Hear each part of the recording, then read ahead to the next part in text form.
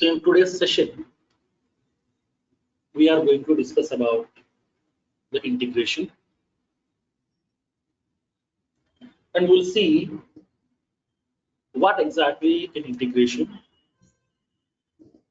what is the use, what are the various scenarios which enforce you to go for integration, and how many ways are available to do the integration. What are the various types of integrations are available in the real world, not only specific to Salesforce. In general, how many ways are available to do the integration, and how to integrate the Salesforce applications with some third-party systems. And upon integration, Salesforce to the third-party system, what are the various APIs has been given by Salesforce by default, and how can we use those APIs? That means ready-made classes given by Salesforce to do the integration. And how can we integrate the Salesforce without writing the code? That means a declarative, programmatic, both. Declarative in the sense without writing the code, just by using some mouse pointers. Programmatic in the sense by using some programming, by writing some code with the help of some APIs which has been given by Salesforce.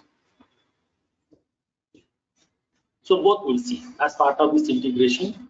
How can we go with declarative integration? How can we go with programmatic integration? Both we'll see practically.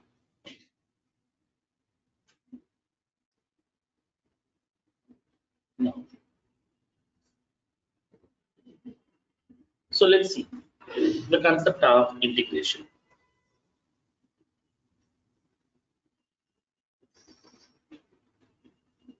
So when coming to the Salesforce, that already you know that Salesforce is providing all the three classifications of cloud computing services. Salesforce is providing three classifications of cloud computing services.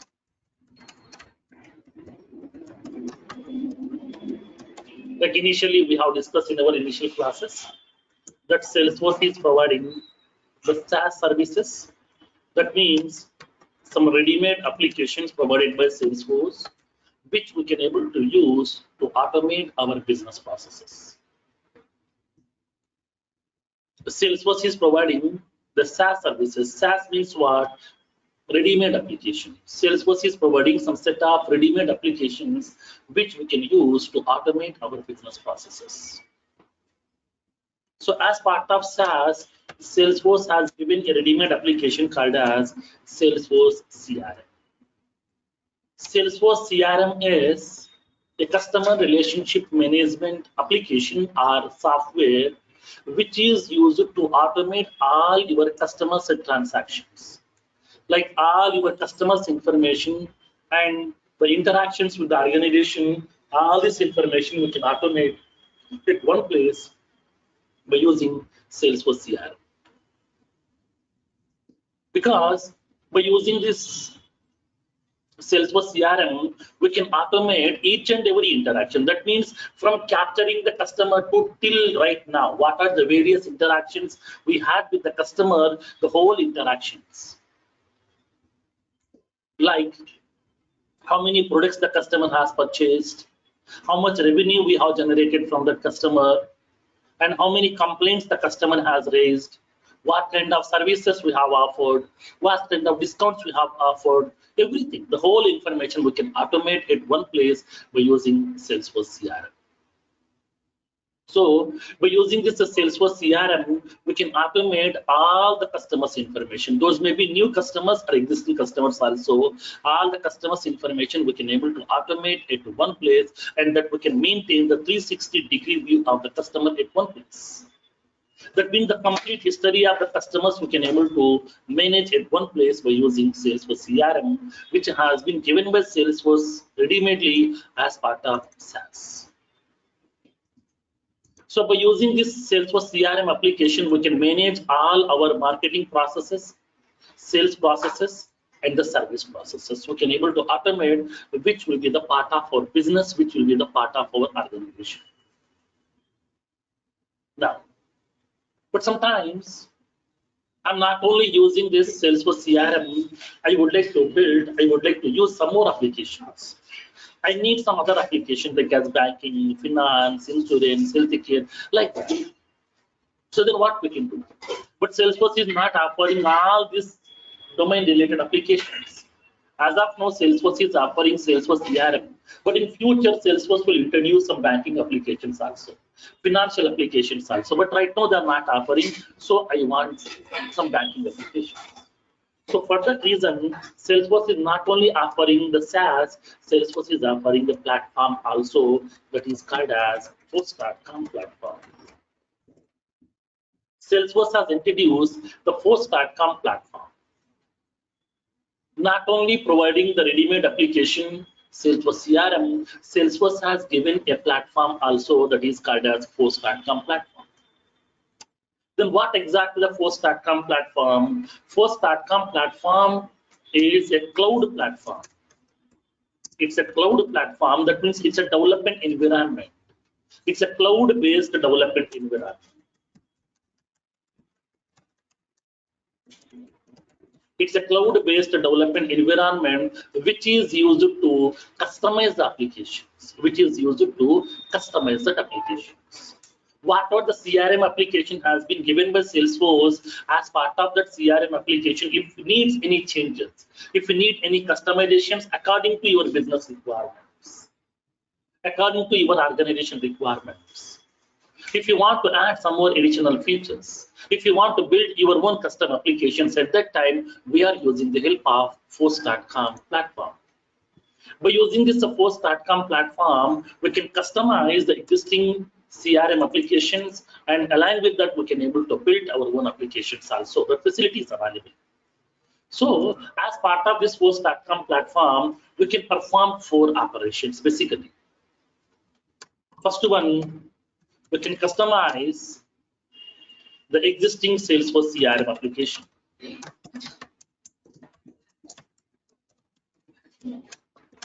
By using this Hotstar platform, we can customize the existing Salesforce CRM application. That means, as part of Salesforce CRM, whatever the features has been given by Salesforce, we can able to customize according to our business requirements. According to our business needs, we can customize. Whatever the features you would like to use, we can make it visible on the user interface. Remaining features, we can able to make it hide. We can make that remaining components we can able to hide from that user interface, so that we can make that user interface very, very simple and very, very lightweight. So that we can customize those functionalities which have been given by Salesforce, okay, with the help of this Hotstar platform. But sometimes, whatever the features have been given by Salesforce as part of Salesforce CRM, those features may not be sufficient. I want some more additional features. So at that time, we can able to leverage or extend the features. By adding the additional enhancements.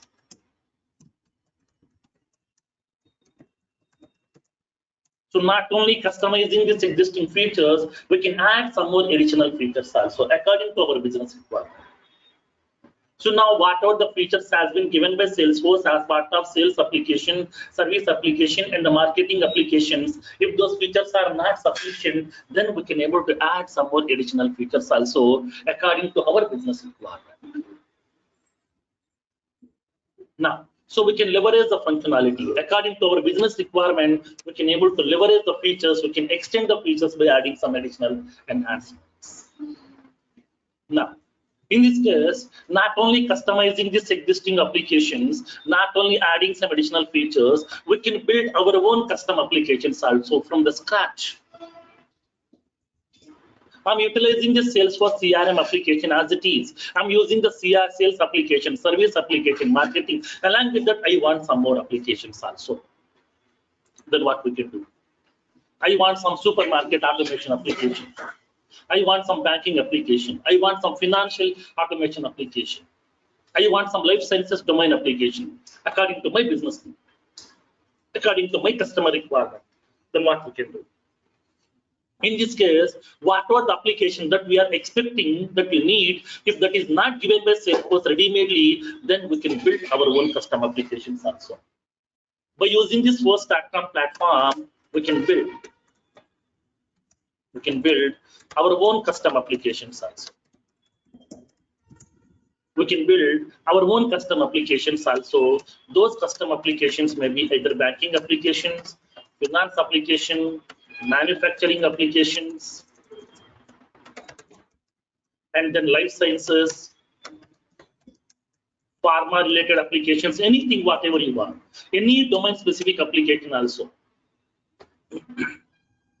Any domain specific application also we can build. There is no such limitations in Salesforce. Any kind of application we can build with the help of this Force.com platform, which is a cloud-based environment given by Salesforce by default. So that we can build our own banking applications, financial applications, manufacturing related, consulting related, construction related, technology related, chemical related, pharmaceutical related, any kind of application we can build by using this Force.com platform. Now, and then once application has been built, the most important thing is not only building these applications, if it needed, then we can able to integrate the Salesforce applications, Salesforce applications with any external system, also. The facility is available as part of Force.com platform. As part of Force.com platform, not only building the application, we can integrate that Salesforce application with any external systems also. That means in order to integrate the Salesforce application with any external systems, we are using the help of Force.com platform. Here also Force.com platform. You know that. We know as part of this Force.com platform what we have. So now as part of Force.com platform, Salesforce is providing two programming languages. The first one, you know that Apex programming. Second one, Visual Force programming.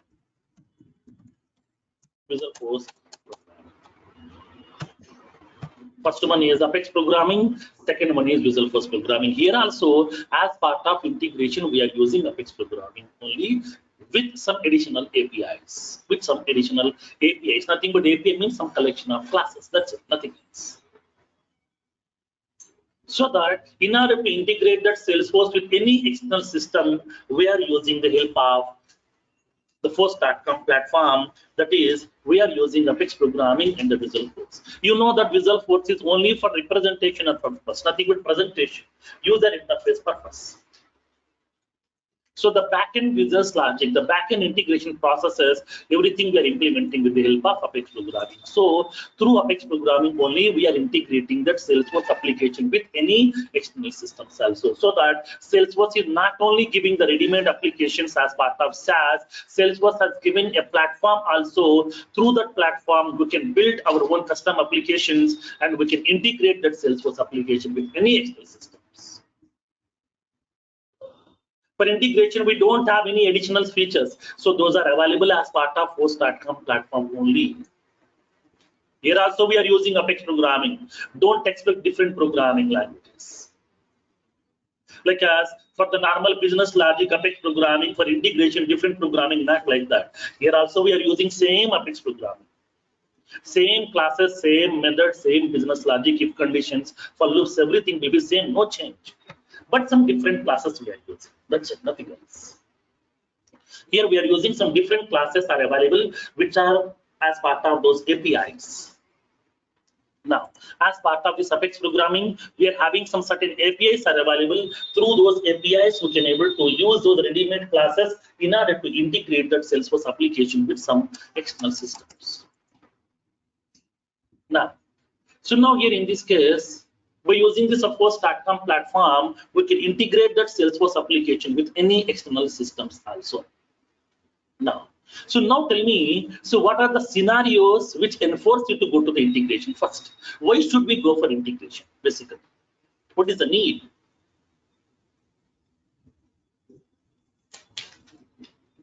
What is the need of this integration here? If you want to get data from other systems, okay, external systems, right? If you want to get some data from the external systems, okay. Tap to or Salesforce migrations or okay. If you want to migrate, at that time also we can go with the integration.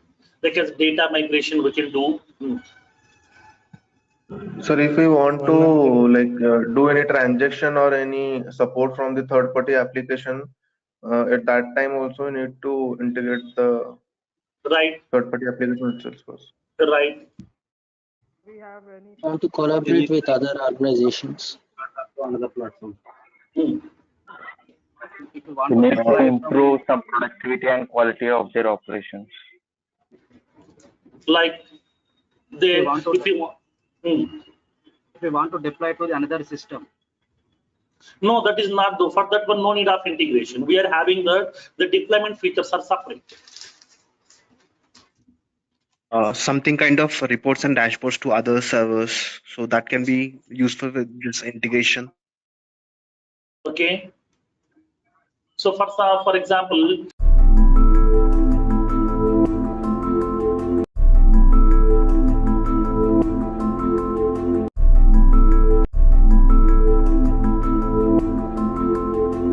Salesforce. right.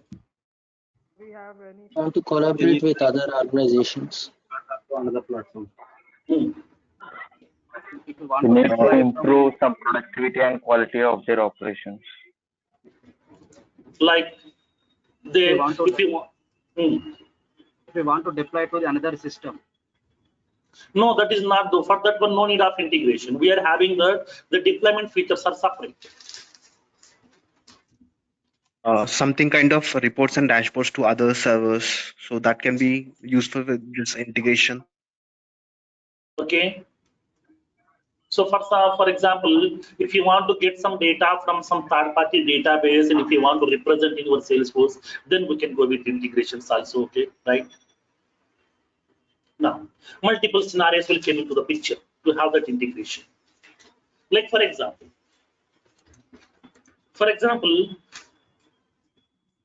assume that I'm building a Salesforce application.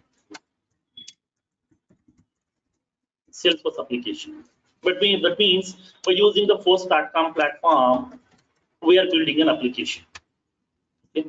We are building an application which is used to automate my supermarket business process. For my supermarket business, I need an application where I would like to provide the online facility. Generally, assume that, for example, I have a supermarket. So in my supermarket, we are offering the various products to the customers. Some grocery items, some vegetables, and then some electronic items. There are various different items we are offering to the customers. So every day, so many customers are visiting the supermarket and are purchasing the items whatever they want. But now the situation is, because of this COVID-19, the people are not coming outside from their homes. Because of their safety purpose, because of their family members' safety purpose, the people are not going outside. If there is any emergency need, then only they are coming outside from their homes. So in this case, the customers can't able to visit my supermarket. So I can't increase my sales. For that one, what I want to do is, I want to provide one additional facility to my customers that the customer no need to visit my supermarket physically to buy the items whatever they want. They can sit in their home and just they can able to raise that orders through online. So I would like to provide one online facility inside my application so that the customer can access my application through their mobiles or through the smartphones or through their by using that any browser, whatever, through internet. They can access my application and they can select the products. They can select the products. Select the items whatever they want, and then they can able to add those items to the cart. Add them to the cart. So whatever the items they want, they can able to select the items and they can add them to the cart along with the quantity. So now, once the items have been getting selected, then the customer has to make the payment. Okay, the customer has to make the payment over. Whatever the items they have selected depends upon the number of items, depends upon the quantity of the items they have selected. So now it is going to be preparing the bill. Now the customer has to make the payment over here through online. Okay, through online. So now the customer has to make the payment over. So previously what happened, the customer is visiting the supermarket, he is purchasing, he is selecting the items, and then he is going to making the payment at the billing counter. But now I want to give everything through online. So now in this case, how the customer can make the payment over? For that one, if they wants to make the payment, then I need to integrate my Salesforce application with that payment gateway. It's nothing but with the banking systems. So as soon as when the user click on that make the payment button, then automatically it has to redirect that application. It has to redirect the user to the banking application.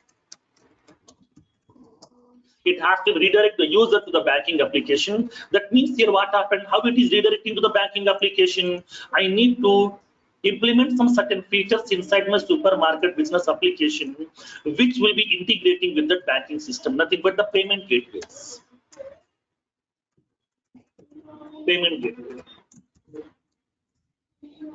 So now through the payment gateway web services, I need to integrate my Salesforce application with banking systems so that as soon as when the user click on this particular make the payment button, automatically it will be invoking the payment gateway service, which will be redirecting the user to the banking application so that the user can select the banking option whatever he wants. It may be credit card, it may be debit card, it may be like as net banking, whatever.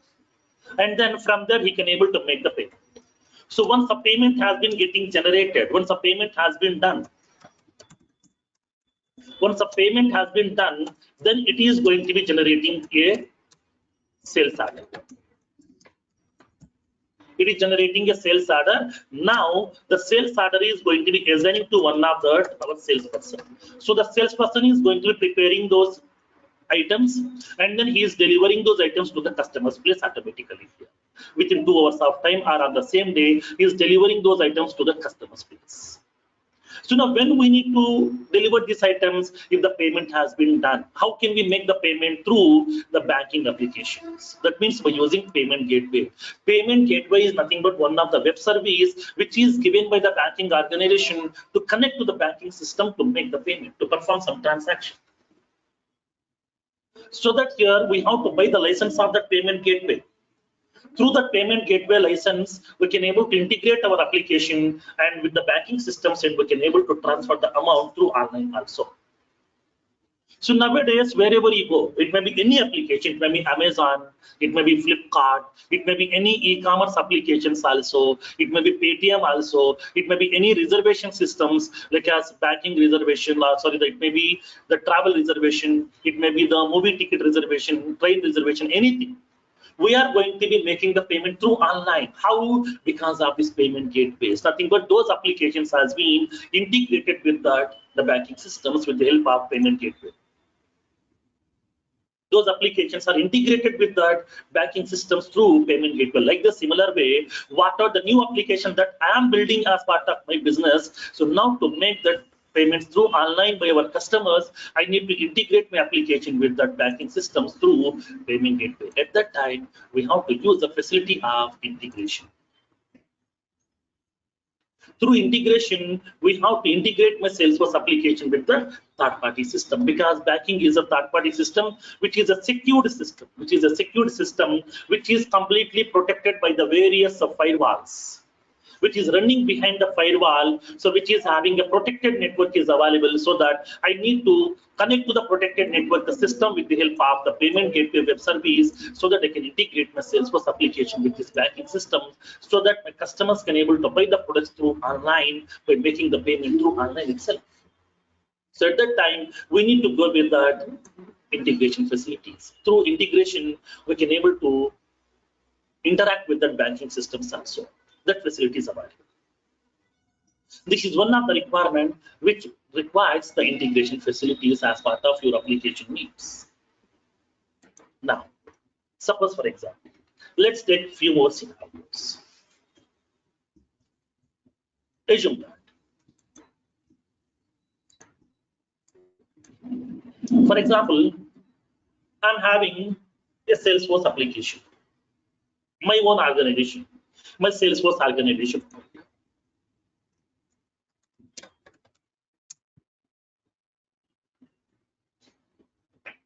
Now, I'm having my Salesforce organization.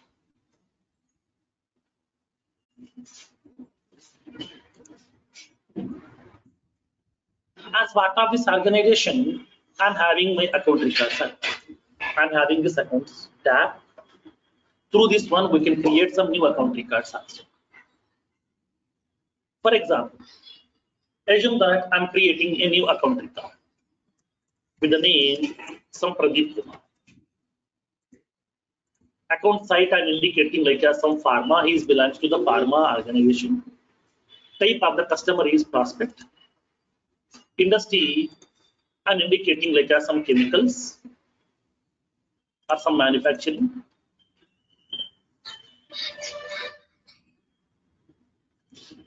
And the account number I'm giving some value. Rating value I'm indicating like as heart. Phone number of the customer. Fax number of the customer. And the website, ownership, and the annual revenue, account to source, and then I'm indicating that billing street. Billing street I'm indicating like as some flat number, okay, 44401, some RK apartments, some Srinagar colony, and the city is some Hyderabad. State, some Telangana. Postal code, for example, I'm entering 500032. And the country is India. Customer priority, I'm giving the high priority to my customer because he's purchasing some more number of products. And then active status, I'm indicating as yes, he's an active customer. Now, he's an active customer. Now, after entering the data inside this particular fields, then I am going to be creating this record. Now, as soon as once you click on that save button, whatever the city to which the customer is associated, okay, whatever the city to which the customer is associated, that city related weather information I would like to collect. That city related weather information I want to collect. I want to update this information in my separator fields. Now,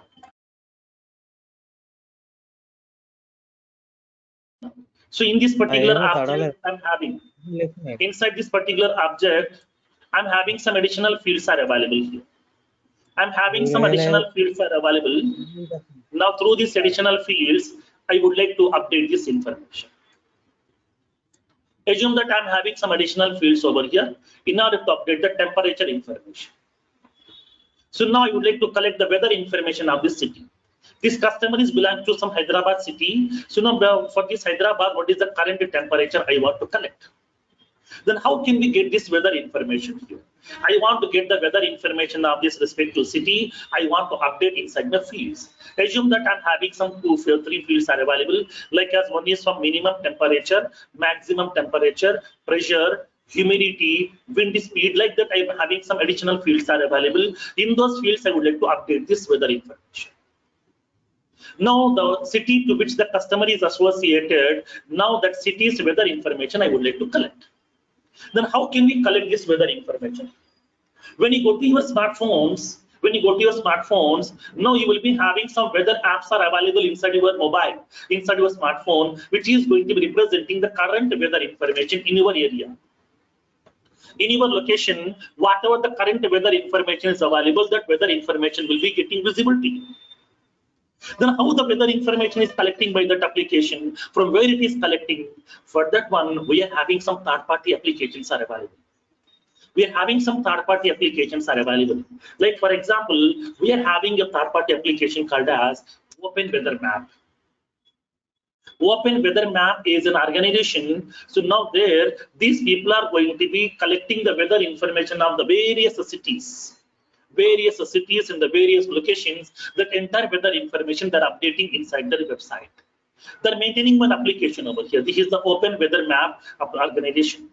This application is available, which is holding almost more than 2 lakhs cities weather information is available inside this. Not only the current weather information, historical data also, previous weather information. Yesterday, what about the temperature? Day before yesterday, like that here, we can able to collect the historical information along with the forecasting information also. Forecasting means what? Future. For the next 1 week, how will be the weather in Hyderabad? For the next 2 days, how will be the weather? Tomorrow, how will be the weather? They will be having the next 1 week or 15 days weather information also, we can see. So the complete weather information is available inside this application. So third-party application which has been purely built by using the PHP. By using the PHP programming, they have built this application over here. We can see that weather information also. So that facility is available. Hours information, based on the hours also we can collect this information. Based on the days also we can collect this information. That facility is available over here. So in this case, if you want to get the weather information over here, we are going to be using this. There is a such a functionality is available over here. So we can specify that whether the city name, based on the city name, we can able to collect the weather information also. Like for example, I'm searching for some Hyderabad, India. Why I'm giving Hyderabad, India, simply we can give the city name also. But here with the city Hyderabad, we are having in 2 countries, we are having this Hyderabad city. One is in Pakistan, second one is in India. In Pakistan also there is a city available with the name Hyderabad. In India also we are having that city with the name Hyderabad. So that in order to get that weather information, exact information, we are giving the country code also. I'm indicating Hyderabad, IN. So in this Hyderabad, which is related to India, what is the current weather information we can able to fetch? We can see that in the information also over here. So now we can able to see this weather information of Hyderabad. So now it is indicating this weather information also here. Currently the weather information is 28 degrees centigrade here. Now we can able to specify the time also. The local time it is indicating over here. The wind speed also it is indicating that. Cloudiness also it is indicating. The pressure information, humidity, sunrise, sunset, geographical coordinates, everything we can able to see inside that. So now the next 13 days, what will be the weather? Nothing but today is a Saturday, the weather information is available. Now the Sunday, how will be the weather? Monday, how will be the weather? 1st June, 2nd June, like that we can see the forecasting information for the next the 13 days also. Till June 11th, what will be the temperature here in Hyderabad? We can able to track. So in this case, the complete weather information is available inside this application itself. So how these people are going to be collecting the weather information? Because when coming to this organization, they're having the various branches. In those branches, they're having the weather stations are available. Okay, in those branches, they're having the weather stations are available. So now almost they're having 4,000 weather stations are available. They're having almost the 4,000 weather stations are available. Through those weather stations, they're going to be collecting the weather information. Okay, related to the almost 2 lakhs cities information. 2 lakhs cities information they're collecting over here. 2 lakhs cities weather information they're collecting over here. That facility is available to you. So now when coming to the Open Weather Map application, Open Weather Map is an organization which is going to be providing the weather information belongs to the various cities which are available inside the entire world. Not only India related, not only US related, all the cities in the globally. All the cities in the globally that are going to be collecting the weather information. If you want to get the current weather information over here, when you go to this documentation, we can able to verify. They're indicating clearly here. So now in this case, they're indicating access the current weather data for any location on the earth, including over 2 lakhs cities. That means almost 2 lakhs cities weather information they're collecting. How current weather is frequently updated inside this particular the application, okay, based on the global models of the data from more than 40,000 weather stations. They're having the various weather stations are available in the different countries. Through these weather stations, they are going to be collecting the current weather information of the various cities. That information they're updating inside this application. From there, we can able to collect the data also. So now in this case, they're indicating not only the current weather information. So now here, observe this one here, they're maintaining that we provide 40-year historical weather data for any location. That means what? So now in the last 40 years, so now what about that weather information at that time? 10 years back, we can so-and-so date what is the weather information, what is the weather temperature in some so-and-so location. They will provide last 40 years data, they will provide historical data. That means older data, so they will provide. So that much of capability is available as part of this application. So now in this case, whatever the application that you have inside your smartphones, in your smartphones, you are having some weather related applications are there, which is indicating the current weather, the current temperature information about that area, location that will be collecting through with the help of integrating with this kind of applications. Because that small app is not having the capability, that is not having any sensors to measure that current temperature of that area here. It is integrating. Whenever your internet has been on, it will be integrating. It is connecting to that weather map application internally. It will collect the weather information, it is updating inside your mobile. This is the internal process, nothing but that is purely integrated.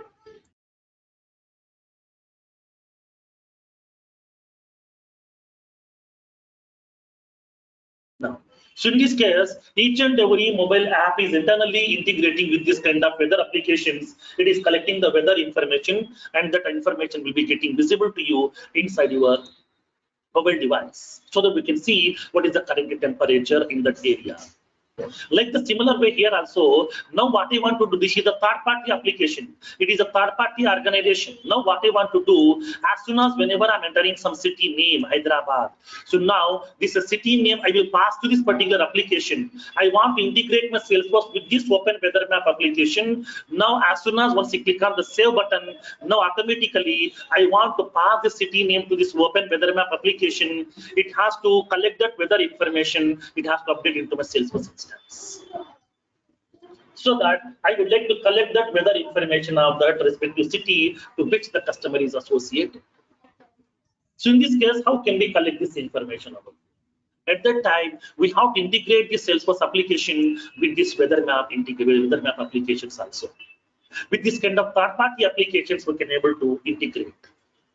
So in these kind of situations, we can go with that integration facilities where I'm integrating my Salesforce application with this open weather map as well. We'll see how can we integrate, okay, how to integrate the Salesforce with this open weather map application also. We'll see practically as well. For that one, this open weather map application is going to be providing an API, nothing but some ready-made classes to integrate. Because generally, as of now, we have developed so many features as part of our development or configuration. But when coming to the integration, integration is not a one-man's job. Integration is not a one-man's job. Integration belongs to the team's jobs. It involves two teams. Nothing but here, from Salesforce side, we are going to be supporting to that application. Nothing but from the third-party application side, we need some input. We need some input. Like us, whatever the way two people are communicating in the real world. Whatever the way two people we are communicating in the real world, like the similar way, I want to make two applications can communicate with each other. This is my Salesforce application. This is the open weather map application. Now I want to provide the communication between these applications. I want to provide that handshake between these applications. These two applications can talk to each other. So now my Salesforce application will pass the city name, and this open weather map application will provide the response over here. So that I want to make the two applications can talk to each other. For that reason, we are using integration. Integration is not a one-man's job. Integration is a two teams job. Two teams has to collaboratively work. Now, in this case here, the third-party application, we don't know what is the third-party application will do, what is the capability of the third-party system, we don't know. At that time, from this third-party system side, we need some person who can support us. That means what the third-party system is expecting, what input values are required, how many input values are required, what type of values are required, in which format it is required, and then in which format it is sending the response to us. Then here, based on that, we need to provide the input values. It is giving the response to us. Then we need to collect that response and we need to parse in our own format wherever you want to represent. So in this case, integration is not a one-man's job. Integration is a two teams job. So two teams have to be work collaboratively in order to integrate that Salesforce with third-party applications. So in this case, whenever if you want to integrate that, then we should be having some communication paths. Those are called as endpoints. Those are called as endpoint. So in this case, here, when coming to that third-party system, also they're providing some set of APIs. They're providing some set of API through which we can able to integrate. For that reason, we can go to that API documentation. They are going to be indicating this is the API, web service API. For this one, we have to pass the city name along with that application ID, nothing but your application key. We have to pass your application key or your API key. Based on that, we can able to integrate, we can able to invoke, and we can able to collect that respective cities weather information also. So now they're indicating that in which format we need to connect, nothing but how to connect to the system over here. This is the URL to which we need to connect. Whenever we are connecting to this one here, how it is providing the response over here. We can see the response also. Response also will be nothing but the API response will be look like this. Okay, API response will be look like this over. So this is the response it will be representing here. But this is nothing but JSON format. This is called as JSON format of response. We'll see what exactly the JSON, what is the JSON format, how to represent everything. We'll see JSON also as part of this integration. Whenever I'm passing the city name, based on that city name, we can able to get that response like this. Then we need to pass this response. We need to collect each and every value, minimum temperature, maximum temperature, pressure value, humidity value, wind speed, everything we can collect, and then we can update into our Salesforce instance. We can store into our database wherever you want. That facility is available here. In these kind of situations, we can go with that integrations also. Now, sometimes,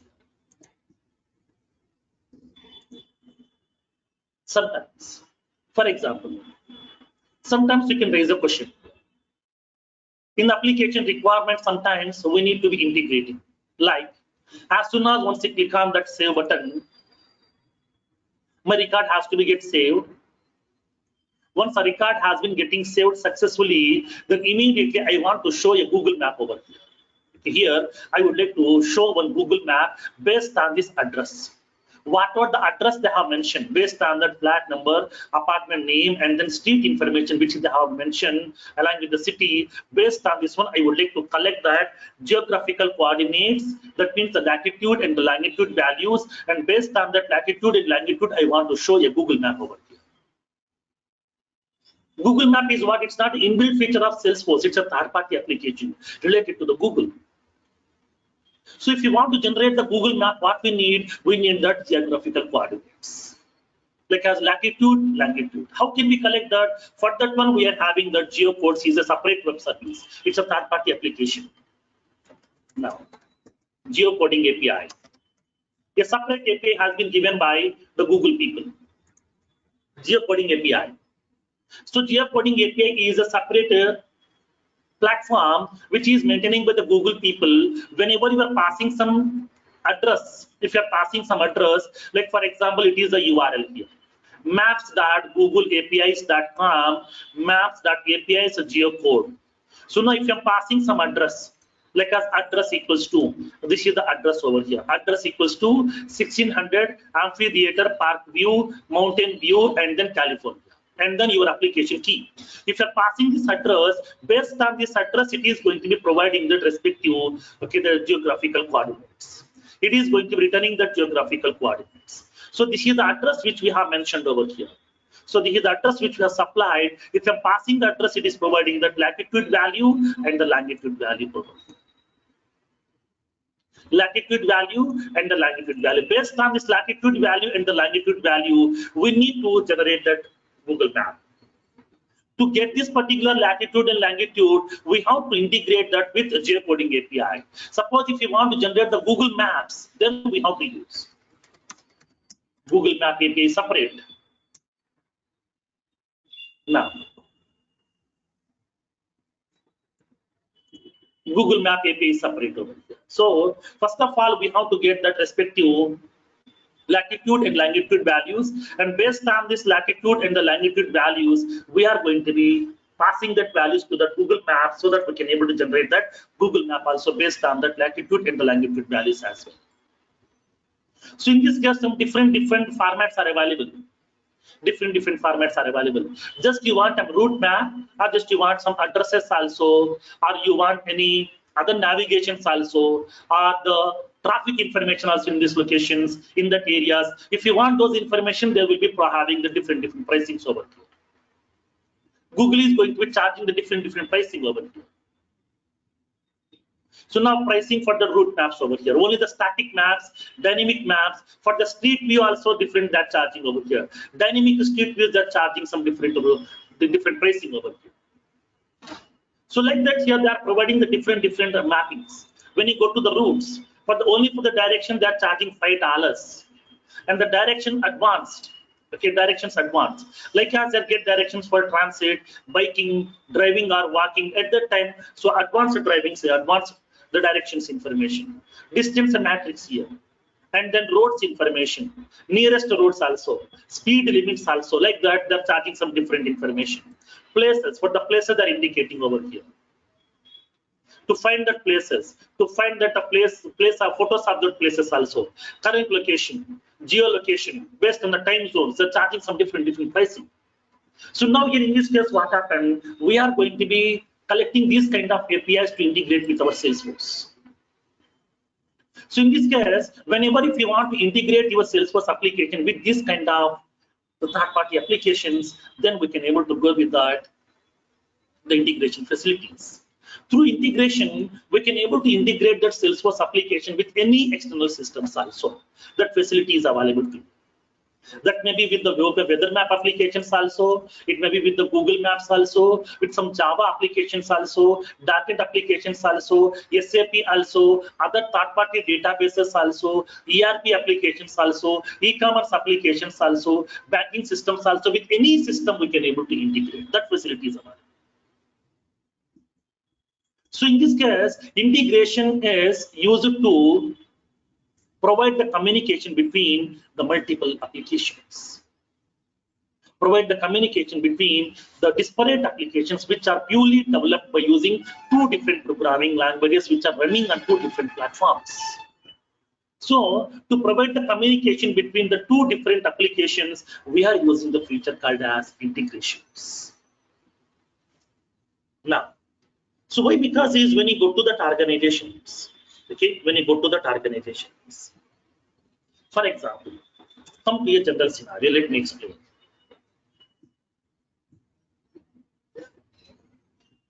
Assume that, for example,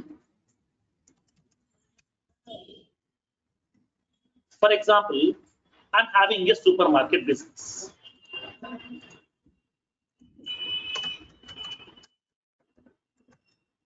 I'm having a supermarket business. As part of my business, we are having so many departments are available. Like we are having a vendor management department.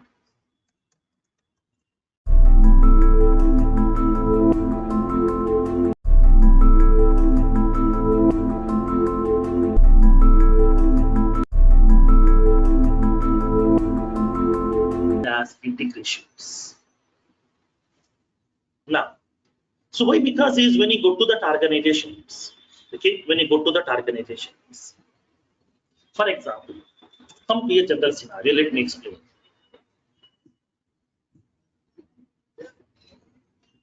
Assume that, for example,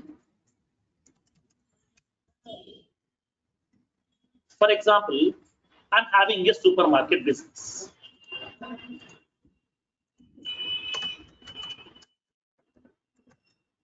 I'm having a supermarket business. As part of my business, we are having so many departments are available. Like we are having a vendor management department. What this vendor management department will do? Now, these people's main job is they have to collect the various vendors. Because if I'm providing some products to the supermarket, that means all these products we are manufacturing. No.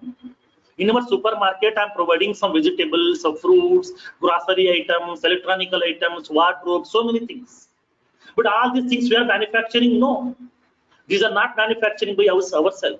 Fruits we are collecting from a different vendor. And the vegetables from a different vendor. Grocery items from different vendors. Electronic items from different vendors. And then wardrobes from different vendors. So we are collecting the items, all this from the different vendors or different distributors, and we are placing all the items at one place so that the customer can come to my supermarket, they can buy all the items, whatever they want, at one shot. For that reason here, to collect all the vendors' information, nothing but the people who are going to be providing the items, those claims information they will collect, those vendors' information they will collect. Now, after that, we are having the sales department.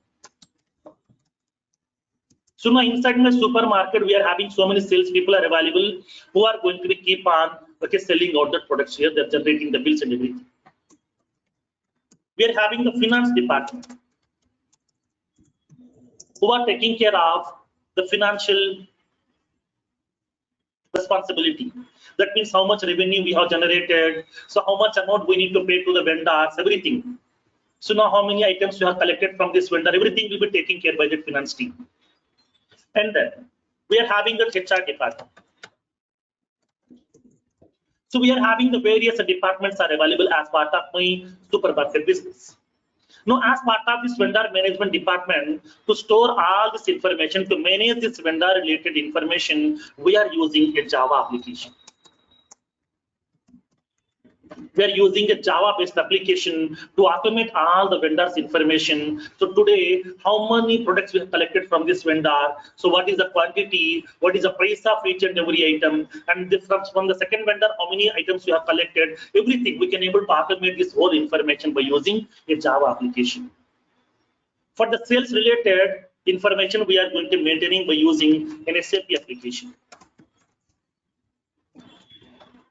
And the finance related information we are managing by using the Salesforce application.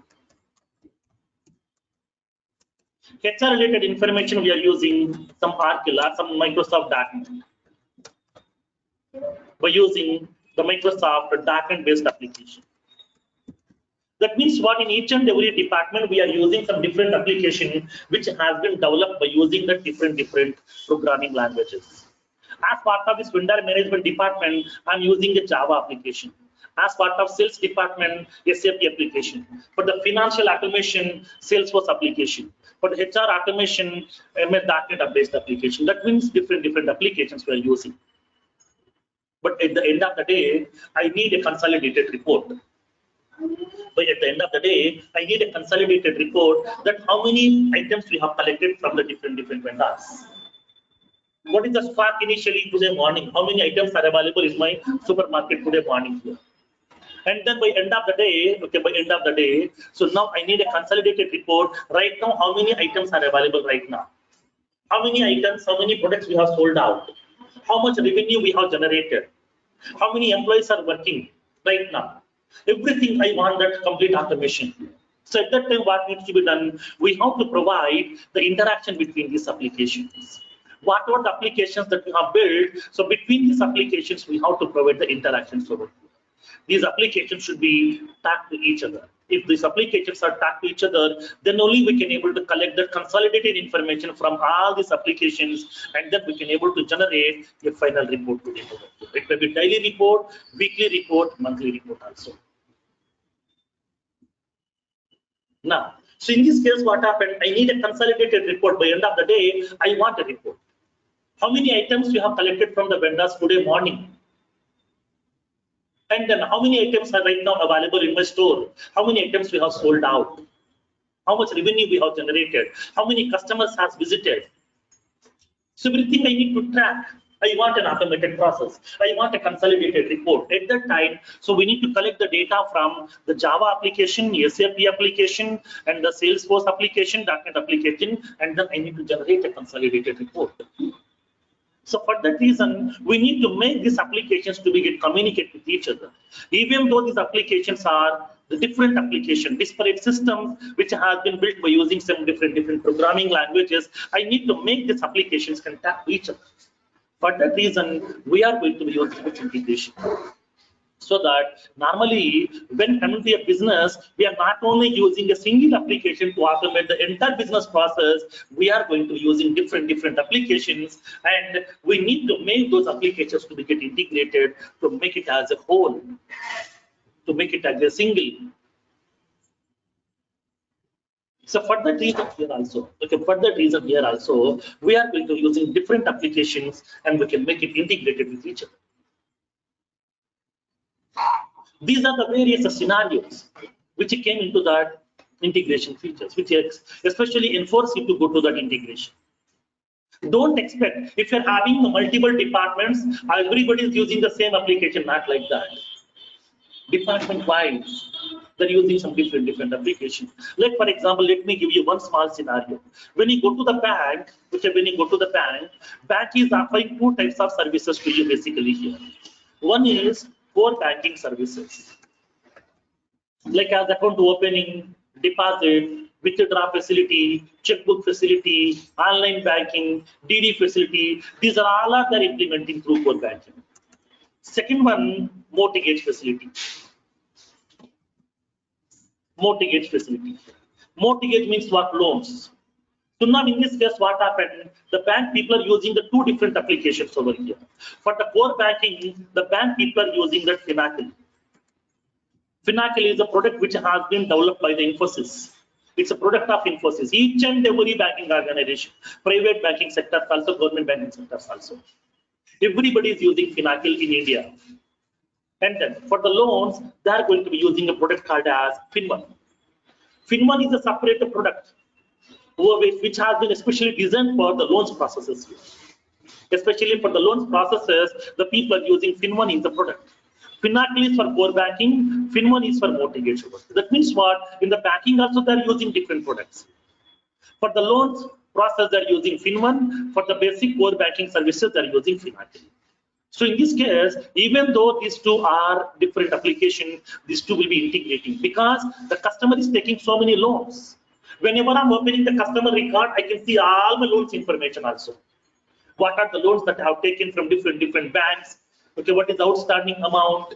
And then what are the credit cards that I'm utilizing? Everything we can able to see in one shot. How? Because these applications are integrated with each other. Whenever you are logging into your banking application, I can see my loans information also. What are the various loans that I have? What kind of loans that we have? Personal loan, jewelry loan, home loan, everything will be getting listed out. But loans information is inside that FinOne application. But that will be we can access through Finacle. So in this case, what happened? Even though when coming to the organization, we are having the different departments. In each and every department, we are using some different applications. Those applications we can able to integrate here. In this kind of situations, integration is a mandatory feature everywhere. You can go with any organization, definitely they will be having the integration facilities. So that here, integration is a feature which is used to make the two applications can talk to each other, two applications can communicate with each other. Now, so now here in this case, now let's see what exactly the integration, what are the various ways are available to do the integration. When coming to the integrations, whenever if you want to do the integration, we have two ways are available. Okay, we have two ways to integrate. Integrate the Salesforce with the third-party systems.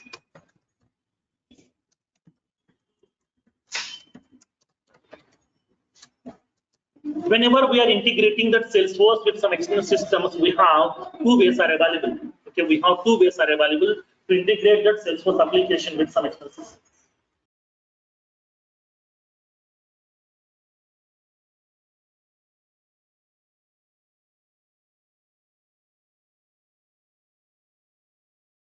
now. So in this case, whenever we are going to be integrating that Salesforce with any third-party systems, we have two ways are available to integrate that Salesforce with some external systems over there.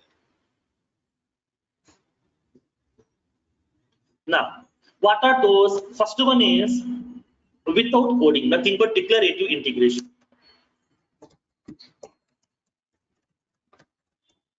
Declarative integration. Second one, programmatic integration. Programmatic integration.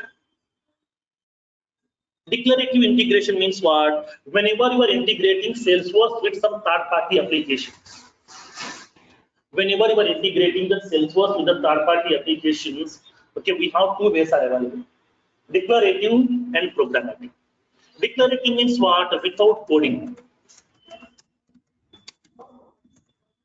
Without coding, we can able to integrate that Salesforce with the third-party systems. Second one, with the coding. Okay, with the coding, we can able to integrate that Salesforce with the third-party systems. Then what do you mean by declarative? That means without writing any code, without using any programming languages, without using any APIs, just by using some mouse clicks also, we can able to integrate Salesforce with some third-party systems. Then how can we do that over here? How can we implement declarative integrations? Declarative integration can be implemented with the help of two ways. The first one is by using integration tools.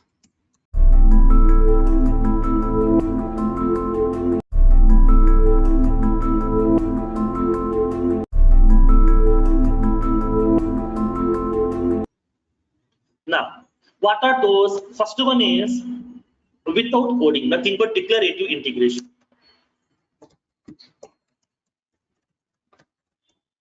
Declarative integration. Second one, programmatic integration. Programmatic integration. Declarative integration means what? Whenever you are integrating Salesforce with some third-party applications. Whenever you are integrating the Salesforce with the third-party applications, okay, we have two ways are available: declarative and programmatic. Declarative means what? Without coding. Without coding, we can able to integrate that Salesforce with the third-party systems. Second one, with the coding. Okay, with the coding, we can able to integrate that Salesforce with the third-party systems. Then what do you mean by declarative? That means without writing any code, without using any programming languages, without using any APIs, just by using some mouse clicks also, we can able to integrate Salesforce with some third-party systems. Then how can we do that over here? How can we implement declarative integrations? Declarative integration can be implemented with the help of two ways. The first one is by using integration tools. By using integration tools. These are also called as EAI tools. Enterprise application integration tools. Okay, enterprise application integration tools. We have so many integration tools are available in our IT industry. Like for example, we have TIPCO. TIPCO is one integration tool. Web methods. CBeyond. CBeyond is also one of the integration tools. And the Microsoft Vista. Microsoft Vista is also one of the integration tools. We are having Dell Boomi. So now from Dell organization, we are having an integration tool that is called as a Boomi. Dell Boomi is also one of the integration tool to integrate that Salesforce with some external systems. And then we have Informatica Cloud. Informatica Cloud is one of the product through which we can able to integrate that Salesforce with some third-party systems. Along with that, MuleSoft. Previously, MuleSoft is a separate organization, but right now MuleSoft comes under Salesforce now. MuleSoft has been acquired by Salesforce. And then, along with that, we are having some App Exchange products. App Exchange products. As part of App Exchange, we are having so many products are available over here. We can use some integration tools like as TIPCO, Web Methods, CBeyond, Microsoft Vista, Dell's Boomi, Informatica Cloud, Salesforce MuleSoft, and then we are having the app action products. Along with that, we are having some Jitterbit. Jitterbit is also one of the integration tools, and along with that, we are having the cast iron. Like that, we have so many integration tools are available in our IT industry. Through these tools, we can able to integrate. Along with that, we are having some specific products are also available as part of App Exchange. Inside that App Exchange, we are going to be using this App Exchange products also. Now, so now along with that, now in this case, so now we are having this App Exchange products also. When you go to that Salesforce App Exchange, we can see so many products related to integration feature. Like for example, when you go to that App Exchange, as part of this App Exchange, you know how to open this App Exchange, what are the applications are available, you are aware of. In our initial concept, we have discussed. When you go to this App Exchange, you will be having one category called as especially integration. So now as part of this integration, we can able to see what are the various App Exchange products are available, which are especially designed for integration of Salesforce with some third-party applications. Now we can able to use that. That is nothing but data loader.io. This is one of the tools. Jitterbit. And then we are having the eShop synchronization over here for the eShopify. And then Salesforce connector and the Jira tool. For the Jira, we can integrate with that Salesforce. And then we are having the simple import in order to import the data over here. And then Graph SQL, we can able to connect the Salesforce with any database, and we can able to execute that query, get the data we can able to represent in the form of the pictorial format. And then we are having the Agile Connect over here. Salesforce, we can able to interact with the Jira tool also here. We can able to integrate. So like that, here we are going to be having the various integration tools are available. Okay, we are having various integration tools are available through which we can able to integrate your Salesforce with that others third-party applications.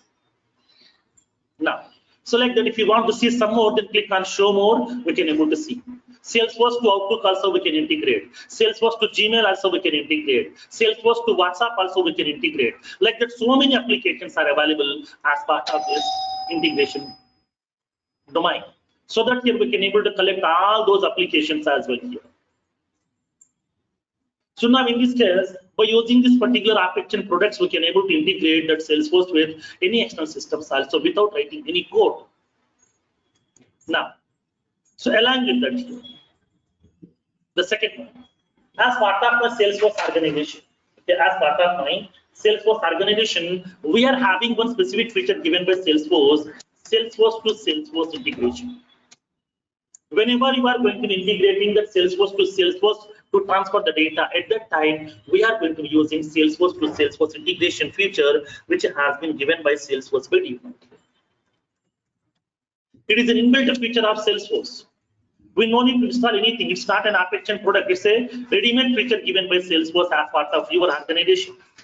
Let me show you. When you go to your Salesforce organization, here we are having a feature called as Salesforce to Salesforce. Go to that customize. Here we are having an option called as Salesforce to Salesforce.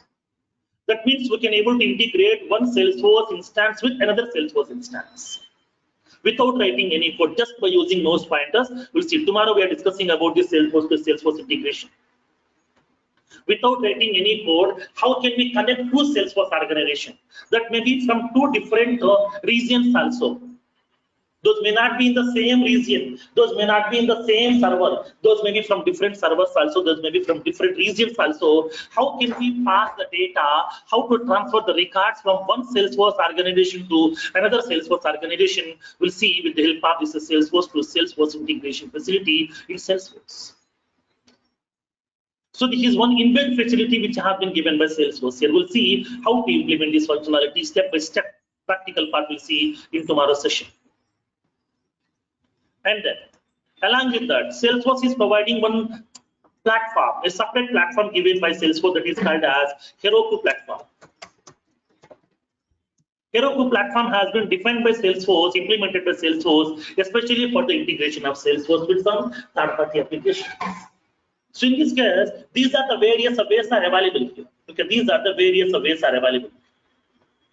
Whenever if you want to integrate that Salesforce with some third-party systems, we have the first way is a declarative. That means without writing any code, just by using mouse pointers, we can integrate that Salesforce with some third-party systems as well. For that one, we are using integration tools like the TIPCO, Web Methods, CBR, Microsoft Vista, Dell's Boomi, Informatica Cloud, MuleSoft, Jitterbit, Cast Iron, and the various app exchange products are also available for us. And along with that, as part of our Salesforce organization, we are having a feature called as Salesforce to Salesforce integration feature, which has been given by Salesforce. Through this feature also, we can able to integrate that Salesforce application with another Salesforce application. Now, this is especially for Salesforce to Salesforce only, not for Salesforce to third party. Salesforce to Salesforce feature is applicable only from one Salesforce organization to another Salesforce organization to integrate, to transfer the data. And the third one, Heroku platform. So these are the three ways are available, which are comes under declarative integration. And the next one, programmatic integration. Sometimes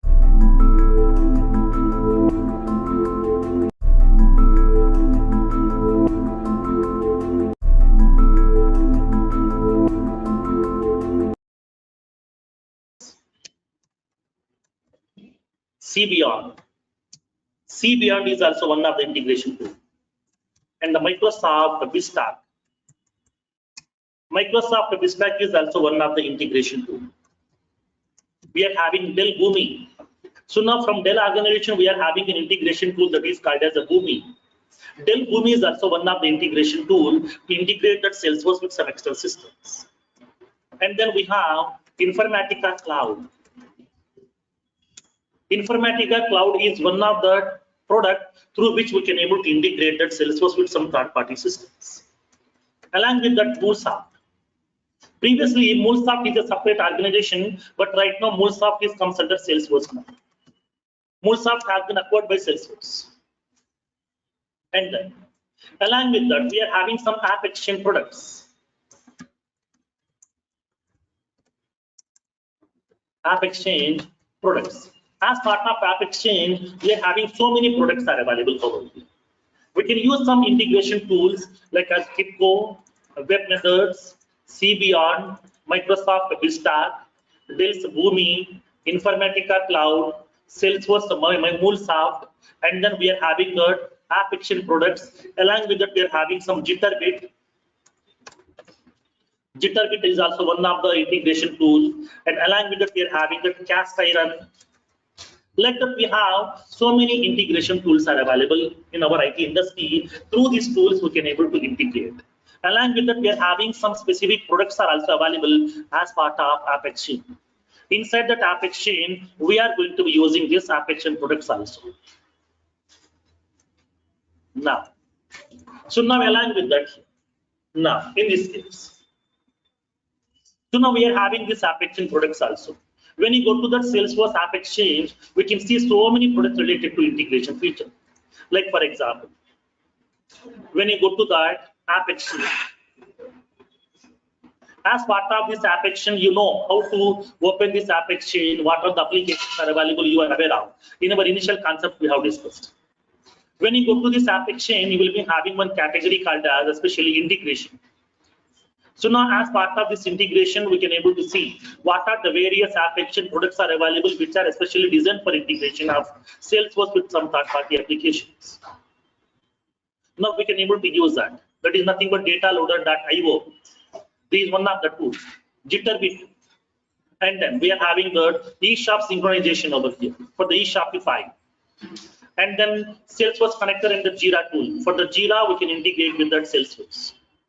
And then we are having the simple import in order to import the data over here.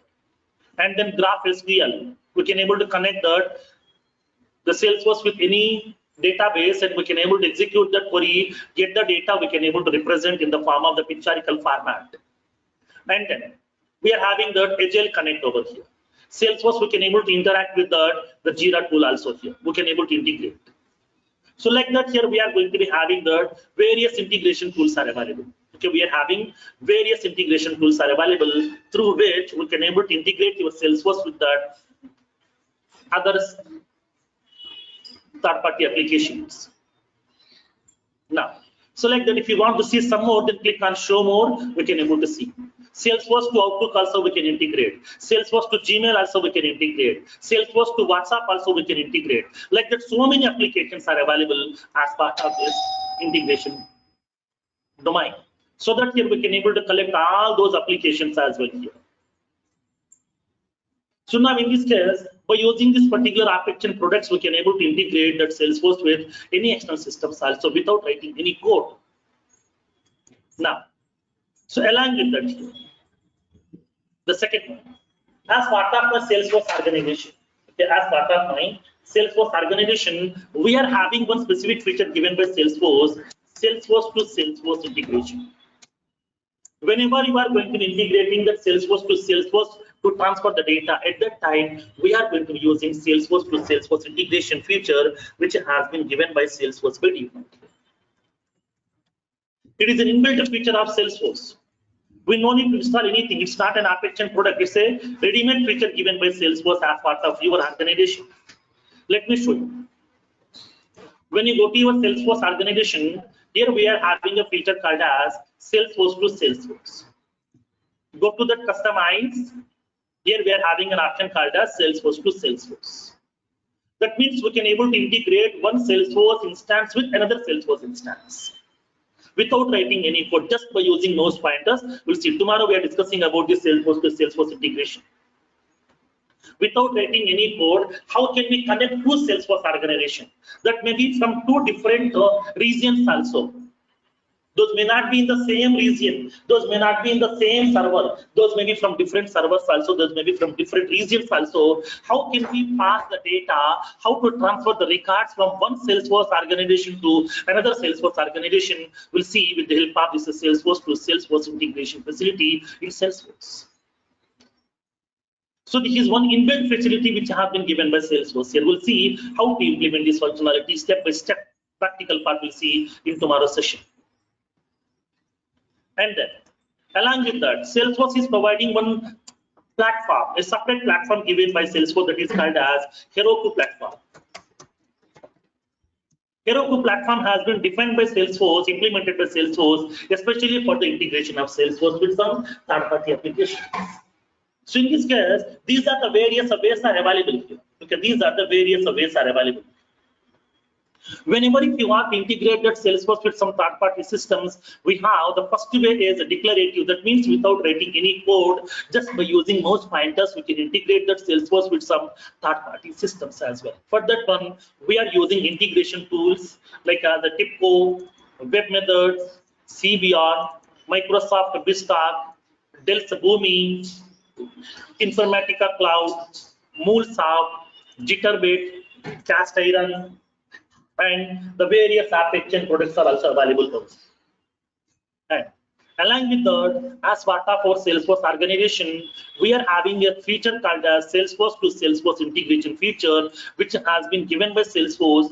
Through this feature also, we can able to integrate that Salesforce application with another Salesforce application. Now, this is especially for Salesforce to Salesforce only, not for Salesforce to third party. Salesforce to Salesforce feature is applicable only from one Salesforce organization to another Salesforce organization to integrate, to transfer the data. And then third one, Heroku platform. So these are the three ways are available which are comes under declarative integration. And the next one, programmatic integration. Sometimes these tools may not be sufficient. I want to go with programmatically. I want a real-time integration. I want a real-time integration. Then how can we implement a real-time integration? So now at that time, real-time means what? On the spot. On the spot. Like for example, whenever I'm depositing some money inside my branch, then it is going to be updating in the another branches also, remaining branches also. Centralized server also will be updating over here. I can deposit the money in the bank, okay, right now in a specific branch from Hyderabad. Then immediately after few seconds, now my friend or my father can take the money from the another state also. But branch to branch servers are different. So whenever they are going to be updating my balance inside that branch server, immediately it is going to be updating in the centralized server also. From that they can able to withdraw the money as well. That means real-time integration. Sometimes you can go with that scheduled integration. Scheduling means what, based on some specific time period, like as for every half an hour, for every 1 hour, for every 2 hours. If you want to integrate, that means if you want to post those transactions, at that time we can go with that scheduled integrations also. Scheduled integrations. Now, in this case here, whenever if you want to do that integration tool programmatically, then we are going to be using some separate features as part of Salesforce. So as part of Force.com platform, we are having few features are available here. First one is for the programmatical integration, we are going to be using email services. This is also called as email integration in Salesforce. Email integration. So I think you might be aware of that. Okay, you might be aware of. Okay, we have discussed about a concept called as email programming. As part of email programming that I told you, so now by using email programming, we can send the email notifications to the people and we can receive the email notifications also. How to send? That means outbound. How to send? By using single email message class, mass email message class. How to receive the email notifications? For that one, we are using an interface called as inbound email handler. So now at that time, we are going to be using the feature called as email services. We will see how to implement email integration also. We'll see practical concept with a practical real-time use case, and then we'll implement this functionality also. We'll see. How can we implement the email integration? We'll see practically. For that one, we are using that interface called as messaging.inbound email handler interface as part of this email integration. We'll see. How to do that, we'll see practically also. Next, along with that, we are going to be using some APIs. Salesforce has given so many APIs to you in order to have the integrations over here. Like we are using REST API. REST API. So now REST in the sense represents because representational state transfer. Representational state transfer. This is the API which has been given by Salesforce. As part of this REST API, we are using some set of ready-made classes like as HTTP class, HTTP request class, HTTP response class. By using these classes, we can able to integrate the Salesforce with some third-party systems also. So nowadays everybody is using that REST API because REST is very easy to implement, very easy to pass the content because it is storing, it is going to be transferring the data in the form of JSON format. REST is newly implemented based on JSON format of response. JSON format. Sir. JavaScript object notation. Yeah. Sir. Then what is the difference between REST API and SOAP API? We will see. We'll see that. In the further concept, we'll see how to implement REST, how to implement that SOAP also. Okay. Now, we'll see both as part of integration. Now, so we'll see when coming to the REST integration, REST API, REST is a very lightweight API, which is providing some set of ready-made classes, which will be very easy to implement, very easy to extend the data between the multiple applications by integrating that Salesforce with the third-party system. Any system we can able to integrate. That facility is available over there. Because REST is going to be purely extending the data in the form of a JSON format. JSON means a JavaScript object notation. JavaScript object notation, which is a very lightweight, which is very easy to pass the content over. We'll see what exactly the JSON concept, how to pass the JSON format of data by using the JSON classes, JSON parser class and the JSON generator classes. We'll see practically this concept also. Nowadays, everybody is using JSON format of it. Everybody is going to be using REST implementation. Especially REST implementation is utilizing by the smartphones, mobiles, and then the various banking systems. Everybody is going to be utilizing that REST API only nowadays because REST is very lightweight. It is a very lightweight, very easy to pass, very easy to integrate with the third-party systems. So that here everybody is using nowadays. It is the most advanced one. It's the most advanced one. The people are purely using this REST API. When you go to some databases,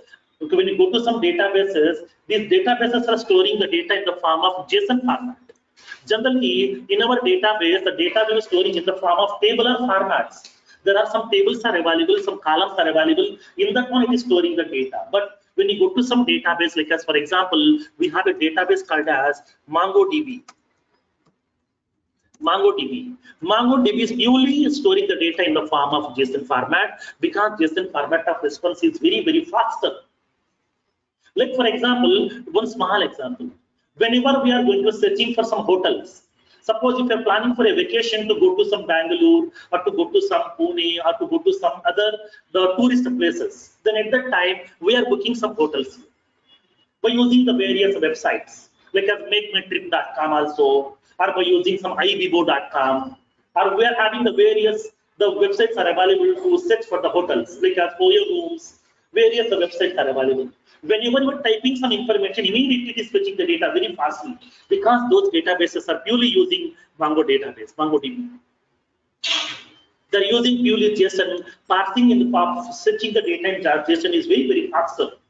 That's what here most of the applications are using the MongoDB nowadays.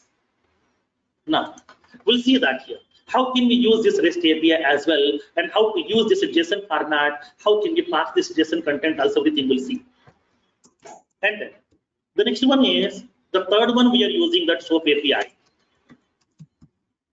SOAP API. SOAP means Simple Object Access Protocol. Simple Object Access Protocol. This is another API which has been given by Salesforce by default. By using this SOAP API also, we can able to integrate that Salesforce with some third-party applications. But this is heavyweight implementation because SOAP API is purely based on the XML format of request and response.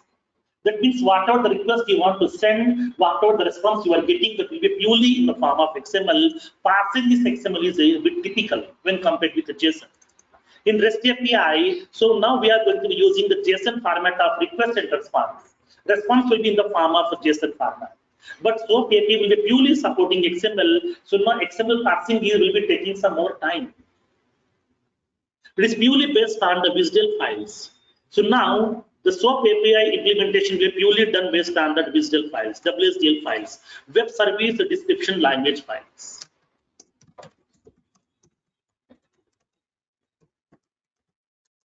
Web service description language files.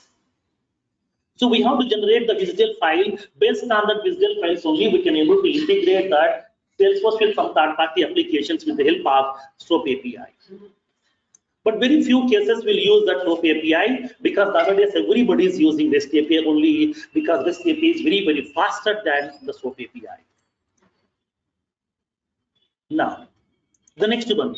The fourth one is we are going to be using a feature called as outbound messaging. I think you know this one.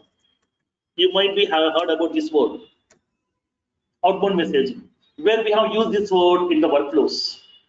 In the workflow rules, we have discussed about that as part of configuration. We have discussed when coming to the workflow rule is having 4 types of actions. Like we can able to send the email notifications, we can update the fields, we can assign a task to the user, and along with that, we can send an outbound message also to the external system. So now here in this case, as part of that workflow rule, through workflow rules also we can able to send an outbound message to the third-party system in the form of XML format. XML format by using a SOAP message here. Here also it is using the SOAP format of message. SOAP API internally to use. We have to generate that XML format of physical file, and then we need to send it to the third-party system. They can able to consume that. So for that reason, we are using these outbound messages. So these are the 4 features are available as part of programmatical integrations here in Salesforce. Now, in this case, as part of this Salesforce, as part of this integration, we are going to be discussing about the declarative integration by using that Salesforce to Salesforce. We'll see how to use this Salesforce to Salesforce integration. We'll see practically, and then we'll see the concept of programmatical integration by using email services and the REST API. In REST API, we'll see both how to expose our services, how to consume the third-party services. Both we'll see practically, because this is the most important one as part of real-time implementation, as part of your profile, as part of interview process also. So that here REST implementation is a very commonly using here nowadays. Everybody is using this REST implementations here. Especially this has been designed for the mobile applications and the tab devices, and then any banking systems. Every application we can able to connect through REST implementation, which is very easy, very lightweight. We no need to use any XML formats. We can able to use with the help of JSON format. JSON format of responses parsing is very easy, very lightweight. And then we are having the concept of SOAP API also, how to implement the SOAP API. Through this SOAP API, how can we integrate that Salesforce with some third-party systems? We'll see practically also over here. Now, as part of this REST API, we'll see how to build our own web services. Okay, how to build our own web services also we can able to, we'll see practically as well. How to build our own web services and how can we expose to the third-party systems, and then how can we consume the third-party applications, web services. We'll see practically as part of this REST API and the SOAP API both. Now, so these are the various features we are going to be discussing as part of this integration. We'll see both the declarative integration and then programmatical integration also as part of our integration course. Now,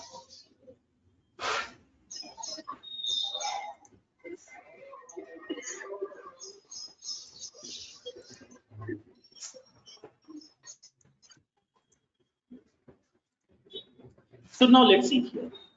So what exactly that integration? Let me explain now. That already we have discussed. What are the things that I have discussed? I have documented inside my screenshots. Let's see.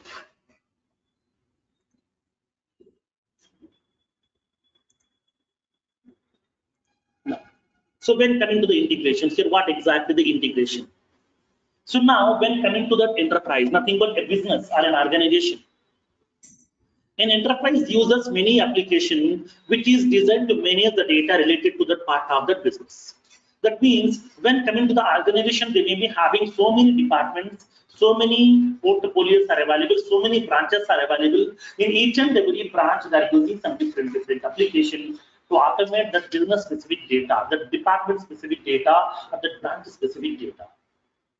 So now in this case, what are the application that we are using in each and every department? Those applications may not be built by using the same programming language. Those have been built by using different programming languages. Here we have discussed. So in this department, we are using Java application. In this department, we are using SAP application. For the finance department, Salesforce application. For the HR department, Office application. Like that, we are using the different applications which have been built by using some different programming languages. So many of the applications have been built by using different platforms. So now integration generally means combining parts, okay, so that they work together or form a whole. That means what? Integration is a feature which is used to combine all these applications interact with each other. To make these applications with each other, to make this application can talk to each other, they can communicate with each other, we are going to be using the feature called as integration. So simply we can say in one sentence, integration is a feature, integration is a way which is used to make two applications can communicate with each other. Whatever the way two people are communicating in the real world, like the similar way we can make two applications can talk to each other, okay, with the help of this integration. Now, so now in this case, as part of this integrations here, whenever we are going to be integrating that Salesforce, we are having the two ways of integrations are available that already I have discussed to you. Like we are having declarative and then programmatic. So for that one, I'm indicating over here. So now we are having the Salesforce application is available. Now the Salesforce application we can integrate with the various systems like ERP system, with some accounting packages.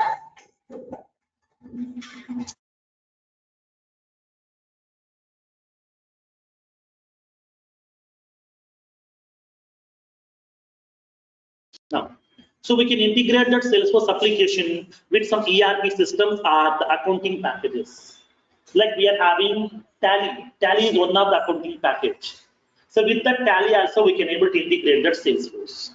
We are having payment gateways for the banking systems. We can able to integrate over here. And then e-commerce are piled up here. E-commerce means what? Online, like as online applications, like as Flipkart, Amazon. With this also we can able to integrate. Piled up sale application. Piled up sale application means what? Like when you go to the supermarkets or when you go to the shopping malls, whenever we are going to be purchasing some items, then we are going to making the payment. When you go to the billing counter, they are going to be using a system which will be integrated with the various hardware devices. So that those devices are called as the point of sale application, POS applications. And then we can connect that Salesforce with some third-party databases also, like as Oracle, SQL Server also. We can integrate that Salesforce with the third-party system by using some third-party applications or by using third-party APIs. We can connect this Salesforce with some legacy systems also. Legacy systems means what? Which are very, very older applications, which are standalone applications, which have been built very long back, which has been built very long back, like 30 years before, 40 years before they are implemented. So with those applications also we can able to integrate that Salesforce by using either tools or by using APIs. So tools means it is a declarative, API means it is a programmatical. So that we can integrate the Salesforce with all these kinds of applications by using the tools or by using the API.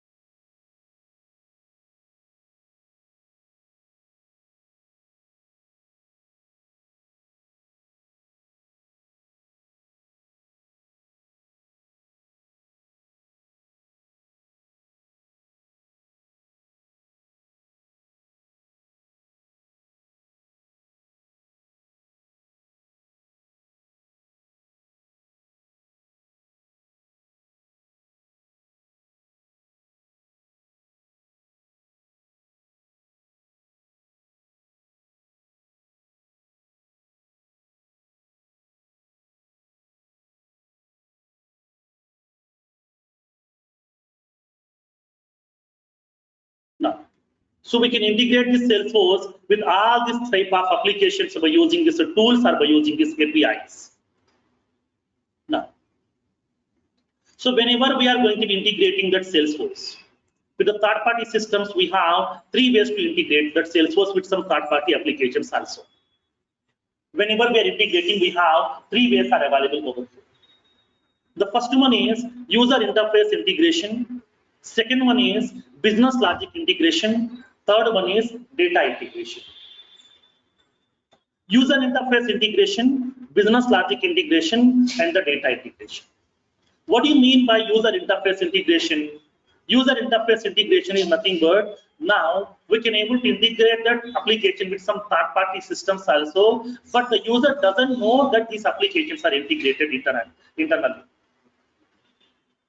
The user doesn't know these applications are integrated internally. The user will start off, these all are part of that application only, but internally, these are different systems which are internally integrated with each other.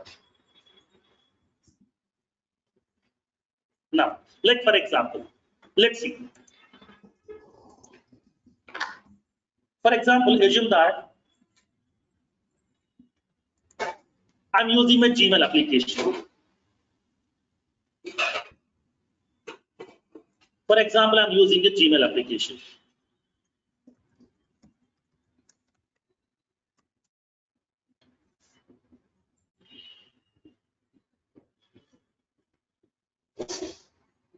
Now, so now as part of Google people are not only providing only the Gmail application, they're providing so many applications also.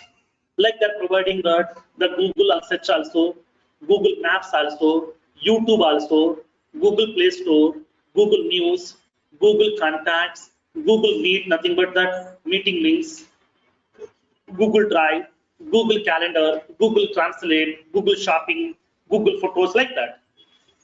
So these are different applications over here. These are different applications. So as soon as once you click on this particular Google Drive, it is opening this Google Drive. Generally, the user will start off, this is also part of the Gmail application, but this is not a part of the Gmail application. It's a separate application which has been internally integrated over there, which has internally integrated by default over there. So in this case, what happened? When the user click on this particular Google Drive, the user will start off, this is also a part of this Gmail application, but this is not the part, this is a separate application which has been integrating through user interface. We no need to write any code. We no need to log into that application directly. We no need to specify separate credentials. Just by using single sign-on, by using a single user interface, by using a single credentials, by using the Gmail account credentials only, we can access the YouTube also, Google Play Store, Google Maps, Google News, Google Drive, everything we can able to access. That means a single sign-on feature. So by using a single user interface, a username and the password, we can access the multiple applications also. That facility is available as part of this. But the user doesn't know.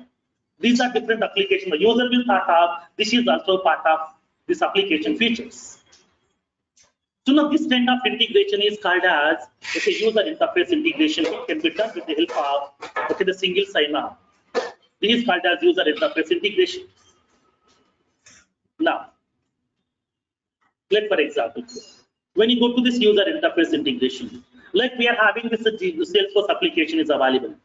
Salesforce application can able to interact with that Google also, with the Workday also, with the Concur application, with Amazon, okay, with the various the POS systems also, with the various centralized databases also it can able to connect, okay, by using the single sign-on. Through the single sign-on, it can able to interact with some third-party applications also. That facility is available as part of this user interface integration.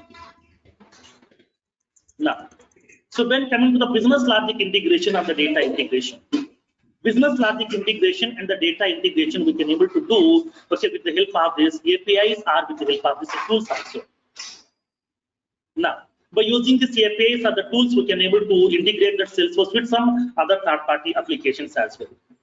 Like we can use Salesforce App Action products also, Dell's Boomi also, Jitterbit also, NetSuite, Informatica Cloud, or the MuleSoft tool also. We can able to use these tools so that we can able to integrate that Salesforce to interact with the third-party systems, like as legacy systems also, financial systems, HR systems, call center applications, and then the custom internal applications. Everything we can able to interact by using that SOAP API or the REST APIs over here, so that we can able to integrate that Salesforce application with any external systems also. That may be user interface integration, or it may be the business logic or the data integration also.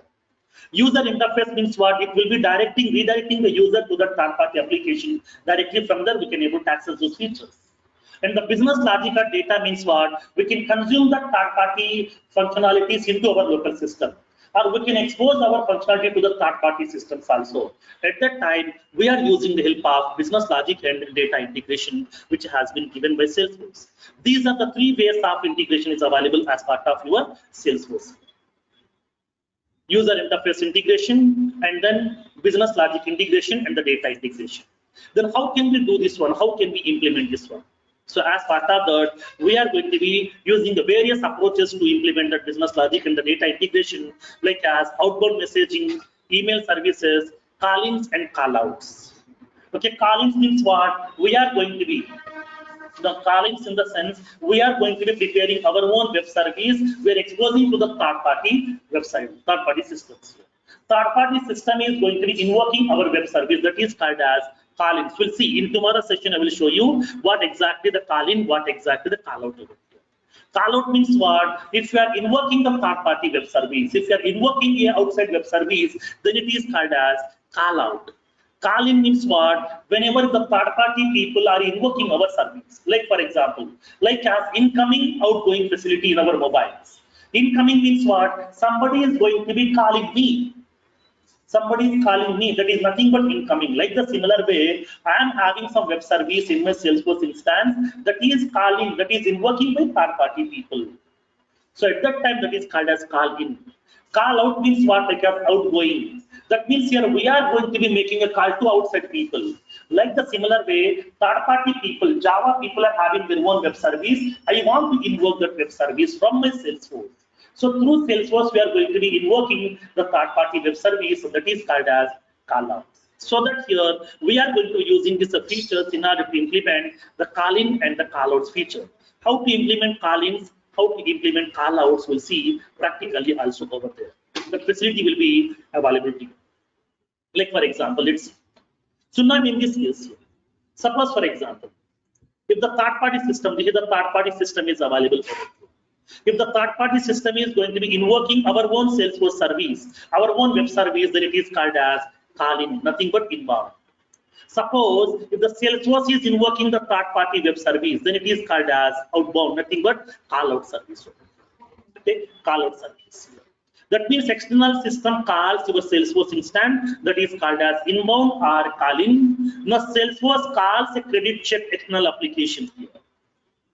Now at that time, this is called as call-out feature.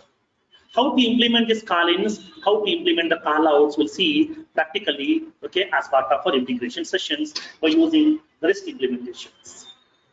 These are the three types of integrations are available: user interface integration, business logic integration, and the data integration. So now here, how to implement this integration as part of our Salesforce instance, we'll see practically in this course. We'll see as part of this integration course, we are going to be discussing about how to implement this integration by using email services and then Salesforce to Salesforce, REST API, and the SOAP API. All this implementation we'll see practically as well. This is the overall introduction about the integration and the various ways that we can use to do the integration. Okay. So tomorrow we'll see the declarative integration, how to integrate the Salesforce with another Salesforce instance, how to transfer the records from one Salesforce organization to another Salesforce organization. We'll see practically in tomorrow's session. In tomorrow's session, we'll see the Salesforce to Salesforce integration. We'll see practically how to implement this functionality. We'll see. So now one thing is, for the development or for the configuration, the people are doing the practice or not, I don't know. But for integration, practice is very, very important. If you're not doing the practice for the integration, then understanding this concept and doing the practice is very, very important. If you're not doing the practice, then in future you will be facing lot of problems. Okay, so that here practice is very, very important for integration. It's a mandatory thing. Without the practice, we can't understand the remaining features for the concept. So that practice is very, very important over here. Okay. So tomorrow we'll see the Salesforce to Salesforce integration through configuration without writing any code. I will show you that how to implement each and every step-by-step functionality. We'll see practically in tomorrow's session. Okay. So please be available for tomorrow's session tomorrow morning at 8 o'clock. Okay, same timings, 8 to 10 we'll be having the session tomorrow. Yeah.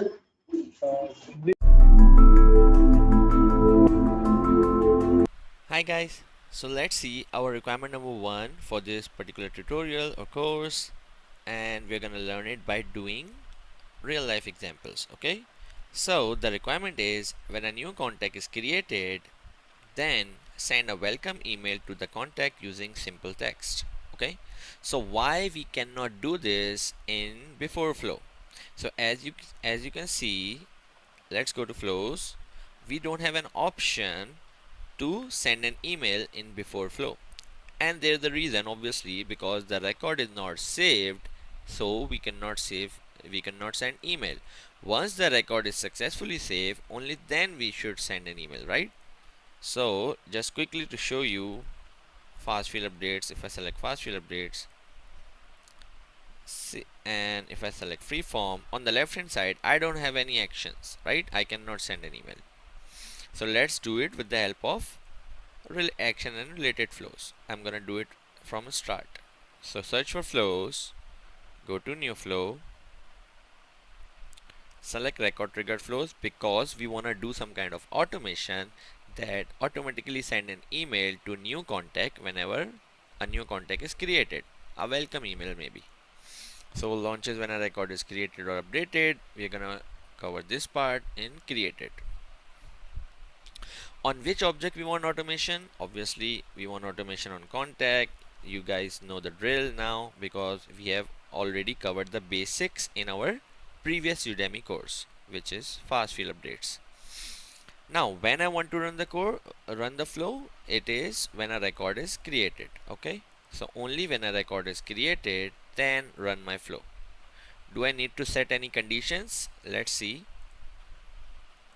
Okay, I don't have any conditions, but it's better to have a condition. So let's see. The condition is email should not be empty. Okay, so this is my condition. So how I can achieve this condition in my flow? So whenever you have some kind of conditions, here in set entry conditions, you can define that when to run your flow.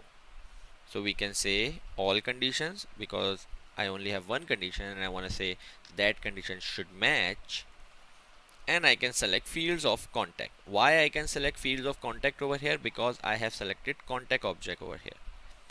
Whichever object I select, I will get fields over here of that object. Okay, so email is null false means email is not null, email is not empty, right? So we are checking if email is there, only and only then run my flow. And what do we want to do? Do we want to update the same record? Like if I'm creating a contact like this and I click on save and I want to update the same this record, then I will go for fast field updates. In all other scenarios I will go for action and related. So in this particular requirement, we don't want to update the same record, we want to send an email. So that's why we are gonna go for action and related. See, update any record and perform action like send an email. Okay, and this runs after the record is saved. Okay, so done. Now again free form, it's better. Now on the left hand side you can see there are a lot of options. In fast field updates there were less options, but in action and related we have a lot of options. So to do any kind of thing other than DML, like create a record, update a record, sockle, get a record, delete a record, other than these, if you want to do some kind of actions, you will use this action. For post to chatter, submit for approval, like send an email, and a lot of options over there. So let's see how we can send an email by dragging and dropping this action over here. Now on the left hand side you can see there are a lot of categories, like you have users action, group action, routing action, task, account action, contact action, etc. So for easiness, let's select all and we can search for all actions in all the categories. So I want to send an email, right? So let's select email. So as you can see, I am getting a lot of email alert. If I can zoom in, see email alert, email alert, email alert. This is not the one we want. We want to send, as you can see, we want to send simple text email. Okay, so whenever you want to send simple email, you will use this email simple dash email simple send email. This one, this is out of the box. Maybe you don't have these email alerts because this is my org, your org is different, but you will always have this send email option. Okay, so select this send email, and now the same for every element you have to label it. So label it anything. I'm gonna say send welcome email. Finally, here are the main things. Body means what do you want to send in the body to the contact, subject, and to whom you want to send email, recipient, email address. Here these three options are important, right? So let's see. Subject is something we can say welcome to welcome, or we can simply say welcome and few exclamations. Okay, this is hardcode text. You can change it, it's up to you. In the body we can say, hi, we are glad that now you are part of our organization in a way, and we can say thank you. Okay, so this is normal text too. So this is how you're gonna put body. Your heading subject will be this, and to whom you wanna send an email. We wanna send an email to the new contact, this one. So as I earlier told you in our previous sessions, that when a record is saved, our flow will run. We will have all these fields available in which variable? We will have it in a record variable. Okay, so in record variable we will have all the fields of this new contact. And which field we want to get? We want to get the email field. So we can say record dot, see if I zoom in, record dot, and I can search for email and select the email from the top. Here it is. Okay, so I am saying this is my subject, this is my body, and I want to send email to contact email. Record means contact, newly creating record, this contact. And this is done. We are good to go.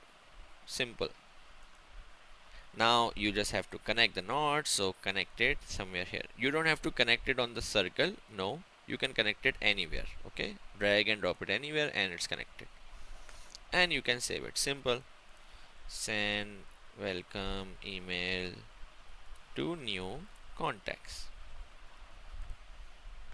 You can save it and activate. Okay, now let's go to contact and see if we are successfully getting the email or not. So Sherbaz Khan, and I'm gonna say 1 2 3 4 5. So that's fine. And I'm gonna put my email address. So here is my email address.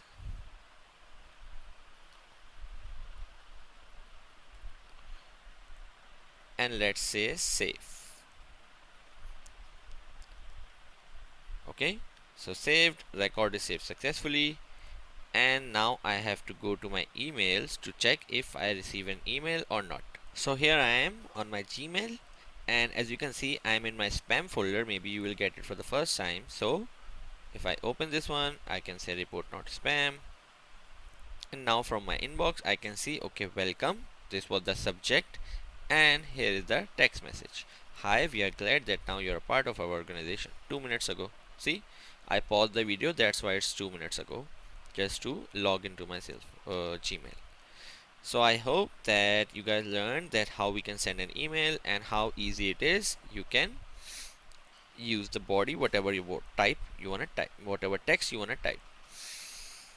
And the main thing is we can also put something like dynamic name, that I want to say hi contact name.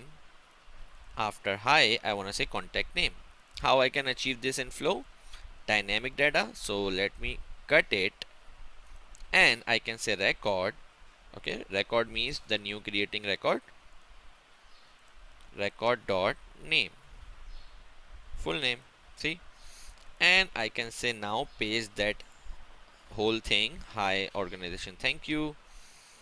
And what I can do now, cut this comma and hi. If I can, okay, I am cutting this one and pasting it before the record dot name. So I'm saying hi Sherbaz Khan, or whatever name we are gonna give it, comma, and then our. So this is how you can use the merge fields. Automatically it will be renamed, or you can it will be changed to the name you have provided in the contact. So that's how you can use it. So let's see if we are getting the dynamic name or not. So done. And when you do some kind of changes, see, you don't have option to save, you have to save as a new version. So new version, save as. Now it's version 2. Write value that isn't supported in a schedule or record triggered flow. Record doesn't support some standard fields. Okay, so it says that record.name doesn't support, so we can say first name. It is a derived value, right? Because there is no name field, there are first name and last name fields, and we can change it to first name space last name. See, $record.first name and $record.last name. Simple and done. And now we can save it. It will allow us to save. See, no errors or no issues, and we can activate it. Now if we try to create a new record on the same email, so this time let's see John Wick. Okay, so now in my email it should be written hi John Wick, and the email is same. I'm gonna use my same email address, and let's see if we get the email or not. Save. Okay, so record is saved successfully. Now let's go to Gmail to check. See, now I am getting this email 0 minutes ago, means I have just got this email. The subject is same, but this time report looks safe. This time see John Wick is there. The dynamic name coming from record.firstname space record.last name. So this is how you can use any field you want to send email to your contact. See, hi record.firstname space record.last name. First name is John, last name is Vic. And this is it for this particular tutorial. I hope you guys learned something new. Thank you so much. Hello guys. So in this video we are gonna cover our requirement number 2. It is similar to the previous requirement where we are sending email to contact, but the difference is now we don't want to send simple text in an email. Instead we are going to use email alert plus email template. So the prerequisites are, first we have to create an email template, then we have to create an email alert and use the above template in that alert, and finally in the email in the flow we are going to use that email alert. So these are the steps. So without wasting any kind of time, let's get started. Here's our flow, and first we are gonna go to email templates, classic email templates. We can create the lightning one too.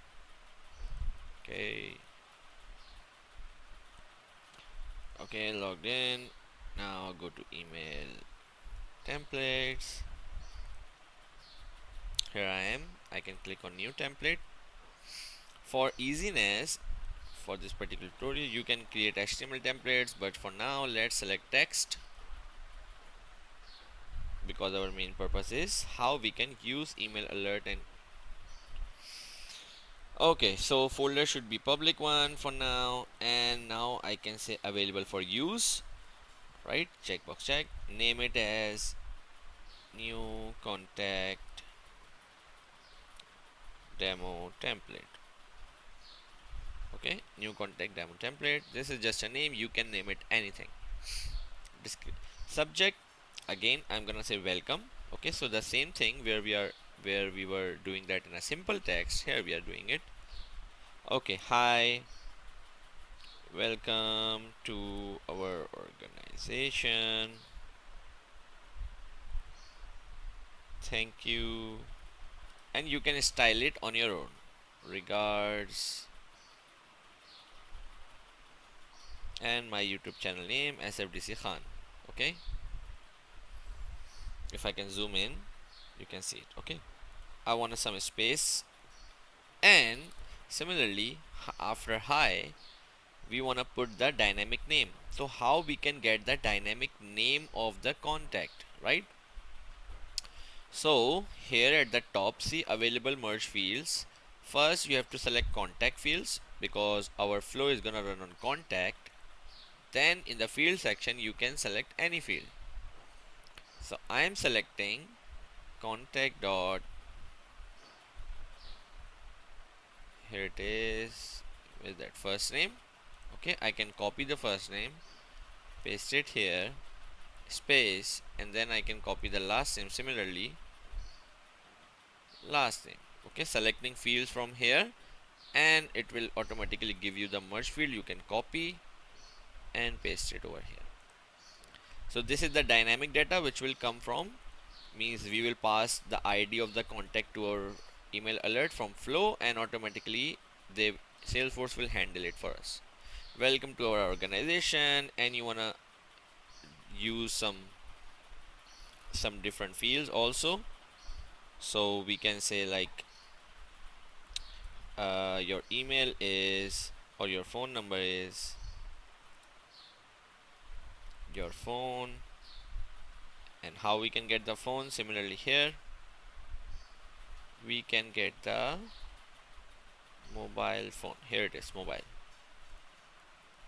Copy and paste, and we can say your mobile phone, and we want to say your website, or your, what's the other field we want to show. Let's select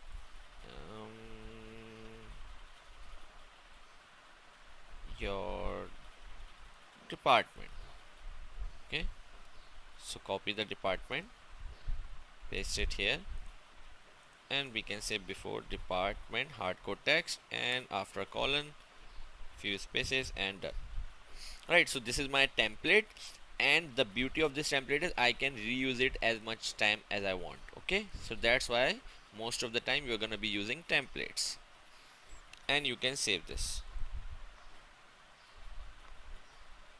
Now your template is there.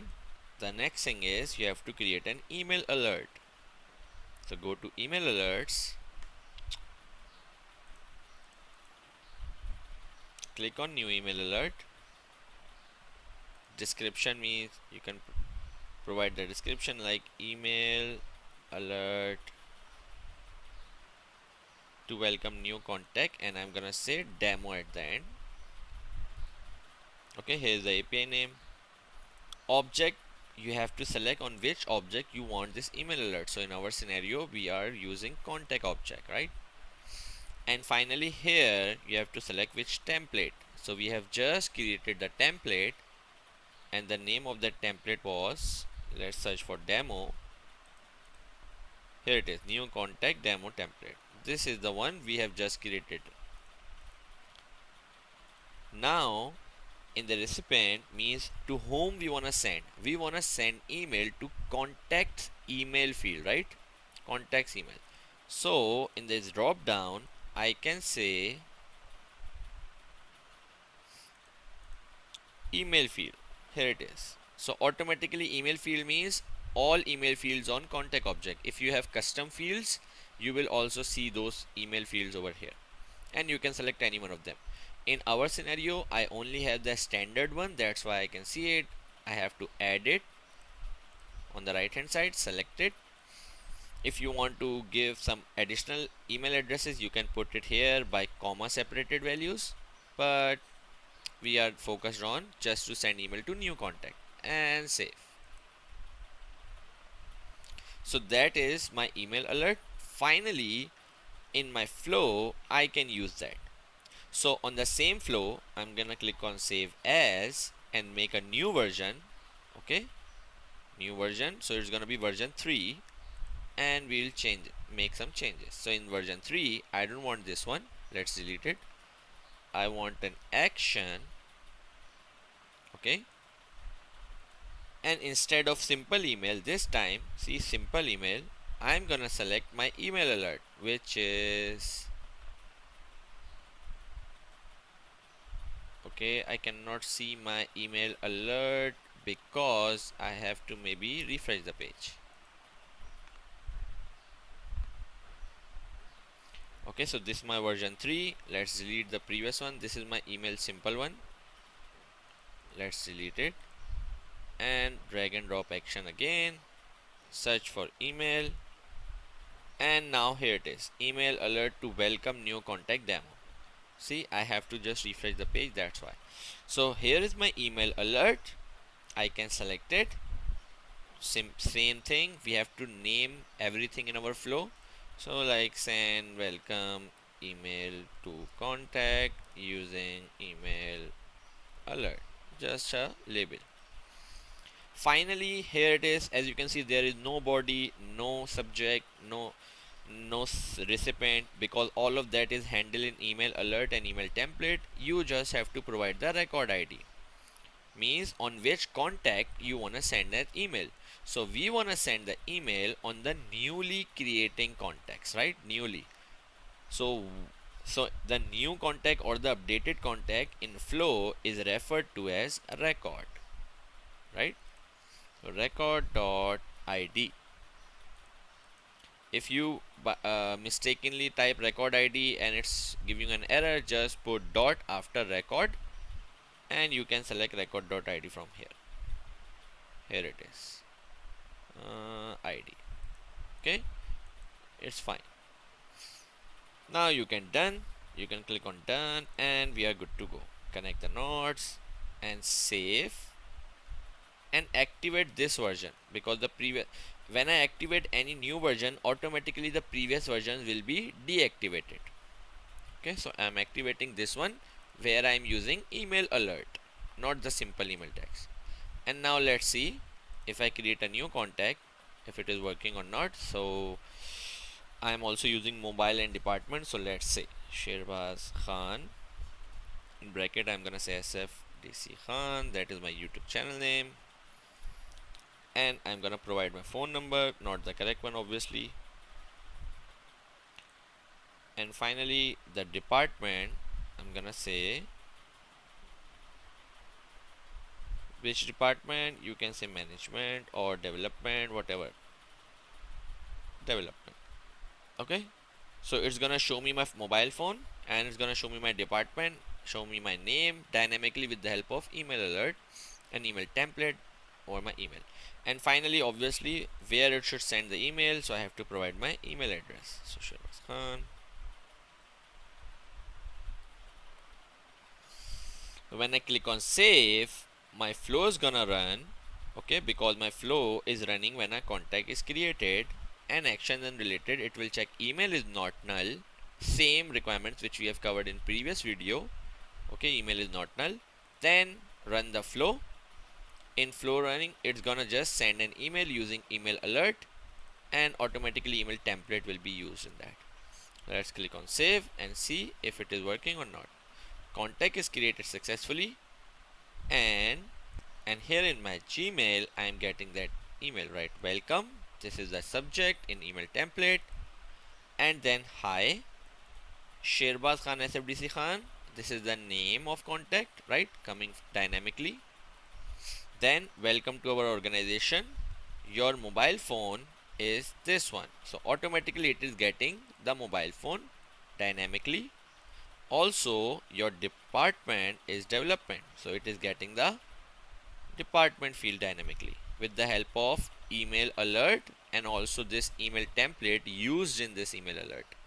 In this email template, guys, remember we use these merge fields, contact.mobilephone, contact.department.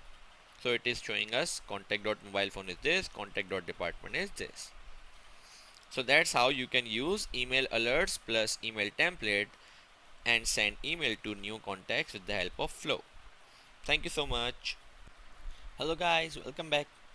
So we're gonna cover our requirement number 3, and the requirement is when a new account is updated, and also we have to check few conditions, that if the reset contacts checkbox custom field is checked, means first we are gonna create this checkbox field and we will check it in our flow.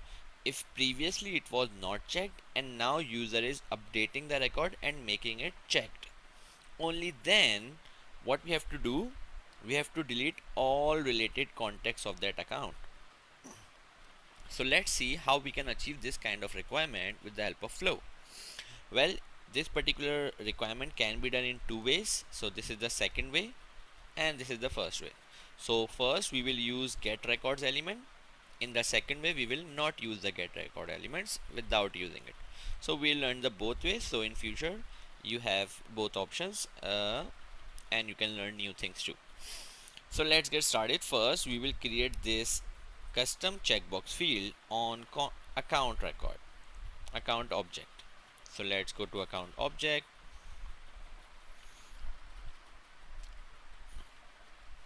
In fields and relationships, I'm gonna click on new, and I can say checkbox, and it will be reset contacts. Okay, this is the name, visible for all profiles and available on all page layouts. Okay, so the first thing is done. Now when we go back to any account, we will see, and we should see, let me refresh. Well, this is the way you refresh, and you're gonna see all the cache is removed, so you don't have to refresh like multiple times. Okay, here it is, reset context checkbox. This is compact layout, that is why there are no spacing. If you go back to Comfy, there will be more spacing between. Okay, so what's the requirement? The requirement is like this account, and user is now updating this checkbox to checked, and when user click on save, all the related contacts should be deleted automatically. Okay, because the name says itself, reset contacts means delete all contacts, right? So how we can do that with the help of flow? So let's see the first way to do it. First, we're gonna create a new flow. Record triggered because we want to do some kind of automation behind the scenes automatically, and we want this to run on account object when account is updated. Okay, only when the account is updated, and the condition is reset checkbox, reset context checkbox equals to true. Okay, so we are saying whenever this reset context checkbox is true, then and record is getting updated, run the flow. Now here comes this part. We have already covered this one in our before flow, so we only wanna run this flow when reset checkbox was previously not true, means previously it was false like this, and now user is updating it to true. Means we don't want to run it on like it is checked and user is updating something else, and if we click on save, then it's gonna run again if we select this every time. We don't want this functionality. We only want to run this when previously it was not checked and now user has checked, then run the flow. This functionality can be achieved with the help of only when a record is updated to meet the condition. Means previously this was not checked and now user is checking that checkbox. Now why action unrelated? Because we want to do something else. We don't want to update fields on the same record. No, we want to do something else. That's why action unrelated. In our scenario, we want to delete records. So done. Now freeform. So the first approach is we are gonna cover it with the help of get records element. Okay. So whenever this checkbox is checked, okay, whenever this checkbox is checked and user says I want to get all the related contacts and then delete them, right? So first let's get all the related contacts. How you can get records from Salesforce in a flow with the help of this get records. The name suggests itself. So let's get records, and I'm gonna say get related contacts. This is the name. And which object? We want to get contact object, right? Because we want to get all related contacts. And how we will find that only those contacts which are related to this particular account, means which account is getting updated, we want to get that account's contact. So as you know, when user is updating it and click on save, we get this account in our flow as a record variable. Remember, as a record variable. So we can say select all contacts where account ID equals to record.id. So do you understand this point? Record means that record which is getting updated.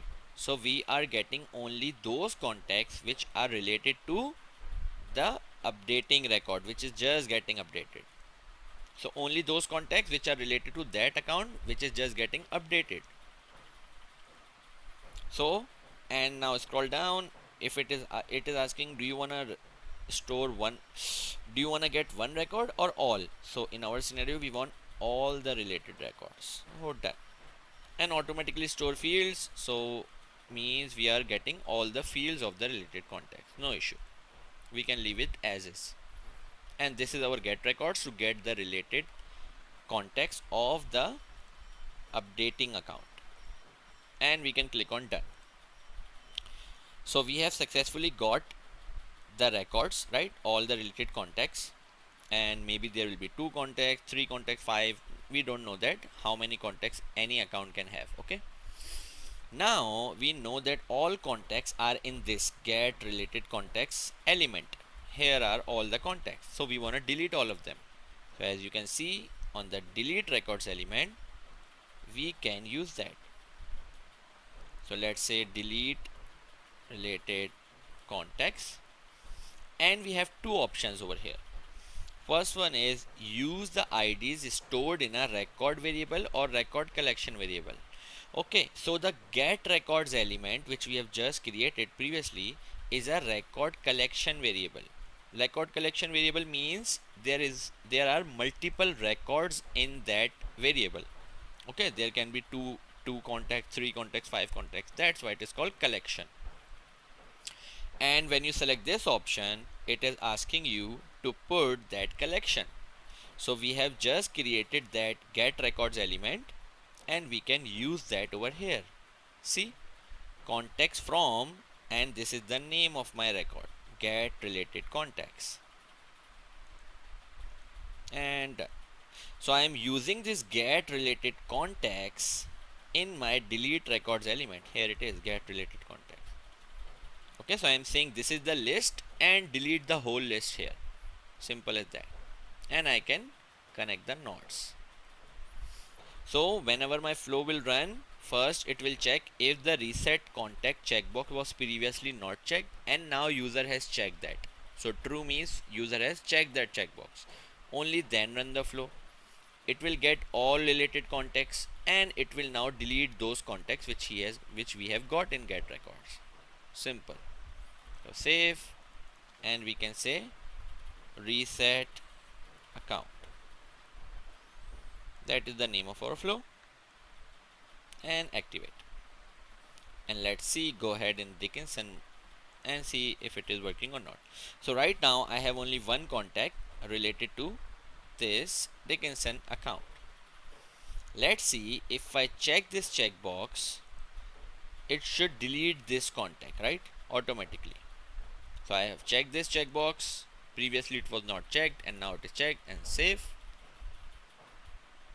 See, that contact is deleted.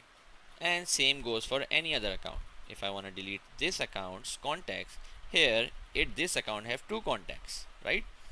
So if I click on reset contact, checkbox to checked, and I click on save, these 2 contacts should be deleted. I can say save, and see, automatically the related contacts are deleted. And now I can create new contacts, no issue in that one. Now that was way 1. Okay, one way to do this. The second way is much more easier without using this get records.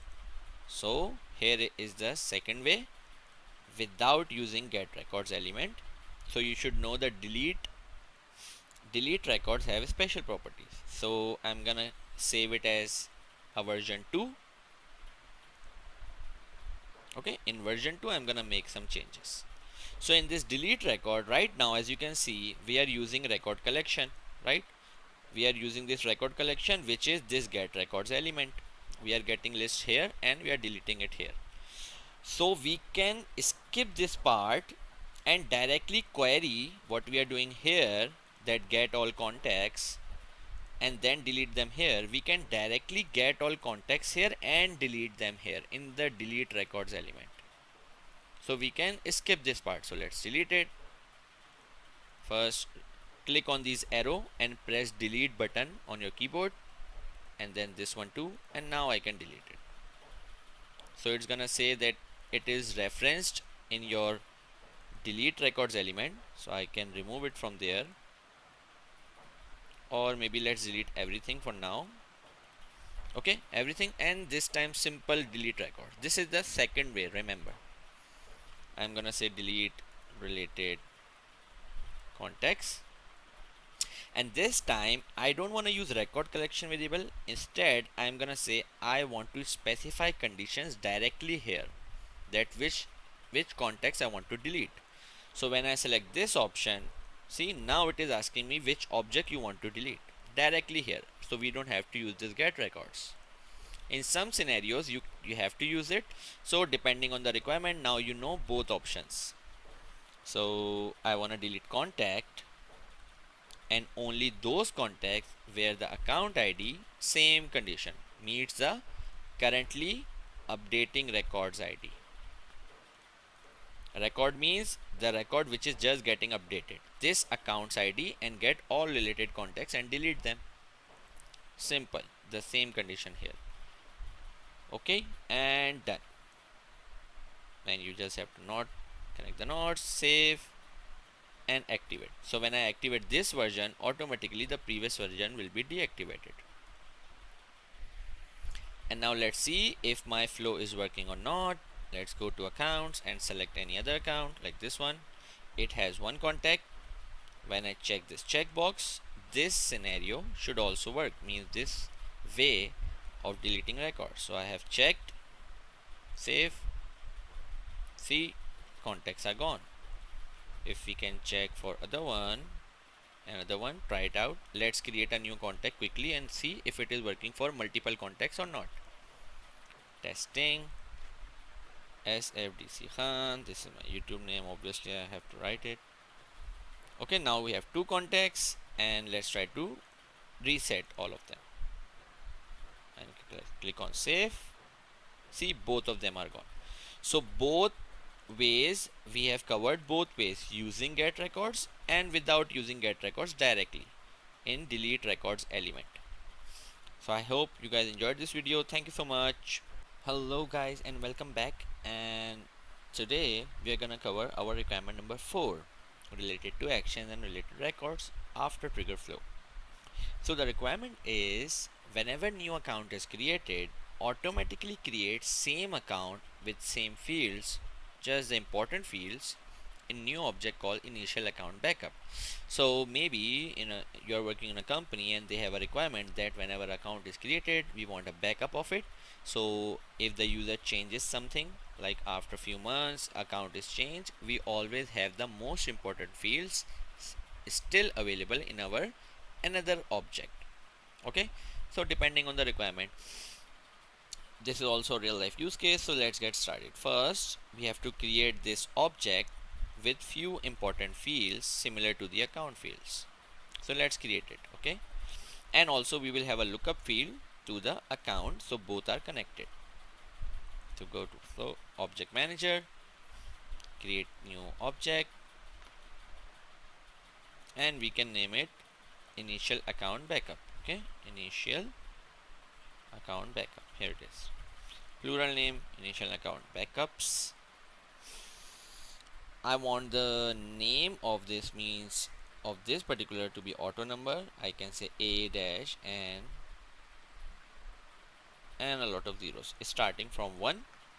Allow reports, allow activities, track everything, deployed, allow search, and launch a new tab. Save. Okay, so you already should know how to create an object, what are objects and fields.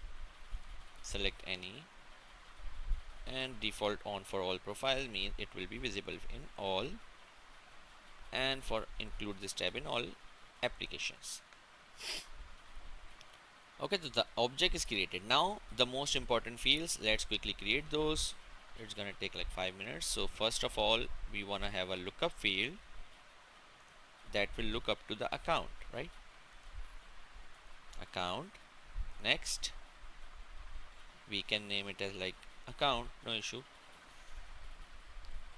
and always require the value. It's up depending on the requirement, so we're gonna leave it as is, visible for all profiles. Okay, on layout, yeah, on all page layouts of account, we want this related list to be there. Save and new. Now I want the text field which one will be account name, right? So I'm gonna say account name 255. Next, and it's gonna be visible for all profiles. Okay, save and new. Now another important field is website. So we can say text. We are gonna select text for almost everything because we are just creating a backup, right? So website,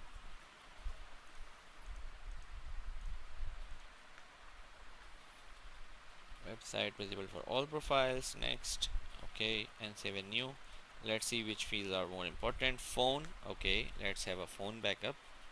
So I'm gonna select text again, although I can select phone, but we just want to backup. That's why, to make things easier, I'm selecting text for everything because this is just a backup object. Next, and save and new. And finally, another important field can be account number, or let's say rating or account source. Maybe it is an important one, yeah, but those I want that field which can be changed in future, right? So maybe first of all fax can be changed. So let's say text, create a fax field.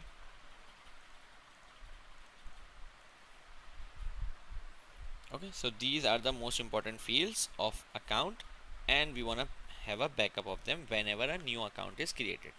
So the requirement is whenever someone creates a new account here, automatically a record with the same fields, most important fields, should be created in account initial account backup object. So let's just add that in our this application. So here is the initial account backup object tab. You can view the selecting experience, open in classic. Okay, we have to do some things, or maybe refresh the page. See, now it's working fine. Okay, so whenever new account is created, we want a record to be created in this object, right? Let's get started with the flow. Create a new flow, and for easiness, kindly deactivate all other flows related to the account. Record triggered flow, because we want this to be automated automatically.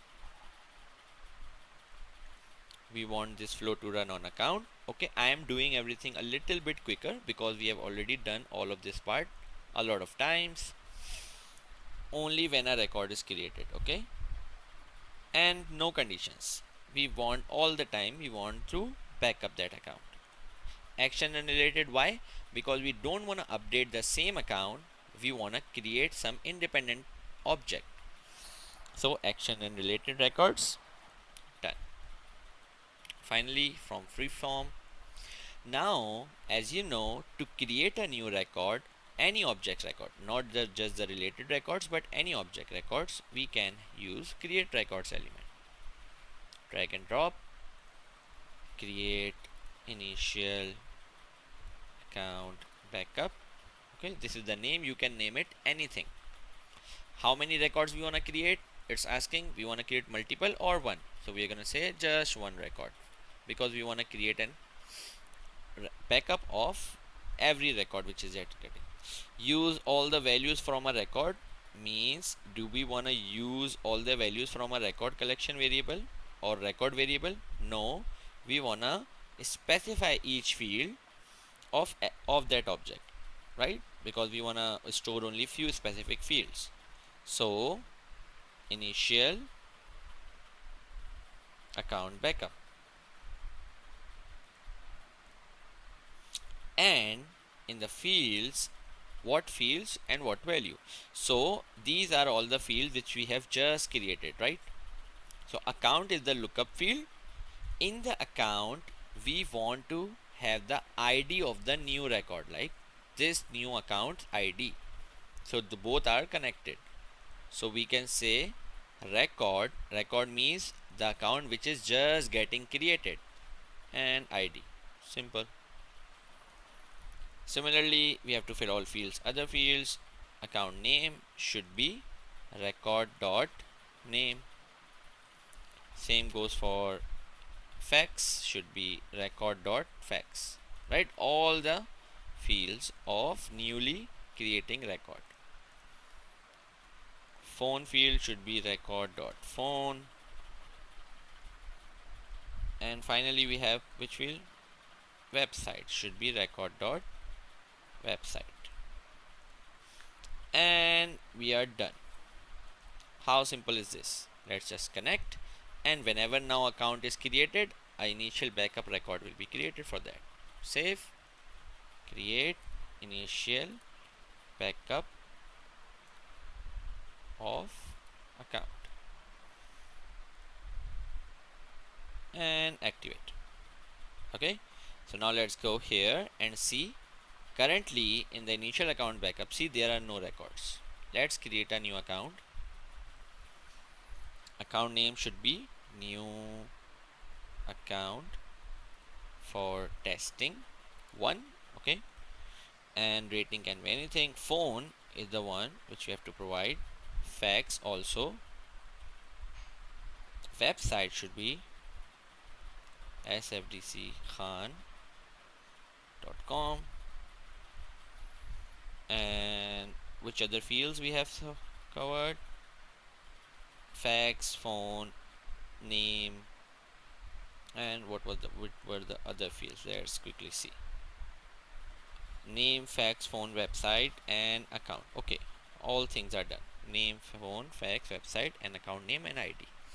So let's see, when I click on save, after the record is successfully saved, my flow will run and it will create a new record in that other object. Save. Okay, so this object is created, and if I scroll down, see initial account backup already have created this account record. So let's go to there. From here we can go to this, or if you want to go it from here, both options are available. Open this one and see, this is tagged to my new account, right? This is the lookup field, this is the name, this is the website, phone, and fax. All the things are coming from the account. Now we can update that account and stuff like that. This will remain the same. So we have a backup of when the record was first created. So that's it from this particular video. Thank you so much. Hello guys. So let's see our requirement number 5 related to action and related records, which is called after trigger flow. So the requirement is, on any stage of opportunity, if user changes opportunity amount, then amount of all other opportunities related to the same account must be changed. Okay, all other open opportunities. So let's give you an example. So here I am, this is the account. Okay, so it has 3 opportunities. So if the user is working on this opportunity, for example negotiation review, right, opportunity 2, when user changes, we go back, changes amount of this opportunity to something else and click on save, then what should happen? Only all other opportunities which are open, amount should be changed. Means if I put 250 here, then 250 should be automatically here too, because we are supposing in our organization we have recurring opportunities, right? 5th, 26 5th, 26 7, 26 7, so like this. But we don't want to update the closed opportunity amount because that is closed, right? So it doesn't make sense. We only want to update the upcoming opportunities amount which are not closed yet. So let's create another opportunity quickly to make things easier, that we want to update all opportunities. Op4 amount should be same because that is our organization's requirement, and something like this. Okay, so now we have 4 opportunities. If I click on view all, first one is closed, second one is in review, and we will update any of them, then all these 3 amount of these 3 should be changed. If I change any amount of any opportunity. So let's see how we can achieve this with the help of flow. So in flows, click on new flow, we want this to be automated, so record triggered flow when a record is updated, right? When a opportunity amount is updated. So create. We want this flow to run on opportunity, yes, and only when a opportunity amount is updated. So we are gonna say a record is updated. The condition should be amount is changed true. Means only run this flow when opportunity is getting updated and amount is changed, right? Automatically when you select is changed, you cannot select this option. It will only and only fire when amount is changed. And obviously action unrelated, because we don't want to update the same opportunity, we want to update the other opportunities, right? If we want to update the fields on same opportunity, we would have selected this one, but we want to do something else, that's why we are selecting this option. And done. Again, free form. Now to update other opportunities, we have this update records, right? So let's see update records element. Update all other opportunities of same account, right? Or you can say update all other open opportunities of same account. That makes more sense. So now here, if we select first option, use the opportunity record that triggers the flow, it means it is asking you, do you want to update the same opportunity? No, means it is saying you are changing amount of this opportunity and you want to update the same opportunity. No, we don't want this type of functionality. We want to update other opportunities, right? Because this one is already getting updated, we want to update others too. That's why we don't have to select this one. The second option is use IDs, means the same thing which we done in our delete records. First we use get records and then we use it here, but we will do it in the second way, like directly specifying the conditions over here and updating that other opportunities. Third option, right? So we have both options available. Either we use this option. So if we select this option, then we have to use extra step, that is first get records and use that get record here. But we can directly do it here, just like we did in delete records. Same here, specify conditions. So I am saying I want to update opportunity, right? Because this is an update records, and which opportunities I want to update. Here I have to put the conditions. Only those opportunities which have the same account ID, this one. So just like I can get record.amount, record.discount, I can get record.account ID. So on behalf of that, I can see only get those opportunities which are of same account. So I can say where account ID equals to get all opportunities, where account ID equals to record.account ID. Here, not this one, this greater than sign means you want to get fields of account. No, we want the ID of account. So this one, AA. Understand this part? So only get those opportunities where account ID meets the account ID. So it is some kind of issue in flow. So that's why all fields are removed. I have to type in again record.account ID. And in the fields, which field I want to change? I want to change the amount field, and I want to say in the amount of all opportunities put records amount, means the new amount of which we have just changed, and done. So let's see it again. In the update records, I have said specify condition, means I don't want to use get records. I want to specify conditions directly here. I'm saying update all those opportunities where account ID equals to, see these are getting closed, I don't know why, so that's why it's flows issue. Update all those opportunities where account ID meets the current records account ID, means this account ID, all those opportunities where account is same, like this, which one is getting updated.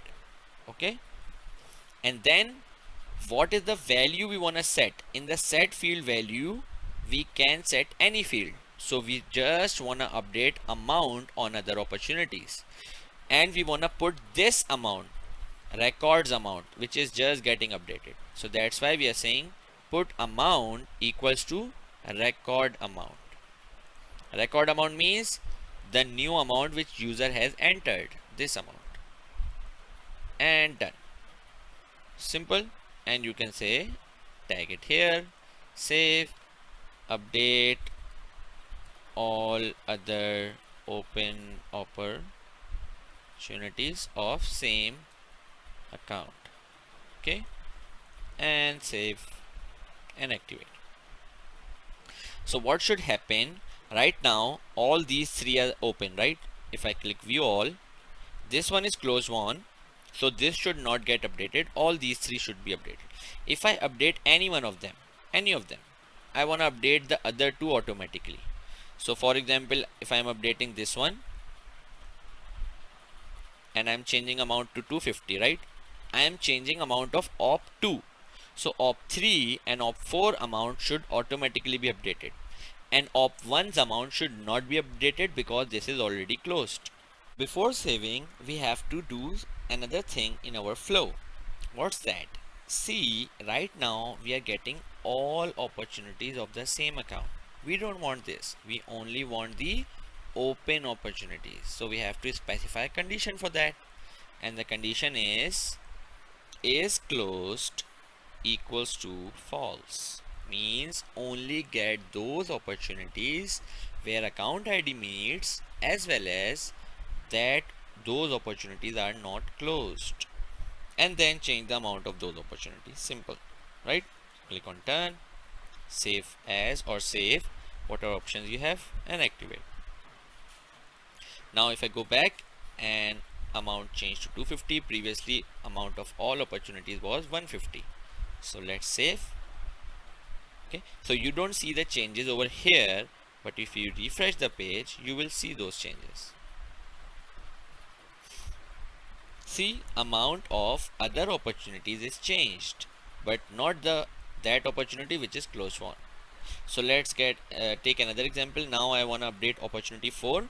So opportunity 3 and 2 amount should automatically be updated, right? So let's update opportunity 4 now, and maybe make it 500. So amount of this and this should automatically be updated. So save and refresh the page. See, amount of all three are changed. So that's it from this particular video. Thank you so much. Hello guys, and welcome to our new video, requirement number 6, and this is going to be our last one in this particular course. So the requirement is, when opportunity is marked as closed won, we want to send a custom notification with the help of flow with the congrats message, right? So whenever someone marks an opportunity as closed won, automatically a notification should appear up here at the top. How we can do that? With the help of flows. So first we have to create a custom notification. That is the first requirement. Okay, so you can search for custom notification here. Here it is, and you can click on new. Just give it a name. You can say op closed won. Okay, so this is the name, and it is supported on both mobile and save. Okay, so here it is, op closed won. Copy this API name. Okay, copy this one. We are going to use it in our flow. Now next step is we have to create a flow, and obviously on which we want to create flow on opportunity whenever the stage name is marked as closed won. So let's create a flow on opportunity. Record triggered flow, because we want to do something automatically on opportunity object when a record is updated, yes, and when a record is marked as closed won. So stage name equals closed won. And why I am selecting this option? Because I am saying previously the stage name was not closed won, and now user has updated it to closed won. Only then run the flow. Action related, you already know, because I don't want to update fields on the same opportunity record. No, I want to do a custom notification thing like something else. So that's why action and related. So here again free form.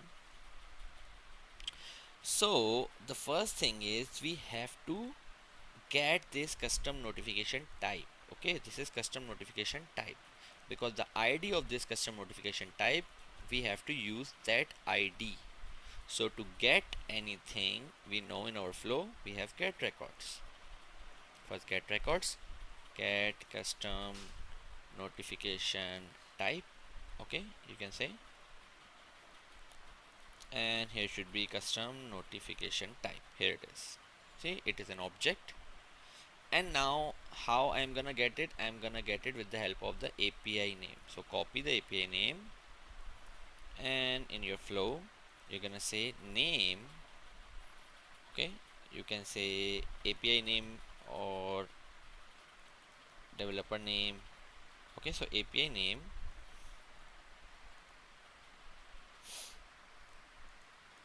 you can say developer name equals this one. So let's see if we are getting with the help of developer name or we are getting with the help of just the name. So we can debug it. First we have to save it. Push custom notification on opportunity closed one. Okay, so let's see, we are just gonna test it first and let's see. So without activating I can debug it. So debug, run immediately, and select any opportunity, for example this one, and update the stage into closed one. Where is that stage? Here it is. So let's say close one, and we have updated it and run. So did we get some records? Successfully found records. Okay, so it means we can use developer name and API name there. Successfully found records means it found the record successfully, so we are sure, right? So this is how you can debug it. Edit flows again. So we are sure that we are getting the notification here. Now in actions, let's see two things, because before the action we have to do a lot of things. I'm gonna search for notification. Here it is, custom notification. See, send custom notification. Give it a label like send notification, whatever.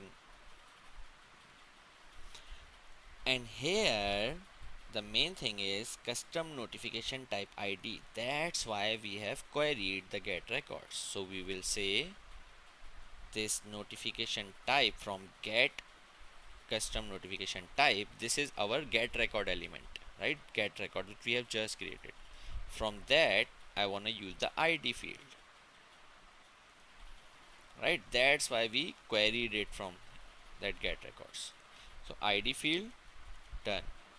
Okay, here we can say like congratulations, and notification title can be closed one, op close one, congratulations on closing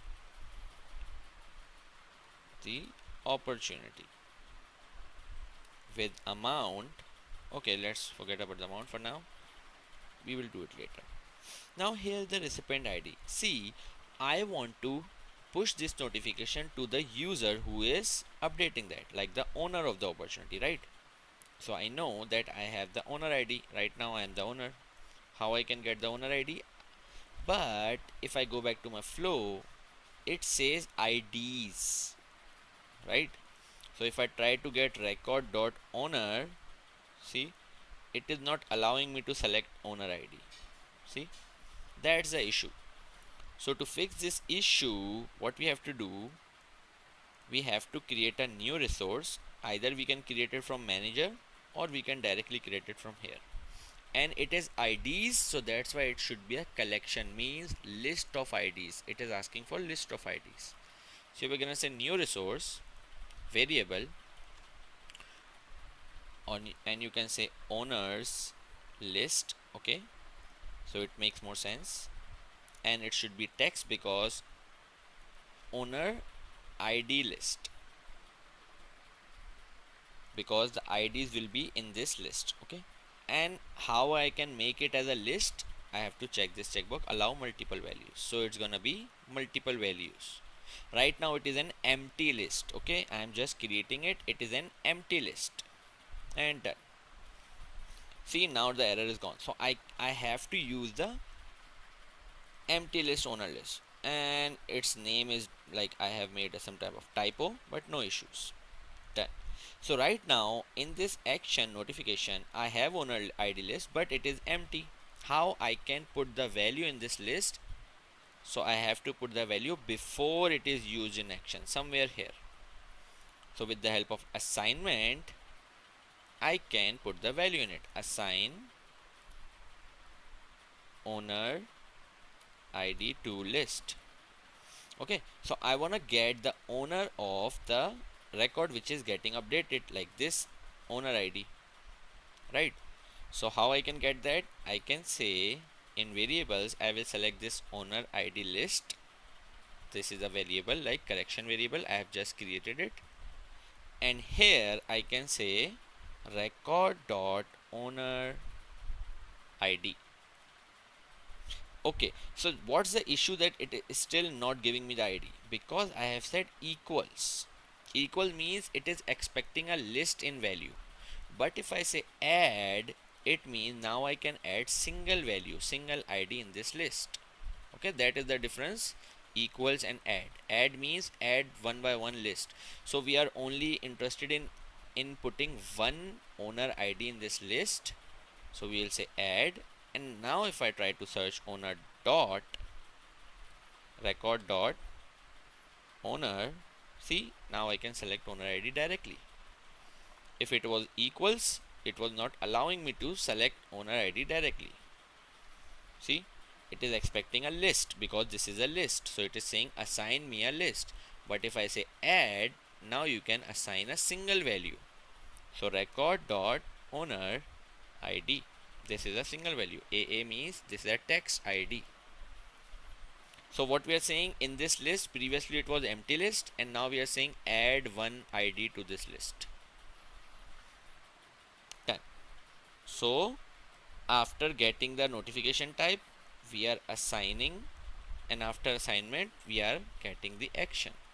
Now as you can see in actions, when it will go to action, this ID get custom notification type ID is coming from this get records. Then this is normal hardcode text, this is also hardcode text. This recipient's IDs list is coming from manager. Here is the owner ID list. We created it as data type text and allow multiples to make it a list. Then it was an empty list, but between using the assignment, we are assigning a value to it. We are saying get the owner ID of record means get the owner ID of opportunity record and add that ID in this list, and then use that ID list in here. So now this list have one owner ID. Simple. So that's how our flow is completed. We can save it and activate.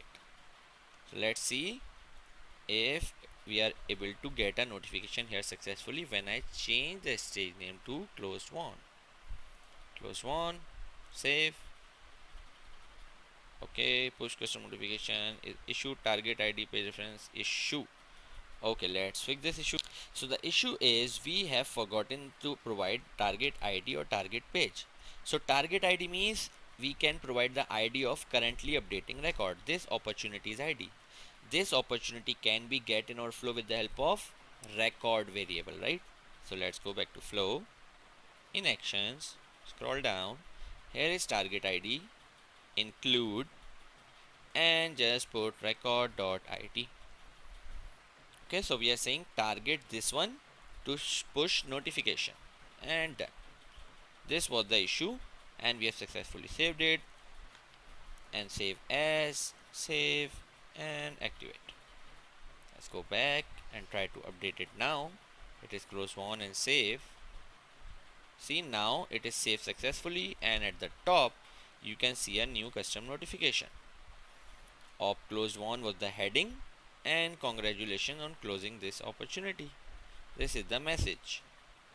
So that's how you can push custom notification with the help of flow. First, you have to get the notification type ID, right, with the help of name. Then you have to create a new resource of text, right? You have to create new resource here, variable, and type owner ID list, and should be text, and allow multiples. This is important. Here it is. I have already created it. That was first step. Then you have to assign your ID to this list, means add that ID in the list. So with the help of assignment, we can add the record owner ID to this list. Finally, this list is now not empty, means there is one ID in this list. Now we can use that list in our recipient IDs. And with the help of this get record, we are getting the notification type which we have just created, custom notification type. We can get the ID of this one with the help of the get record, and using that here, get custom notification dot ID. So that's it from this course. I hope you guys enjoyed it, and if you have any question, then kindly ask me, and hopefully in future I'm gonna be creating more courses for you guys. Thank you so much. You've likely been hearing more and more about Salesforce. Perhaps you recently saw the Salesforce car in the Indianapolis 500, or perhaps you've seen one of the many Salesforce towers popping up in various skylines across the globe. To better understand what Salesforce is, we'll first look at the history of Salesforce. We'll then go into why you should care what Salesforce is as we discuss the various Salesforce career paths. Now, Salesforce really excels in the entire life cycle of a business-to-business relationship. And that starts out with the marketing cloud, where you attract the attention of potential customers. That progresses into the sales cloud, where you try to attain those customers and close deals. And then into the service cloud, where you try to retain those customers. So Salesforce started out in 1999 as a customer relationship management platform, but has now grown into a huge customizable platform. And Salesforce has become wildly successful. As a matter of fact, 97 out of the 100 largest companies in the world use Salesforce as customers. It has reached the point today where Salesforce can be found in every conceivable vertical and industry known to mankind. So speaking about being in all verticals and industries, if you go to Salesforce's own website, you see that they are also trying to help explain what exactly Salesforce is. And I'll link to this in this lecture. Just look for the link down below. And on the What is Salesforce page, if you scroll down beyond watching the demos, it gives you details around the 150,000 companies that use Salesforce, and they provide a lot of demos that you can check out. But then as well, if you keep scrolling, and as I mentioned previously, Salesforce excels with marketing, sales, and service as you attract, attain, and retain customers. But then as well, it's getting into the commerce cloud, also provides communities. One of the recent acquisitions by Salesforce was a company known as Quip that does a lot around creating, editing, discussing, and organizing your team's work all in one place. And as well, they have information around the different industries that Salesforce is now involved in. So if you click on See All, here's the different industry-specific solutions that are being built out now. And those range from banking to communications, travel and hospitality, wealth management. And so you can just simply select one of these and get further details or identify what you're interested in, and you can see different solutions around these different industries and verticals.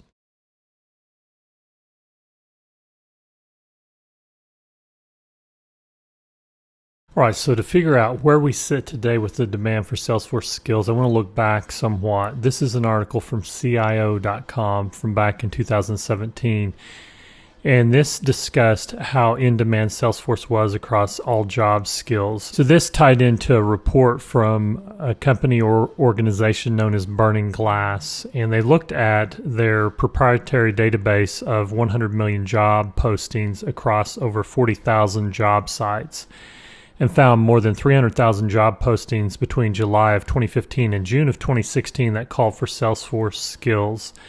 Now, I know that this is maybe the ancient past, but I'm here to tell you, and we'll look at some more recent numbers, that this job skills shortage has only intensified. The need for Salesforce professionals has only increased.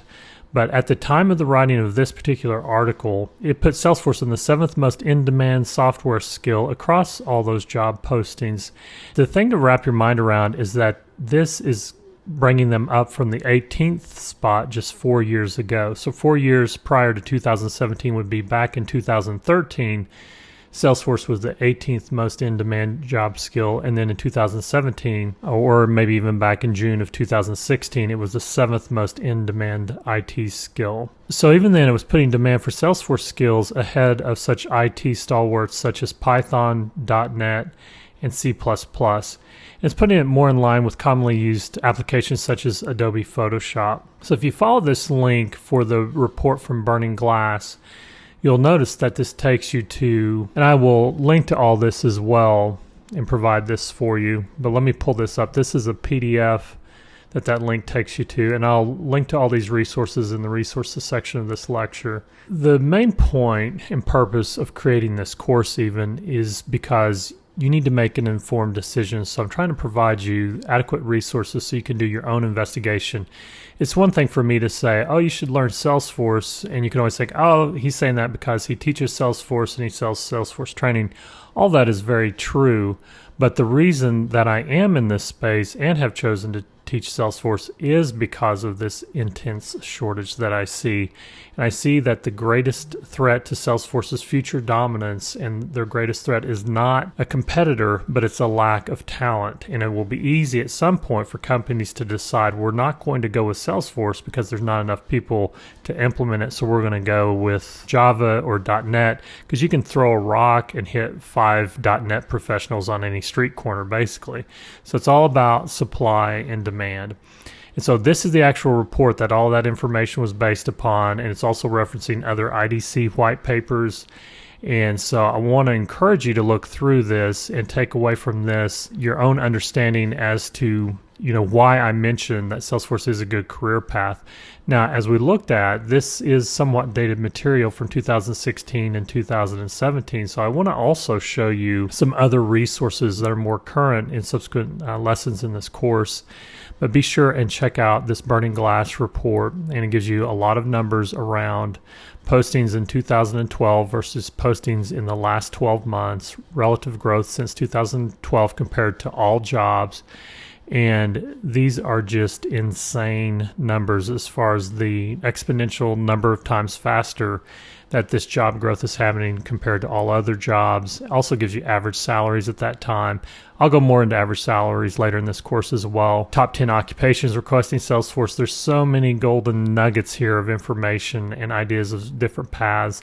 And I'll be going into more of these paths specific as well to help you decide which path fits best for you given your background and your interests and your abilities. And so this is a 10-page report, highly valuable, but let me downsize this and get back into that previous screen. So the CIO article is very helpful, and there's some related videos as well, and some advertising I might add.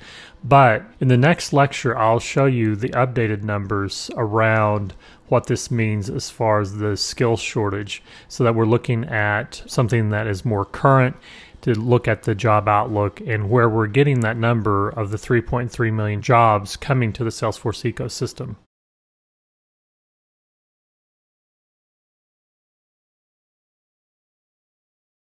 All right, so let's talk about the famous numbers being tossed around and touted in recent press releases. And this has to do with the 3.3 million jobs coming in the Salesforce ecosystem. And this is an article that I found on Medium, and this is written by Lisa Tenorio. And she's talking about how Salesforce is the world's #1 CRM platform, which is customer relationship management. And according to a recent IDC study, the forecast for new jobs demanding Salesforce skills shows a huge increase from last year. So let me show you this IDC study as well. I'm going to open that in a new tab. And once again, I will link to these in this lecture. And here's the underlying IDC white paper. And this is showing from between 2016 to 2022 and released in October of 2017. So it is more current, but even this is still pretty dated. I'd love to see an update to these numbers.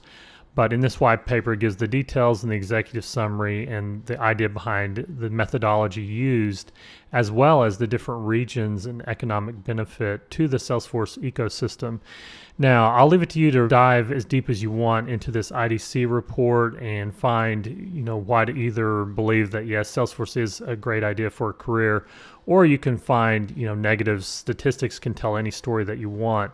But if you look at this report with just an unbiased mindset, either, just neutral, neither pro or con, you will see that there's tremendous amount of growth. And this is just typical what this looks like when you're dealing with Salesforce. There's just an uptick. Everything's on an upward swing. And I'll show you more and more of these types of reports and graphs and resources. But here's another one. Not quite a hockey stick incline, but it's definitely steep enough that you wouldn't want this incline to be your own driveway, for example. But I digress.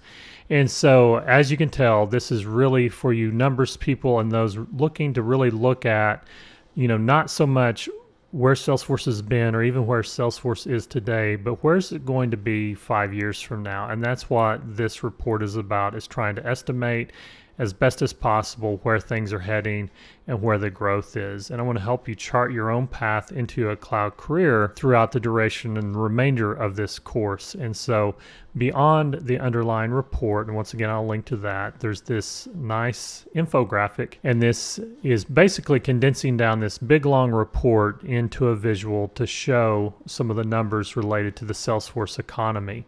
And what I would like to do here in this lesson is talk about what the Salesforce economy is and what the Salesforce ecosystem is.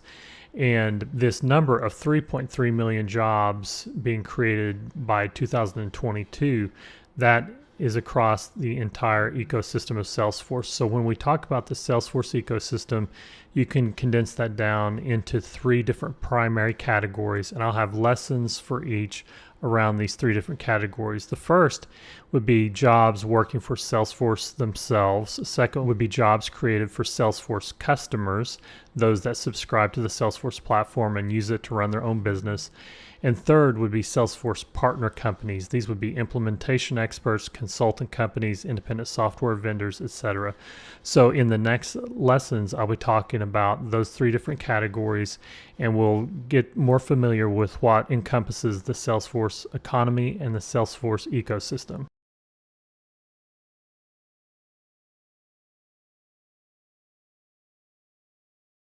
All right, so let's discuss a little bit about working for Salesforce themselves. And so I've got a list here from the Fortune 100 Best Places to Work list. This is 100 Best Companies to Work for 2018. You see here in this particular tab. And number 1 on the list is Salesforce. They get a lot of accolades as far as being a great company to work for and to work at. And as far as different locations for some of their physical locations, if you go to the About Us page on Salesforce.com, and hover over this link here, you can see under corporate, there's a link for global offices. And this will give you ideas around the different locations where they have a physical presence. And they're headquartered in San Francisco at the Salesforce Tower. And that is, I think, the second largest building west of the Mississippi River in the United States. A huge building that has reshaped the San Francisco skyline. And then in addition, there's some pretty large presences for Salesforce in these different cities in the US, such as Atlanta. I know a lot of students come from Atlanta that connect with me, and I've got several of my boot camp that are from Atlanta region as well. I see a lot from Boston, and really any of these areas. I see a lot of students in these areas. A lot of these are Salesforce employees that do take my courses, because if you're a Salesforce employee, oftentimes you need to get one or multiple certifications very quickly depending on your role. Indianapolis, Indiana, that originates from the ExactTarget acquisition as part of the Marketing Cloud. ExactTarget has to do with business to consumer marketing. And as well, there's a Salesforce Tower in New York at the Avenue of the Americas.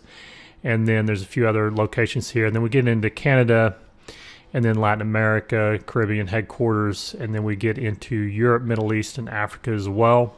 This is a global company, and I have students in close to 160 countries that I've taught on the Salesforce platform. And I've seen a lot of students come from a lot of different locations, a lot of interaction with those in Ireland, in the Netherlands, Norway, Spain, Italy, Switzerland, Sweden, a lot from the UK as well. There's very much a large and growing presence. Salesforce is investing a lot in the United Kingdom, and there's a lot of partner companies there as well. And then in the Middle East, have a location in Israel and Tel Aviv. Then in Africa, have a location in Morocco. And then Asia Pacific, location in Singapore. And then also locations in Australia, both Sydney and Melbourne, as well as New Zealand. And I've got several boot camp students and students in general that originate from Australia. One of my boot campers had an opportunity to present at the Melbourne location of the Australia office there. And then as well, of course, China is represented, India as well. I think India is my second largest student base. About 10% of my students originate from India.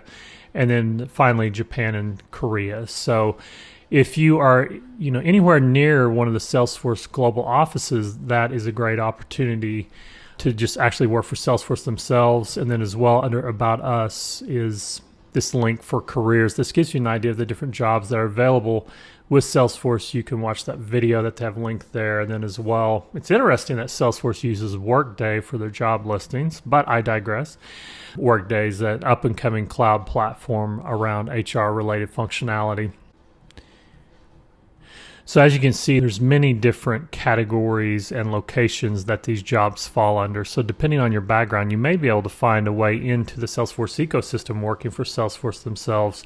So I do encourage you to look at these different resources. And then next, we're going to look at some of Salesforce's customers and how to find out who Salesforce's customers are and what types of jobs they may be hiring for in the next lesson.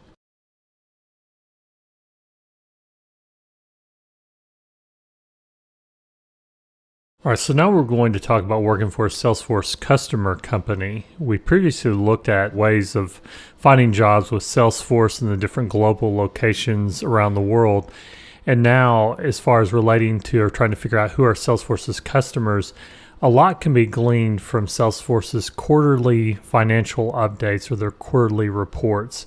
And this is a pretty long document that gives a lot of data. And here's some of the different things I was pointing to previously. Here's the number 1 Fortune 100 best companies to work for and some other accolades that Salesforce has had. Number 1 for the Future 50.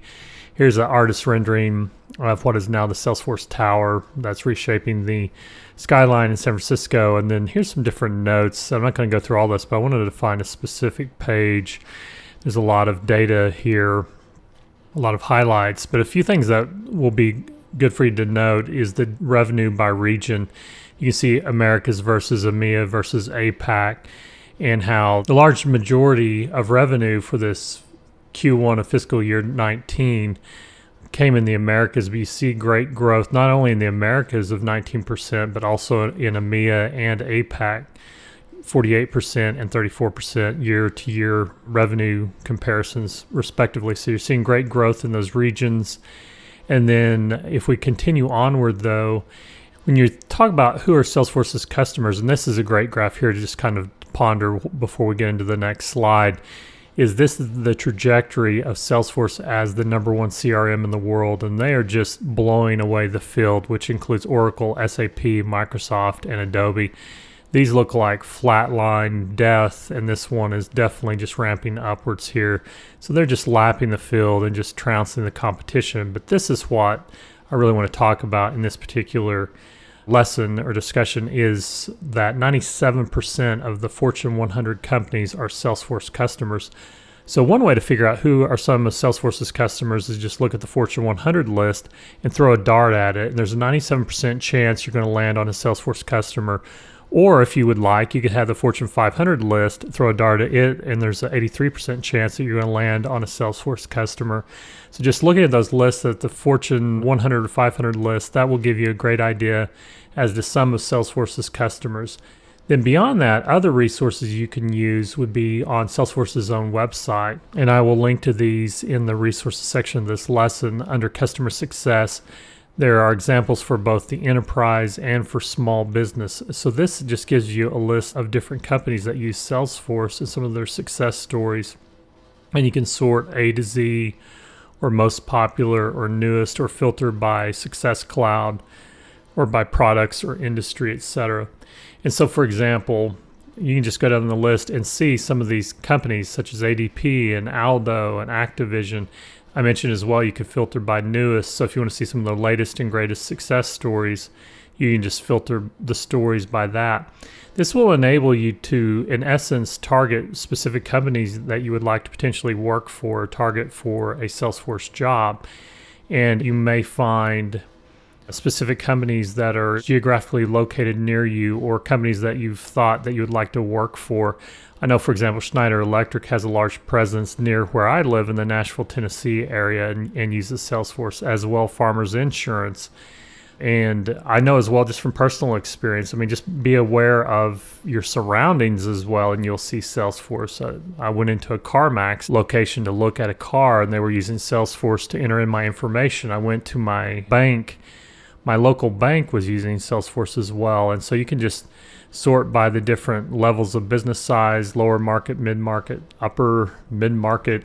But the main idea here is that you can see even examples of small businesses as well that use Salesforce, and you can learn more about these companies in order to find and figure out who some of these 150,000 Salesforce customers are. I also want to show you, as it relates to customer success, this featured groups tab at success.salesforce.com. This is part of the Salesforce Trailblazer community, and there are, under customer success resources, if you click on all customer success resources, there's these different groups. For example, this Success Cloud group contains, at the time of this recording, 14,792 members, of which you can usually drill through and look at who those people are and who they work with or who they work for, and get an idea as to Salesforce's customers. And then as well, you have all these different groups around all these different products and offerings. And then additionally, you can also look at student groups, and this is also another helpful resource around student group resources or by region, and then user groups by region. I recently spoke at the Nashville user group in Tennessee. And so, for example, you just find your state in your location, and I'm just going to drill down to Tennessee for an example, and you see the different user groups located in this particular state that I'm in, and there's multiple user groups, and some are specific to like women in tech or user groups, or Pardot user groups, or specific cities, such as Nashville has 764 members. And so if we click into that, you can see some of the recent posts and some of the members as well. And if you log in, you can see more information around these people.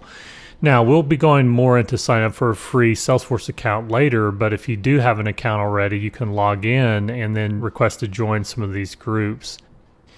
And so now I'm logged in with my own Salesforce account, and here's the Nashville user group, for instance. So once you're inside of a group, or you're a member of a group, and I believe I'm a member of this group, and I am, you can see some of the conversation around here. And so let me just show you the members of the Nashville user group. And here you've got different people listed, and it signifies if they're a customer, and then as well who they work for. So the main takeaway is you can leverage these groups in the success community to find people and companies in order to start making connections, or to follow through from here into LinkedIn perhaps, to make connections and start building your own list of target accounts that you want to try to get into to try and land a job with. You can go to their websites and see if they're hiring, and just follow the trail there as far as figuring out what sort of Salesforce products they use, what sort of jobs they have, by seeing who is already in the building or inside the organization and what job titles they're holding. And over time, you can start to really build out an idea of who the players are in the Salesforce industry inside of wherever you're located at. And so this tip can give you, strategic advantage. So that's, once again, that's in the Trailblazer community. And if you just go under featured groups tab, and I'll link to that. So we've got the customer success resources. We've got the student groups. We've got the user groups by region. And then we've also got nonprofit user groups, affinity user groups. There's just groups upon groups upon groups. And then as well, going back to the customer success resources, I want to show you something around customer success in YouTube. So Salesforce has a customer success stories playlist on YouTube as well with 79 videos here. So you can go through and review these as well. And some of the customer success stories include Shazam, Farmers, Amazon Web Services, Fitbit, etc. I'll link to this playlist as well.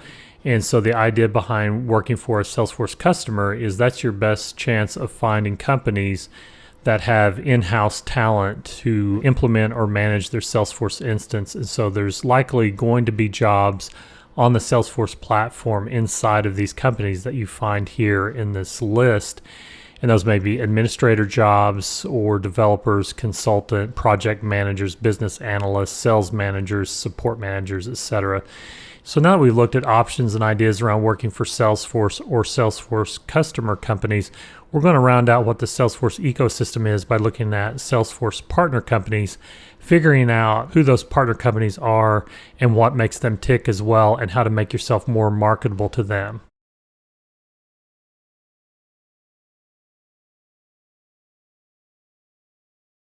So we've talked about working for Salesforce or working for a Salesforce customer company, and now it's time to talk about working for a Salesforce partner company. Now, partner companies are either known as independent software vendors that create software that's built on top of the Salesforce platform, or part of this group known as global consulting partners. Now, I am on the App Exchange, which is Salesforce's own app store. And one of the links that is available has to do with the different partner companies that implement Salesforce solutions for customers. So many times these Salesforce customer companies will use an implementation company or consulting partner in order to implement their Salesforce solution. There are hundreds, if not thousands, of these partners. Now, I've filtered this by top partners. That's the default filtering on the partner page here, and I will link to this in the resource section of this lecture. But you can also look at partners by region and even by language as well. And then if you notice here on this filter designations, there's these designations as far as a registered partner, and that's kind of the entry point for partner companies. I'm actually a registered partner. The next step up would be a silver partner, and then gold, and then platinum, and then from there, I guess the next level above platinum is global strategic. Now, I'm pointing out these different levels because these different designations are very important to these partner companies. I'm going to apply the filter and show silver partners. Now, one statement that probably is true with these partner companies is that any registered partner has aspirations of reaching silver partner status as far as partner companies go. And then those in the silver ranks have aspirations of reaching gold level. And then those in the gold dream of becoming platinum partners. Now, the way that that is figured has to do with a scoring system that Salesforce uses in their partner program. And this is on my own website here, and I'll link to this as well. Or you can just Google Mike Wheeler charting your path and you will pull this up. This is an article that I wrote based on publicly available information that Salesforce provides on how they score their partners. And this is the equation. There's three primary buckets. There's annual contract value, there's expertise, and then there's customer success around specializations, customer satisfaction scores, and customer stories that their customers provide. This middle bucket here of expertise, which this is 35% of the equation as far as how these partner companies are scored, have to do specifically with certifications, and then the growth in the number of certified consultants. And then as well, there's even some points that partner companies can score via Trailhead.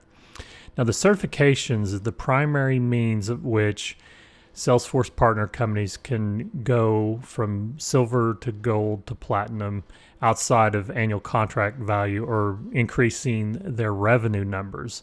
One thing that's more readily in their control is stockpiling consultants and professionals that have specific certifications. Now, all certifications are not created equal.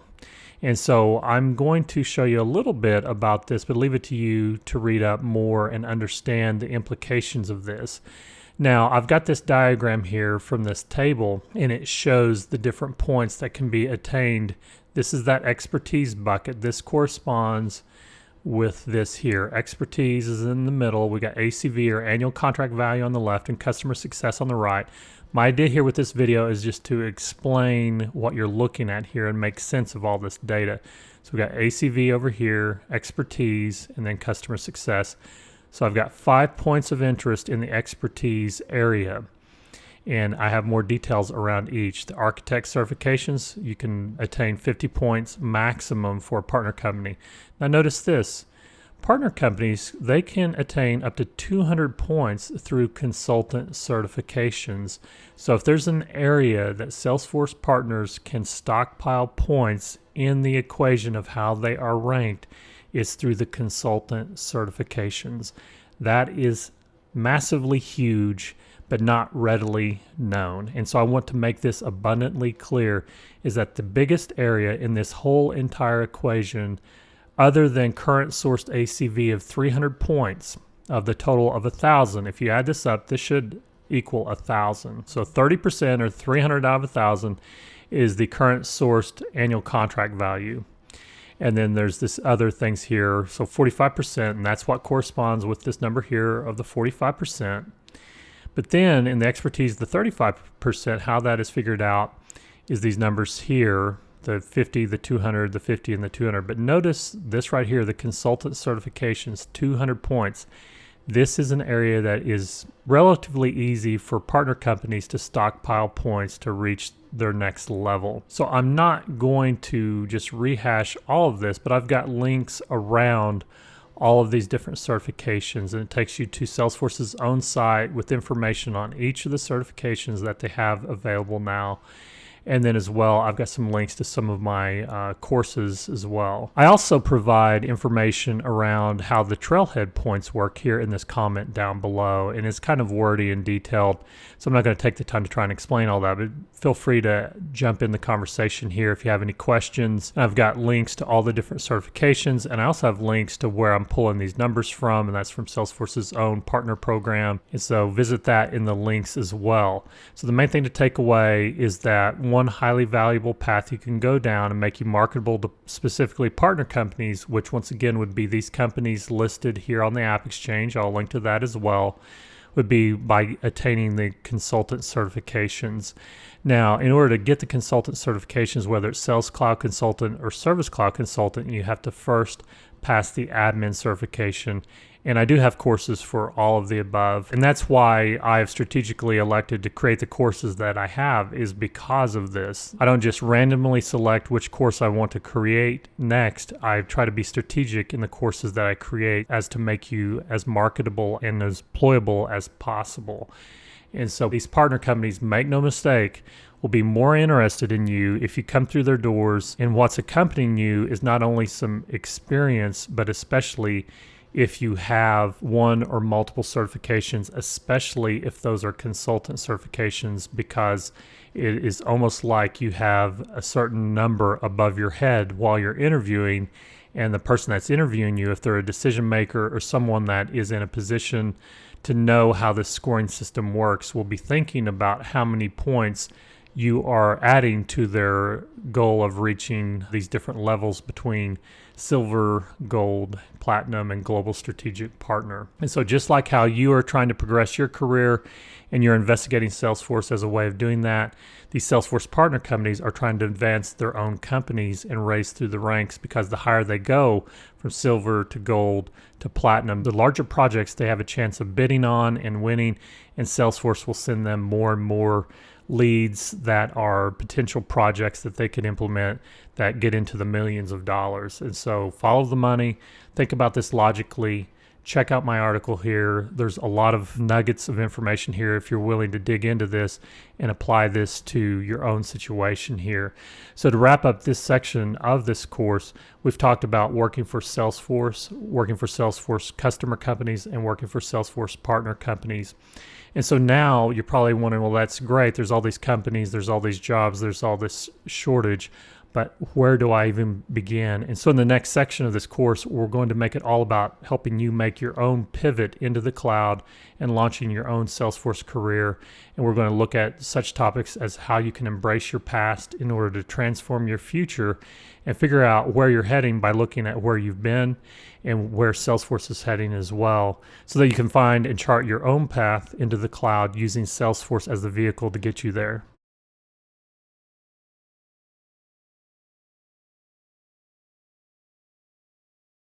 All right, so let's get more specific now with how you can make your own pivot into the cloud if you are looking for a career change, or if you're just starting out or just fresh out of high school or college and looking to launch a career in the cloud and leveraging Salesforce as the vehicle to get you there. Then here's some of the different paths that you can take, and this source is from Trailhead, and that's a Salesforce resource where you can get hands-on experience and further training as well. We'll discuss Trailhead, and I'll show you how to get signed up for a Trailhead account later. But here is the actual path for that. I'll link to this as well in the resource section. Now, Salesforce on their own Trailhead website, they mentioned 6 specific paths. There's more than 6 here, but I wanted to show you that some of the ones that get some of the most attention that I call the usual suspects are that of administrator, developer, and technical architect. And these are average salary ranges. These are US dollars represented. And these are pretty accurate as far as from my own experience of what I've seen out there and being familiar with what people are getting out there in the marketplace. Some of the other roles that I'm seeing more and more traction in would be around business analyst roles. I've got a large Facebook group of over 5,000 students, and a good percentage of those individuals are business analysts that are needing to not start a business analyst career, but enhance or improve their career outlook by learning a new skill, which is Salesforce, because they're inside of a company or inside of a software project that is built on the Salesforce platform and they don't have Salesforce background. So as you see here at the time of this recording, 104K, that's about a $10,000 a year premium over the average business analyst salary. And you'll find as well, and I'll look later on in this, some of the other paths that, for example, project managers that acquire Salesforce skills, that provides them with a good premium as well. And then additionally, marketing managers and sales managers. But then beyond these paths, the average salary for those that just state basic Salesforce skills, this would be for like end users and not even administrators or developers or business analysts, etc. The average pay is $70,000 a year, which is well above the average salary of jobs in the US currently. So it's definitely makes you very marketable and can increase your salary very quickly. I know when I started out as a Salesforce developer, I actually made more than this with my first Salesforce job, and I doubled my salary as far as what I was making as a technical writer previously. And so some of these paths here, and the idea behind this section of this course is to help you identify what the options are and start to figure out, based on your own self-assessment, what is the right path for you. Now, Salesforce Administrator, the average salary, the $95,000, here's numbers that Salesforce has provided from Trailhead as far as the number of jobs in the last 12 months, the annual growth rate, and then as well the percent that are entry-level roles. And so some types of positions are more entry level, and administrator roles tend to be more entry level. And as well, as far as administrator jobs, you tend to be on site and in the office more and not working remotely. And administrative jobs have to do with day-to-day operational procedures such as provisioning user accounts, creating reports and dashboards, setting security, and just the day-to-day operational work in the system. And then as well, Salesforce developers, those tend to be less entry level. There's a great growth rate there, a lot of jobs in the past 12 months. Average salary is, well into the 6 figures. And then as well, if you're looking to work remotely, then a developer path may make more sense for you, because developers tend to have to endure less meetings than administrators, and you usually want your developers, since they do command such a high salary, you want them writing code and creating applications. Now, there is an entry point into the developer path. That's through the Platform App Builder certification, and you can go down the beginning path of becoming a developer by learning what you can do on the platform with clicks instead of code. And I do recommend that people learn how to do things declaratively or clicks instead of code before resorting to code. But the Salesforce developer path is a great one with a lot of jobs there that are well paying. Next is the Salesforce Technical Architect, and I've used a unicorn here because those individuals are so rare. Now, there was a Salesforce employee at that user group that I gave this presentation to, and I asked the employee how many technical architects, certified technical architects, are there in the world. He couldn't share an official number, but he did confirm that it's less than 300 technical architects in the entire world. Now we'll go a little more into the path for the technical architects here momentarily, but the average salary is 150,000. I've seen some numbers reporting 200,000 or more, and that there's a lot of jobs there. You can tell there's 8,362 jobs in the last 12 months, but there's only less than 300 people that are certified technical architects. There's an annual growth rate that's really large, and there's no entry-level roles. You have to have experience to be a technical architect. So here is the path for the technical architect journey. I'm not going to go into all this, but I will make this available via download, these different slides and links. And so you see here the optional foundation. I do recommend that almost everyone go through the administrator certification to learn the fundamentals of the platform, even if you do want to become a developer. Now, I did mention the app builder certification previously, and that is in this path here that goes up to the certified application architect.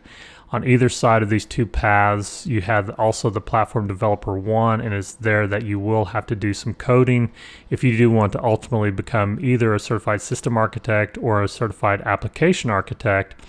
Now, once you've attained both of these designations, which means that you've attained the specialization certifications below the sides of the pyramid here. So for example, once you've acquired all the certifications here on the left, you have the designation of a certified application architect. You could couple that with all of the specialization certifications here on the right and attain the certified system architect designation. And then you've got the prerequisites needed to go for the certified technical architect. If you notice these double asterisks here, it says that the credentials earned upon successful completion of the domain architect tier and a review board. So you do have to present before a review board and be judged based on your solution that you provide. And also trying to attain this certification costs several $1,000s. So it's not for the faint of heart or the inexperienced. It's very arduous process, but I wanted to at least mention that as an option for those of you that aspire to reach the pinnacle, the rarest of certification designations. Now we're getting into the consultant path, and that's what I was speaking about earlier, where partner companies can really score a lot of points in this space, and you see a lot of jobs in the last 12 months, a pretty steady growth rate, and a fair amount that are entry-level roles and approaching six-figure average salary as well. I feel like that number is a little low, and especially if you've got some experience, you should be able to get into six figures as a consultant fairly readily. Other paths available: Salesforce Business Analyst, 104,000 average salary, and about a quarter of these are entry-level roles, good growth rate, and good number of jobs. As I mentioned previously, I'm seeing more and more business analysts come into my universe looking to learn Salesforce.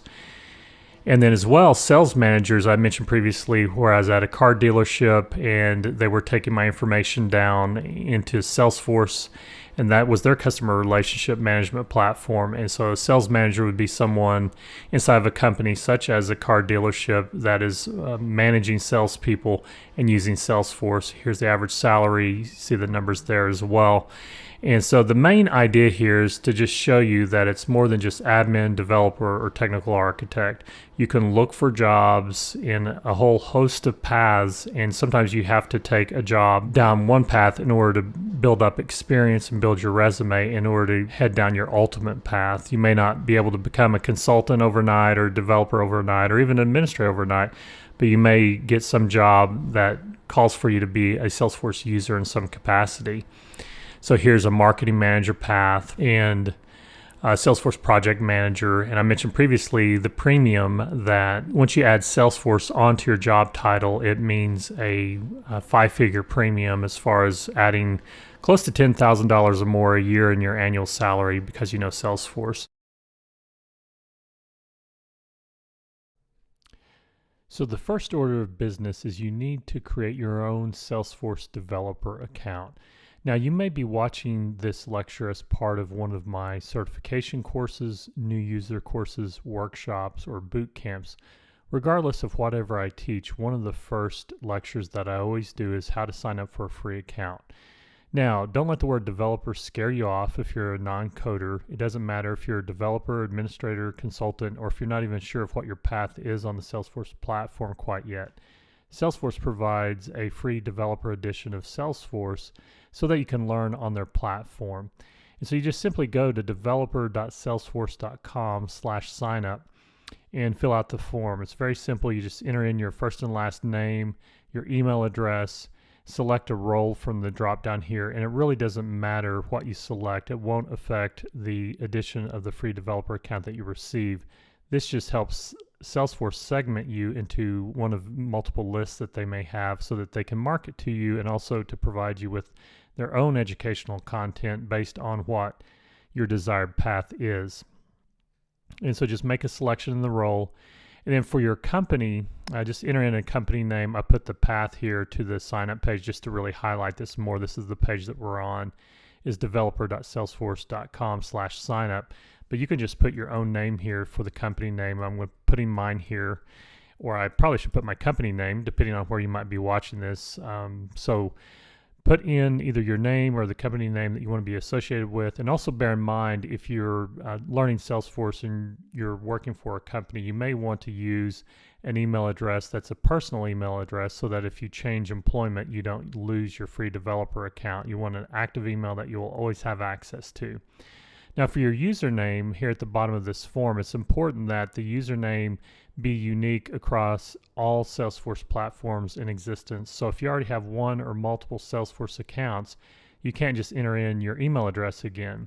It needs to be something that's unique. And so what I tend to do is put a dot and then I give some sort of descriptive phrase here on the end to tell me or remind me of what this particular account is for. Now, the username does need to be in the form of an email address. So if you're brand new to Salesforce and you've never had an account on the platform before, you can go ahead and just enter your email address here and that will work fine for your username. But for those of you that have already had accounts on the Salesforce platform, then go ahead and put a dot and then fill in the blanks as far as what will help you remember what this is about. So for example, if you're a member of my bootcamp, you would do .bootcamp. If you're going through in one of my workshops, you can put workshop here. If you're learning about artificial intelligence.ai, you get the point, hopefully. So check the checkbox and then click sign me up. That will take you to a landing page where they are asking you to confirm your enrollment into the platform and checking your account.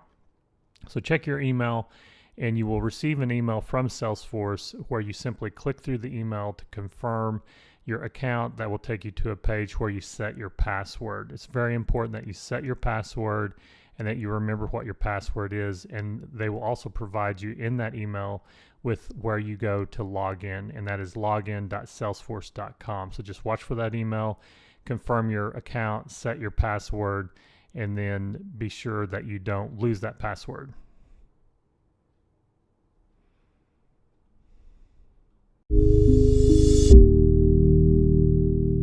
My name is Mike Wheeler, and I have 6 Salesforce certifications. First of all, you could verify my certifications by going to certification.salesforce.com, click on the verification tab at the top, and then search on my name, Mike Wheeler.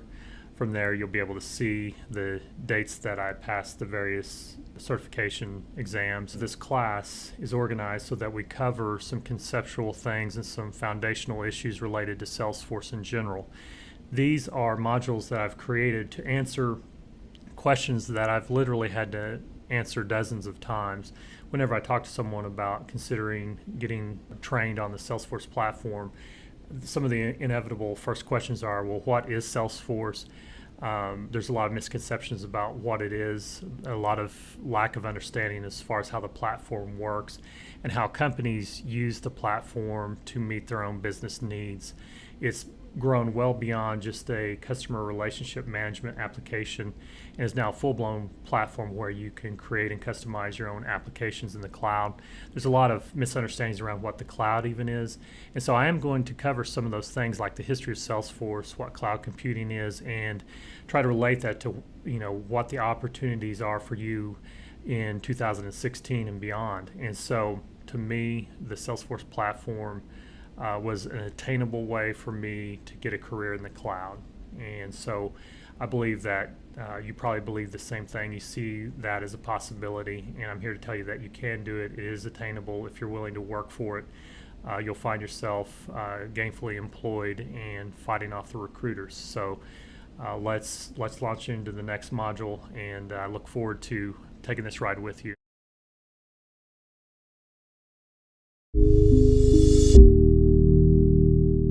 So what is cloud computing and why should you care? So first off, we're at the very front end of a massive shift of IT spending where companies are moving their spending from on-premise data centers and servers, and they're shifting that spending onto the cloud. And what that means is that currently only 3% of IT spending, the latest figures that I've seen at least, only 3% of that spending is allotted to cloud computing, and that 97% is to data centers, servers, and personnel, and those sorts of things. And so we're on the very front end of this shift. As big as cloud computing is and as big a buzzword as it is in the industry, we're at just the tip of the iceberg as far as the potential growth of where things are heading. And so you're hitting this course at just the right time for your own career, because the demand is already huge for Salesforce professionals and only going to get more massive. And so this idea of cloud computing and what that means and how that relates to you is that companies back before the cloud, they would have to set up their own data centers, set up their own servers, and then deal with disaster and recovery plans and backup plans. They would have to heat and cool these data centers. They'd have to provide all the wiring. They would also have to provide the personnel to keep the lights on and to keep the servers running, and to provide 24/7, 365 support and support technicians with pagers to make sure that if a server goes down, they're not losing functionality and that sort of thing. And so as companies such as Salesforce has come along and other companies that provide certain types of cloud-based services such as Google or Amazon, these massive companies that have top-end servers and computing capacity, they've been able to package and sell this to companies at a fraction of the cost that companies would be able to do this themselves. It provides an economy of scale so that you can do what you need to do from a computing standpoint and do it more efficiently and cheaper. And so in order for companies to remain competitive, they have to also move to the cloud. And so there's the companies that have been first to the cloud, and then the fast followers, and then there's a lot that are kind of lagging behind. What you'll find is that when you embrace the cloud, as far as an IT organization or a software development company or whatever industry you may be familiar with, you find that you can develop these applications in the cloud much more rapidly than in a traditional setting, especially on the Salesforce platform. And Salesforce is making more and more of their functionality customizable and configurable through clicks instead of code. You may see this referred to as declarative instead of programmatic. And so the main takeaway here is that you can do probably 90 to 95% of your application functionality through clicks instead of code. This makes for some complex business requirements being met through quickly configurable solutions. And so it provides for rapid development and deployment. It also is easier to maintain in the cloud. Salesforce does 3 major release cycles per year, and those are always backwards compatible. And so as they release updates to their platform, what you've built in the past just doesn't break. What cloud computing is and how it relates to Salesforce is that it's quicker development time, and there's also just a lot of demand for these jobs as well, a lot of demand for people that can fill these jobs, which leads to better pay and better flexibility. So this is, definitely a fast track to a well-paying career. And also there's a lot of examples of people that I know personally that have switched careers, myself included, to the platform. And so this is an ample opportunity for you to get your foot in the door for a cloud-based career. Let's move on now to a brief history of Salesforce.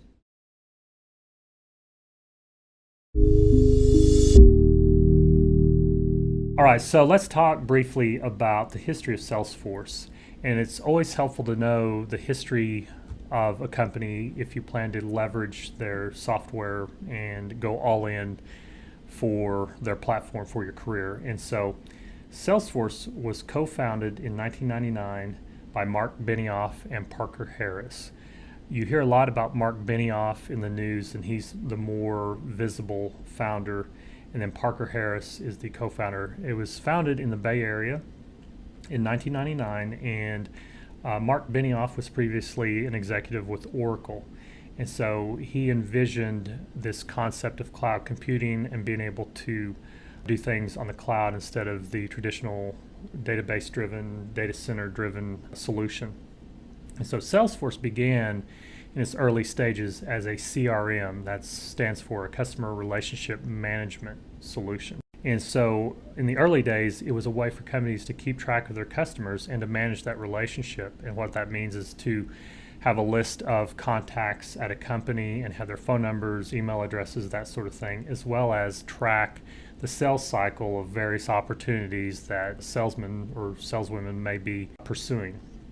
And so over time, they released the Force.com platform, and that opened up the platform to administrators and developers to create applications with clicks instead of code. There's three things that have made Salesforce wildly successful, I believe. And these are, three bullet points that I've come up with I think will help you understand conceptually what Salesforce is and why you need to be involved. First of all, Salesforce is industry agnostic. I've worked on a lot of different Salesforce instances for a lot of different organizations in a lot of different industries.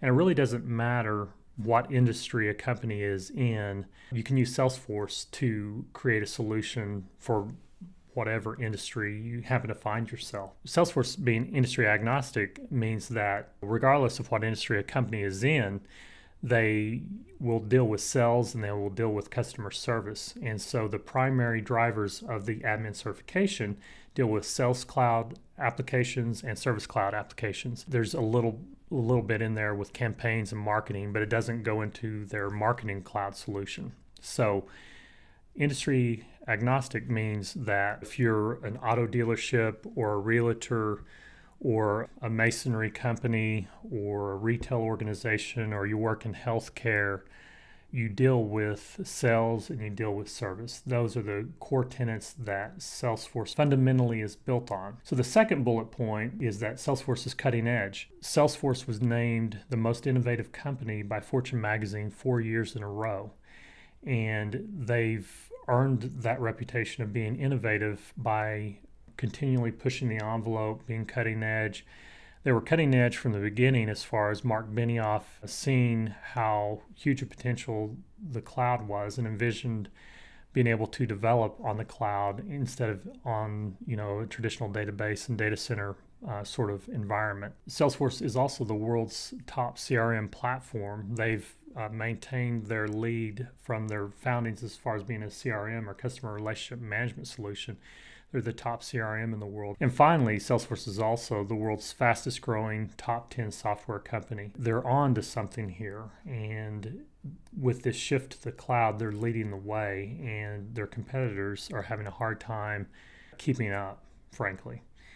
And then finally, speaking of competitors having a hard time keeping up, is the third bullet point is emerging technologies. There's a lot of newer cloud solutions that Salesforce has come out with, such as the Marketing Cloud, and that has to do with marketing automation and personalized engagement for your prospects that you're marketing to. They've recently released Wave. It's an analytics cloud solution, and then as well Thunder, which is the Internet of Things cloud solution. And so rest assured that these are cutting edge solutions that will in turn have their own certifications down the road, and you may find that you're drawn to the Internet of Things, for instance, or the Marketing Cloud, or those sorts of things, or the Analytics Cloud. Just to recap, Salesforce is industry agnostic because all companies deal with sales and service. They're cutting edge, and there's a lot of emerging technology. So you're in the right place in the right time, and let's go exploit it.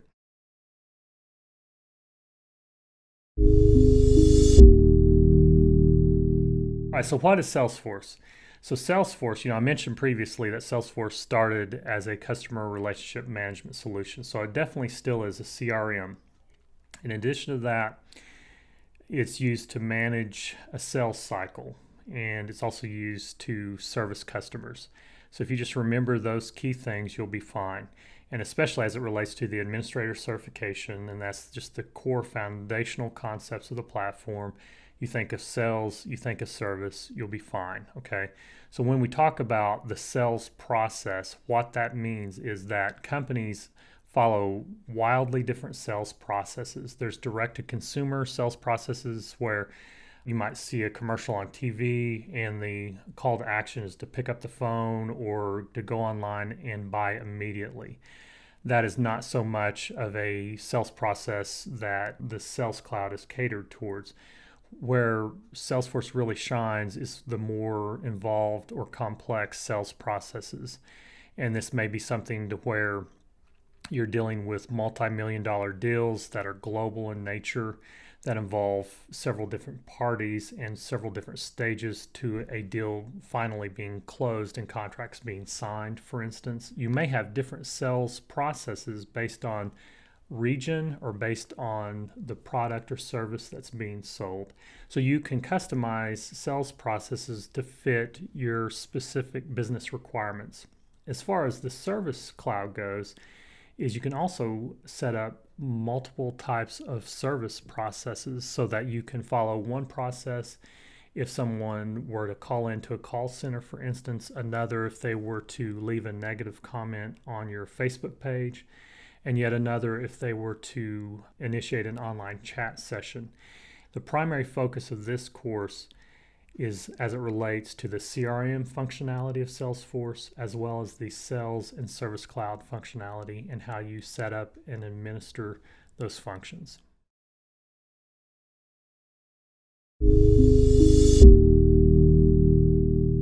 So let's talk about career paths and options. This particular lecture is designed to broaden the horizons so that you realize that it's not just Salesforce administrators that get hired with this certification. It's also a prerequisite for other certifications, but additionally, there's a lot of different jobs out there that sometimes will have this particular certification as a requirement. So the admin certification serves as a baseline or foundation that establishes a certain level of experience and knowledge that you have on the Salesforce platform. And once you've exemplified that experience and knowledge, you have a lot of different options as far as the career path goes and jobs that you could potentially fill. The most obvious one would be that of a Salesforce administrator, and there's a lot of jobs out there for administrators. In addition to that, I've seen jobs for data analysts, and that would be around running reports and creating reports and dashboards, things that have to do with analytics. And you usually see this admin certification coupled with some Excel experience, for instance, or maybe some SQL. So if you have a background and experience with Excel, and especially if you have some SQL experience, then you may want to hone in on a data analyst path and really focus on the reports and dashboards. And once you're certified as well, there's a lot of data analyst jobs that you can find. There's also a path you can take that's called, in Salesforce parlance, it's called implementation specialist. And these have to do with the consultant exams. And so this administrator certification is a prerequisite for the Sales Cloud Consultant and Service Cloud Consultant exams, which I mentioned previously. And so if your end goal is to be a consultant and work on the platform, you've got to get this exam out of the way and passed. And then you can do things like help implement Salesforce with companies. A lot of times companies will buy Salesforce, they'll buy their licenses, and then they're stuck with, well, now what? How do we get this running in our organization? And so they will hire out a Salesforce partner that specializes in implementation to get them off the ground and running. And so you could find yourself very needed within those partner companies as well. Additionally, I've seen people with this administrator certification that serve the role of a business analyst. These are individuals that will gather requirements, set up meetings with subject matter experts. They'll create what are called user stories, and they will gather the requirements to then hand off to developers and administrators to then build the solution on the platform. So if you have a firm understanding of the platform, if you have the certification, that goes a long way in knowing what the platform can and can't do and what are good candidates for the platform and what should be leveraged through other solutions as well. I've also run into people that have this certification that serve as a project manager. And a lot of times on Salesforce related projects that I've worked on as either an administrator or a developer, in addition to the business analysts that I've spoken about earlier, I've seen project managers that also have a really good understanding of the platform. And an effective project manager is someone that can manage people, can meet deadlines, can, usually will know some sort of project management software and familiar with, keeping a budget and keeping things on schedule. And it's real helpful as far as Salesforce projects relate to have a team of individuals. And ideally you want a project manager, you want a business analyst, and you want a developer or 2 or 5 or whatever. And for the day-to-day operations, you want 1 or 2 administrators to handle things like provisioning user accounts, deactivating users, creating reports, dashboards, loading data, that sort of thing. Other job possibilities that are available to you once you've attained this certification would be marketing manager. I've worked with marketing managers that have the admin certification, and they've really focused in on the campaign side of things. A campaign, it would be a marketing campaign where they're tracking their leads and sending emails through the Salesforce platform. And there's a lot of functionality on the back end of that you can do through either third-party applications such as Eloqua or native Salesforce applications such as ExactTarget or Pardot. Other jobs that I've run into, people serving on the platform with this certification, would be technical pre-sales engineer. This is someone that would be familiar with the Salesforce platform and would be assisting a salesperson that's going to a client site or doing a demo.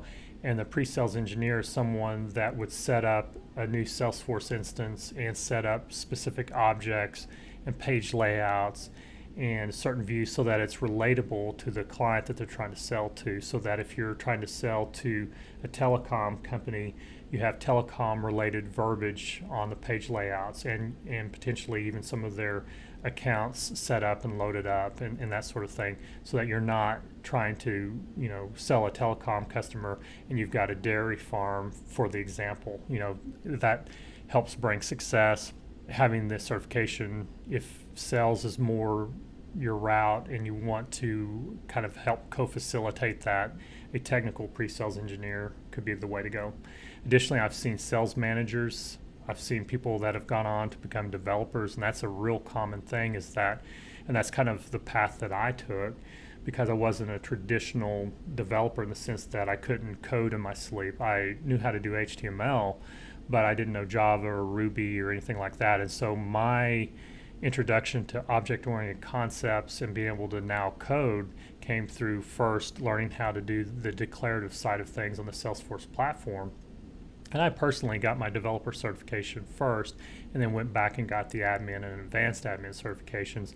But in the ideal scenario, you want to get the admin certification first so that you know what can be done declaratively rather than with code, and that makes you a better developer in the end. So if you're ultimately wanting to be a developer, this administrator certification is valuable in that it helps you know a lot of the things that aren't covered on the developer side of things. There's things that are glossed over or not, you won't be strong in if you skip the admin side of things, like security, the profiles and roles and that sort of thing. So additionally, there's a whole area around being a technical architect, and Salesforce is branching that out for a lot of different areas, because this gets into really deep in the technical side of things. And so they've got levels of certifications now for domain specialist, and then domain architect, and then finally technical architect. Hopefully this gives you an idea that you've got a lot of options. And I wanted to spend a little time going over this so you see that you're not necessarily going to use this certification just to be an administrator. And if that's what you want to do, that's fine. Being an administrator is a full-time job, and usually once a Salesforce org has 75 to 100 users, they need a full-time resource to maintain the platform and troubleshoot and take care of issues as they arise. And so that's definitely, I think, the vast majority of people, that's the job that they fill when they get this certification. But there's a lot of people out there that go on to do other things. And so I think the main key is that this course covers the foundation, and then from there, just exposing you to different opportunities that are out there, and you'll find your way. Your passion will lead you and where you ultimately need to end up, because this platform is so massive and ever changing that no one person can know it all. The longer I go on the platform, the more I realize I don't know. And so you've got to find a specialty and a niche on the platform, and you can support a highly profitable career working in just a specific niche of the platform, whether that's admin or developer or architect, technical pre-sales engineer, or whatever. Any one of those, you'll have recruiters bugging you to death. So it's a good problem to have. It's a good time to be on the platform. So the goal for you is, for right now, is just get the foundation laid and then let your passion guide you from there.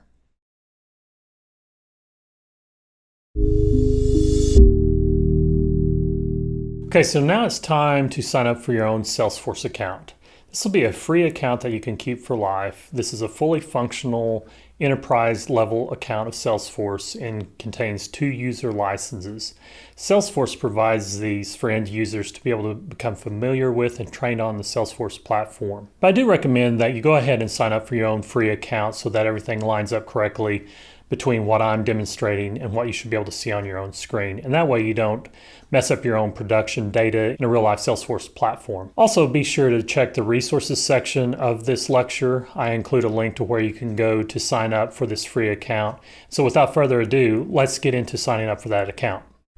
Okay, so the first step you're going to want to take is to sign up for a free Salesforce account. And so I'm on Google right now and I searched for free Salesforce account. I wanted to show you that you want to go for the free developer edition and not the free 30-day trial.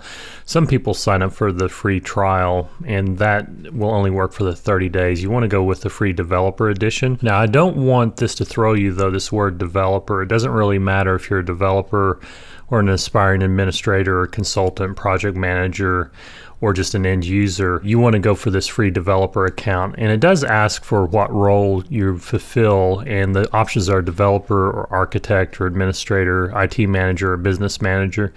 And so really just select whatever applies to you. This will not affect the type of Salesforce account that you get.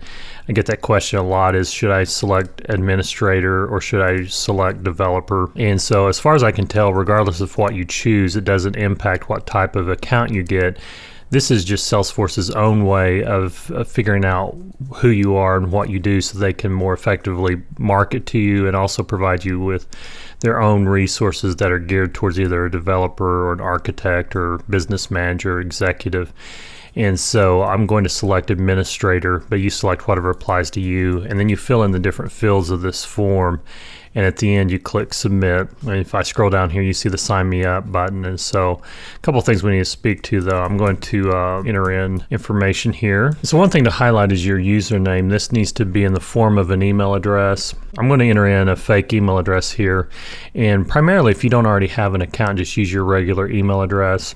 And so as I mentioned, this is not a valid email address, but it's not been used before, it looks like. It has to be unique across all Salesforce instances. So if you already have another account with Salesforce, you need to use something else for your username. And the main thing is it has to have an @ sign and be in the form of an email address, but it doesn't have to necessarily match your actual email. And so click that you've read the master subscription agreement and then click sign me up. So next you'll need to check your email. You'll receive an email from Salesforce that you'll need to click through in order to confirm your email address and set your password. So you'll want to keep this email, but when you first receive it, just go ahead and click the link here.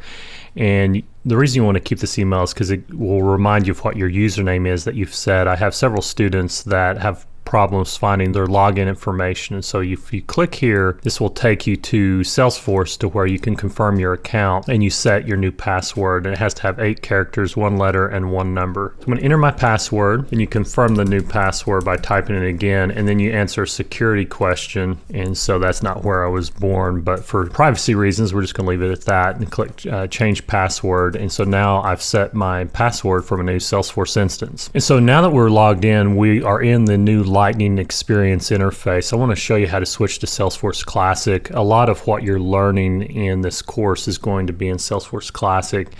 And some of my courses deal more with Lightning Experience. So I want to show you how to switch back and forth between the two interfaces. Salesforce has recently changed to defaulting to Lightning Experience when you first log in, and that's thrown some people off. So that's why I'm recording this new version of this. So simply click on the person icon and then select switch to Salesforce Classic. And now we are in the Salesforce Classic interface. And then if you want to switch back to Lightning Experience, you just simply click on your name drop down and select switch to Lightning Experience, and you'll be back into Lightning Experience. And so I'm going to switch back to Salesforce Classic from Lightning Experience, and stay tuned for the next lecture.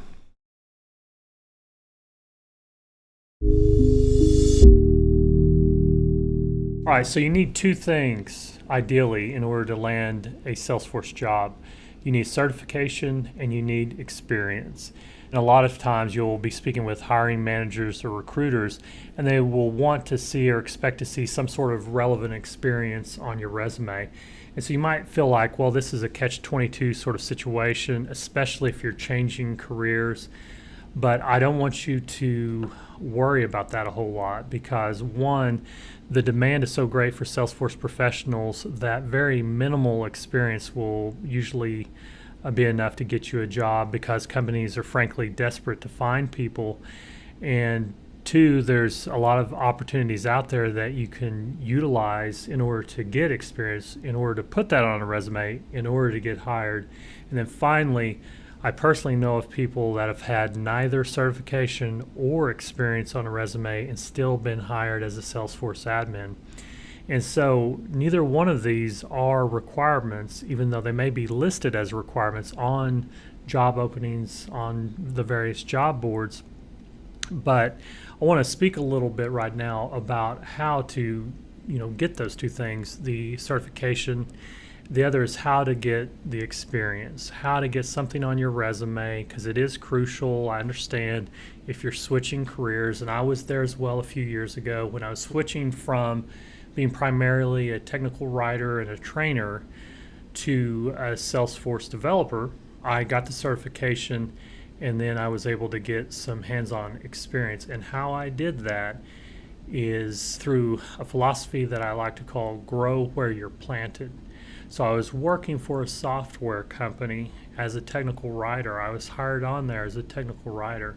At the time, I was studying for my Salesforce developer certification, and I found out very quickly that this company used Salesforce to manage their cases.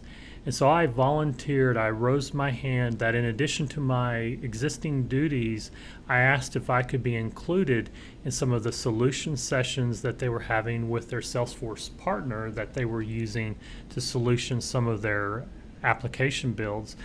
And also got involved in creating some workflow rules and some case assignment rules and that sort of thing.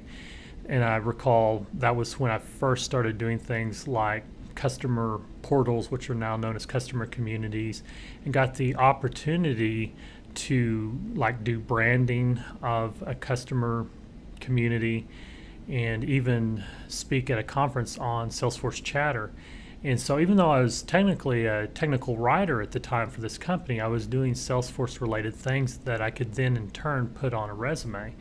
So once I got my certification, I updated my resume to have any and all relevant Salesforce experience I could muster, and updated my LinkedIn profile and updated my resume on the job boards. I started getting calls immediately. And so this idea of growing where you're planted means look for the opportunity to use Salesforce wherever you're at. If you're currently employed anywhere, find out first and foremost if they're using Salesforce in any capacity. If you can get your hands on a user license, even as an end user, that will help you immensely in understanding and applying what you've learned on the platform, and then work your way from there. And so you may be able to volunteer for some opportunities to do some administrative work. It doesn't hurt to ask, well, hey, can I get delegated administration rights or an administrator license, and here's what I'm studying, here's what I'm doing. Usually these organizations are hard pressed for help, and they're usually willing to grant you that access. There's other situations where you may be employed somewhere and they don't use Salesforce at all, and that's okay and that's fine. Sign up for a free Salesforce developer account, and you can use that account to then create customized applications for your current employer.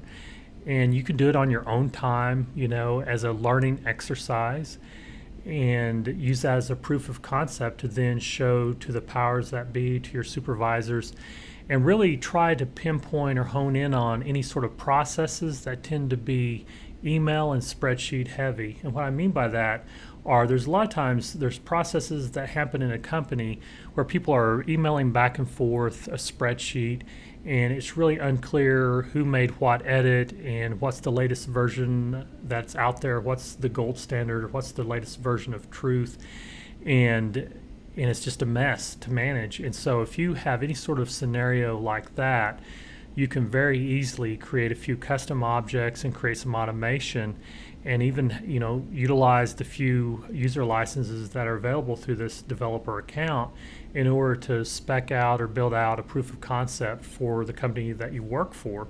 What that does is that gives you real world experience and something you can put on a resume, and something that someone else could verify for you if you had a reference need or that sort of thing. So these free Salesforce developer accounts that they make available are not intended for production use. And so I'm not advocating creating something on these free accounts and then using it for the remainder of time. The idea of this is to give you experience, to build something out, and then if you get buy-in from your supervisors or the powers that be, and they see the value and the savings of time and money and effort, or just showing a better way of doing things, a lot of times that's what will convince decision makers to decide in favor of Salesforce and buy some licenses. And then from there you may find yourself in line for a promotion. But even then, it doesn't really matter, because if you were hired on as a technical writer, for instance, or whatever the case may be, if you're shifting gears and shifting to being a Salesforce administrator or Salesforce professional in any form or fashion, once you have the certification and you have one tidbit of experience on your resume, it's not going to be long before recruiters are hounding you. And so if your current employer looks at you as like, well, I hired you and I want to keep you in this square and this is where you belong, that's fine. Stay where you're at, grow where you're planted, but keep your options open, update your resume. And what I'm telling you is it's not going to be long before, if you interview well and you can handle yourself in an interview, then you shouldn't have a problem advancing the career ladder into the cloud. And with each of these steps, you can expect to be able to command a better salary. And then from there, the options are limitless as far as flexibility, like remote opportunities, and then just all the different career paths that you can take. I just want to encourage you to see this out and watch it play out, and not just look at the obstacles like, well, I don't have any experience. Well, get the experience. There's ways to do that. So grow where you're planted is the first principle.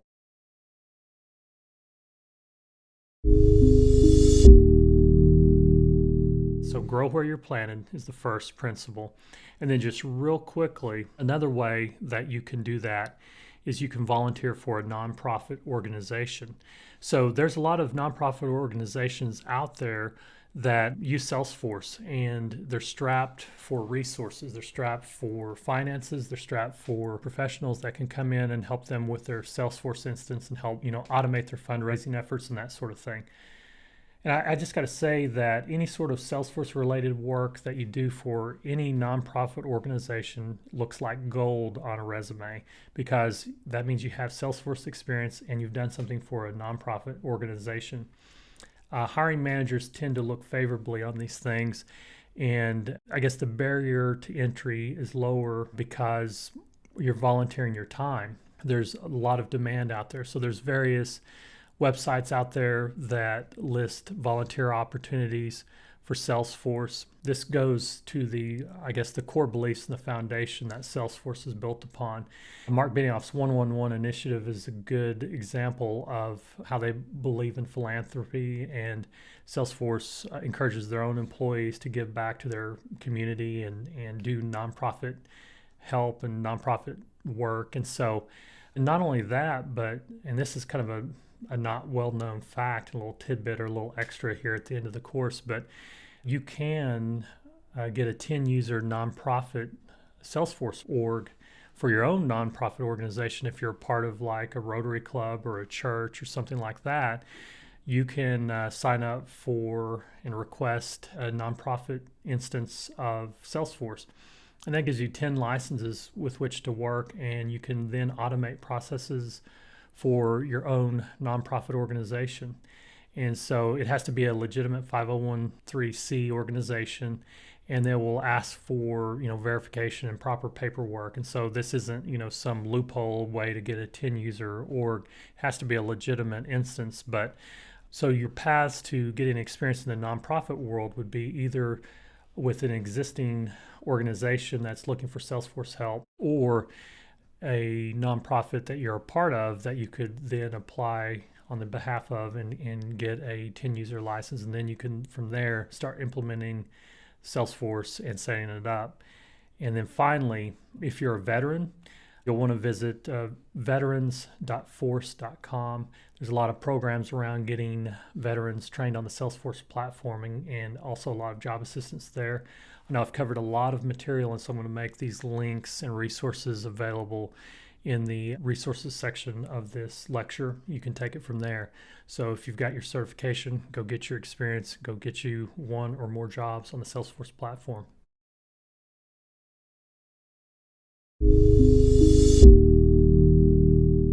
Hi guys, this is Mike Wheeler with MikeWheelerMedia.com. I'm coming to you from Seaside, Oregon, at the foot of the statue for Lewis and Clark, and it says "End of the Trail" here.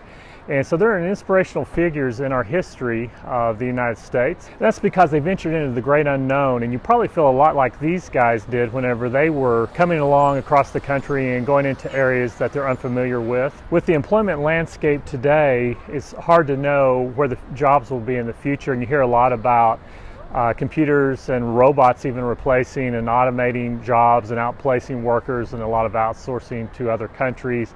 And you may be watching this from one of those countries that those jobs are outsourced to.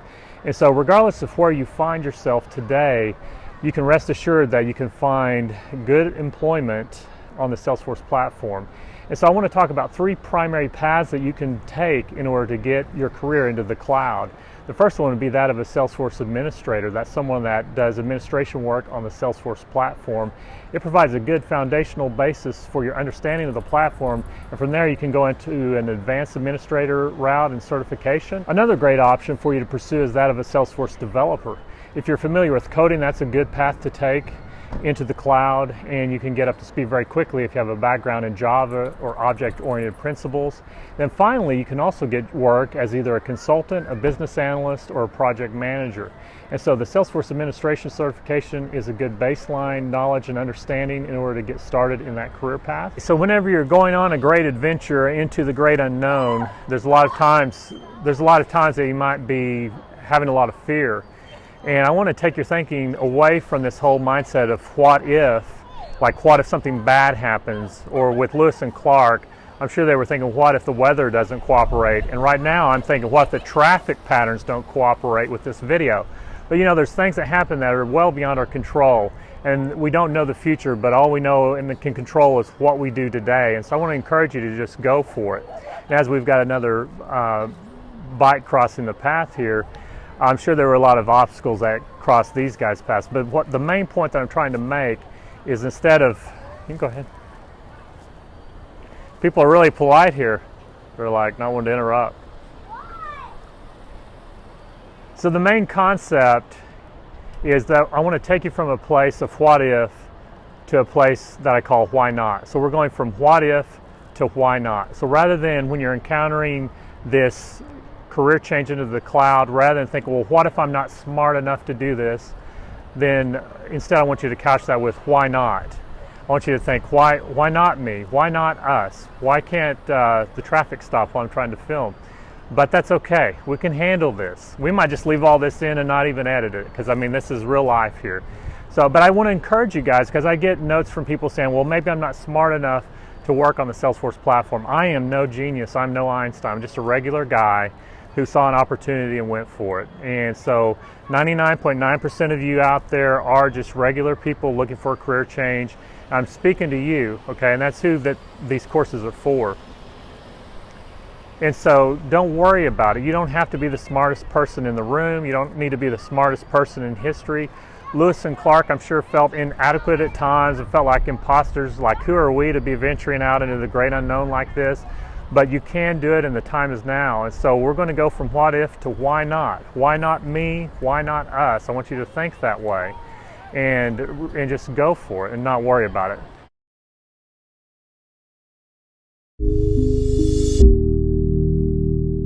Another helpful resource related to Salesforce are groups on LinkedIn.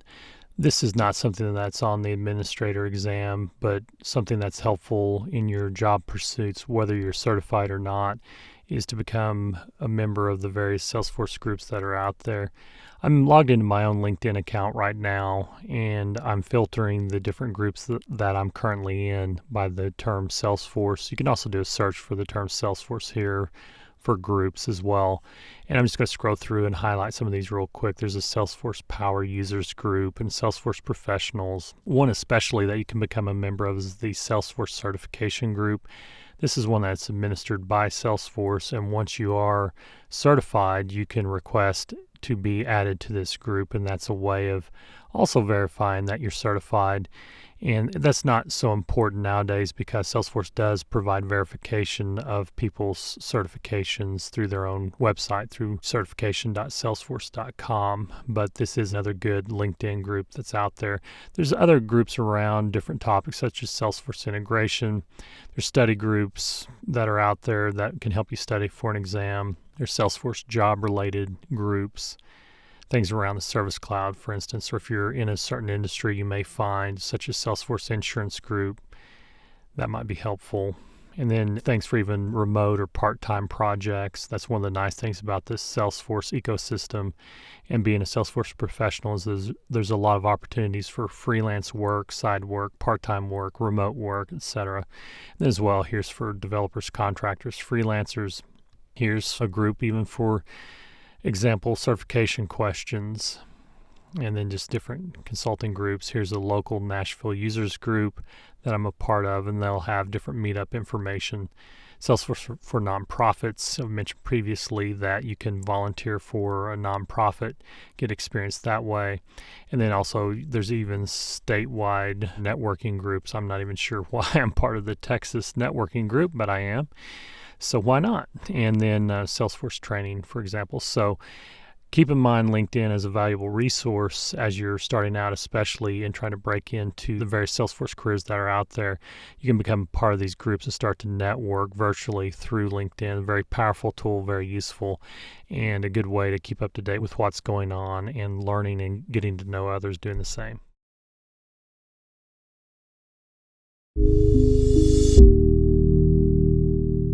Okay, now we're going to talk about help and also the Salesforce Success community.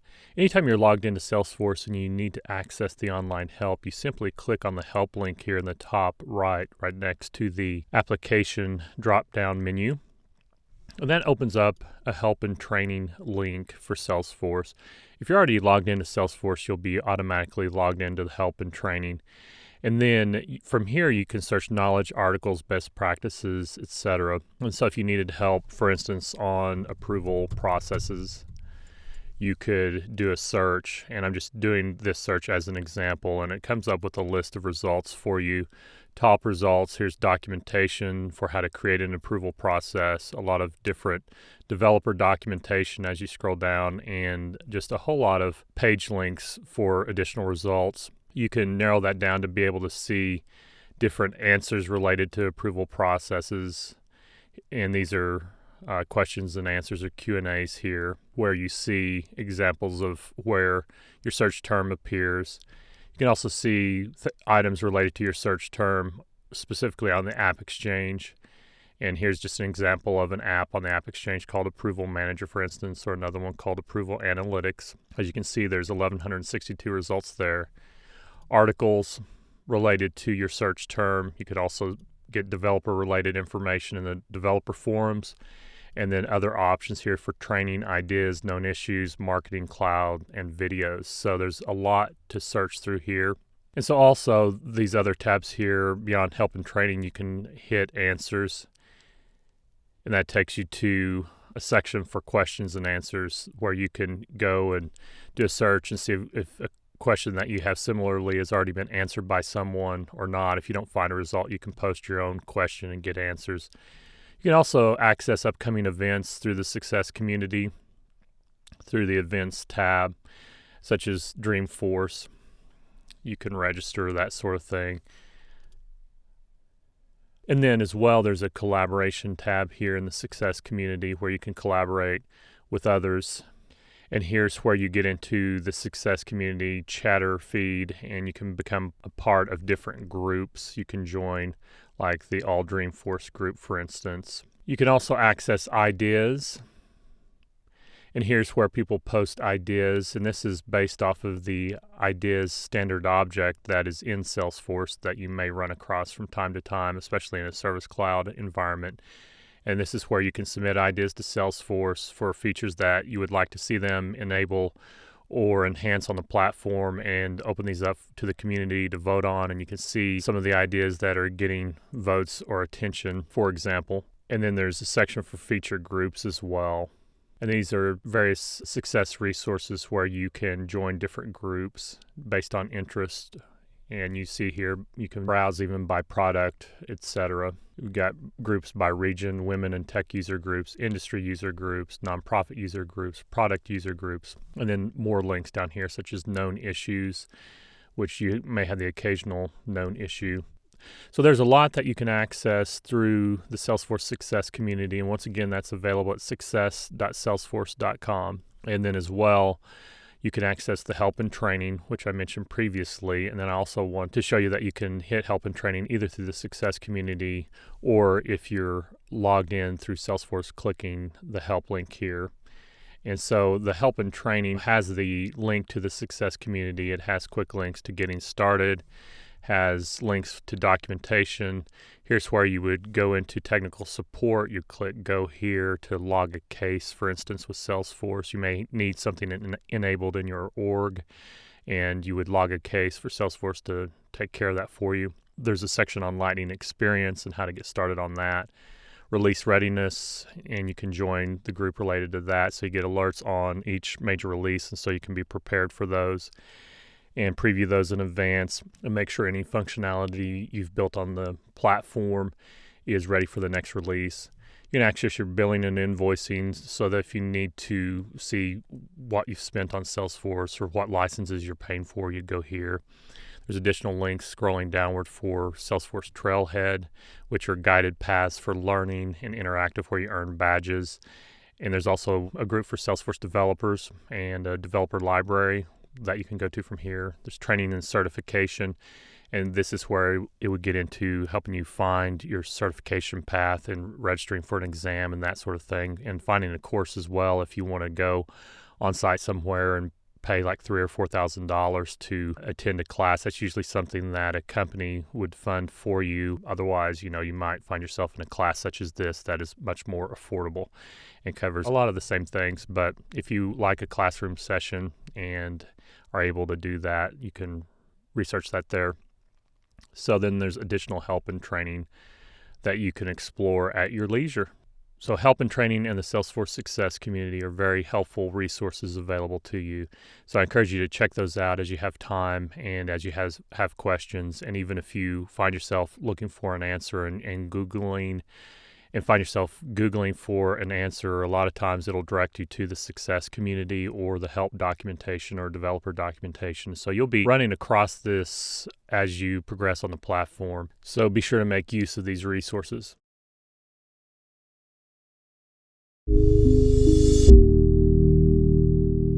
Okay, next we're going to talk about trust.salesforce.com. And so if you go to that address, trust.salesforce.com, you'll come up with this page here that I'm showing.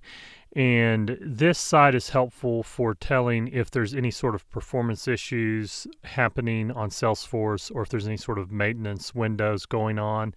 And so the first thing that you need to know is the server instance for your own Salesforce org. So right now in this org of mine, you notice that I'm on NA30, that's North America 30. So if you go to trust.salesforce.com, you can click on this link here where it says all instances are available, or click on the status tab. Either way will take you to a list of all Salesforce instances that will also give you the current status of each, and also a history over the past 24 hours to show if there's been any sort of performance degradation or downtime. Right now, all server instances are available for Salesforce as of right now, and it's grouped by North American instances. And then below that, you'll see APAC for Asia Pacific, and then next is EMEA.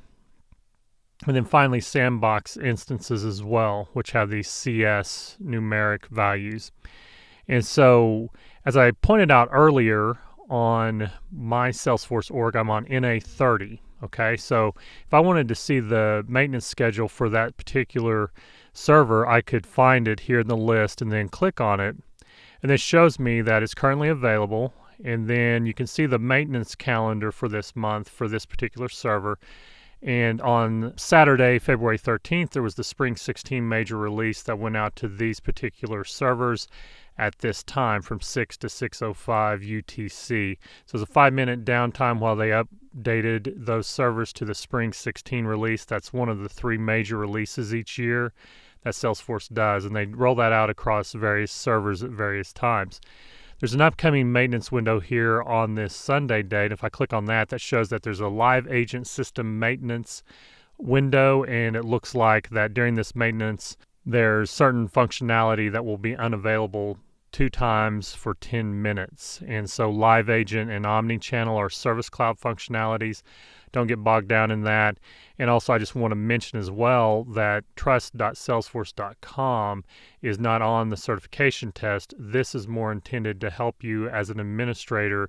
Helpful tip here at the tail end of this course to recognize a resource that's out there, because oftentimes you'll have people come to you and say that there's a situation that their Salesforce instance is running slow, and you can then see if there is an issue with the server that you're on, or if it could be network issues or internet connectivity issues at your office. So in addition to the status tab, there's also a calendar tab as well.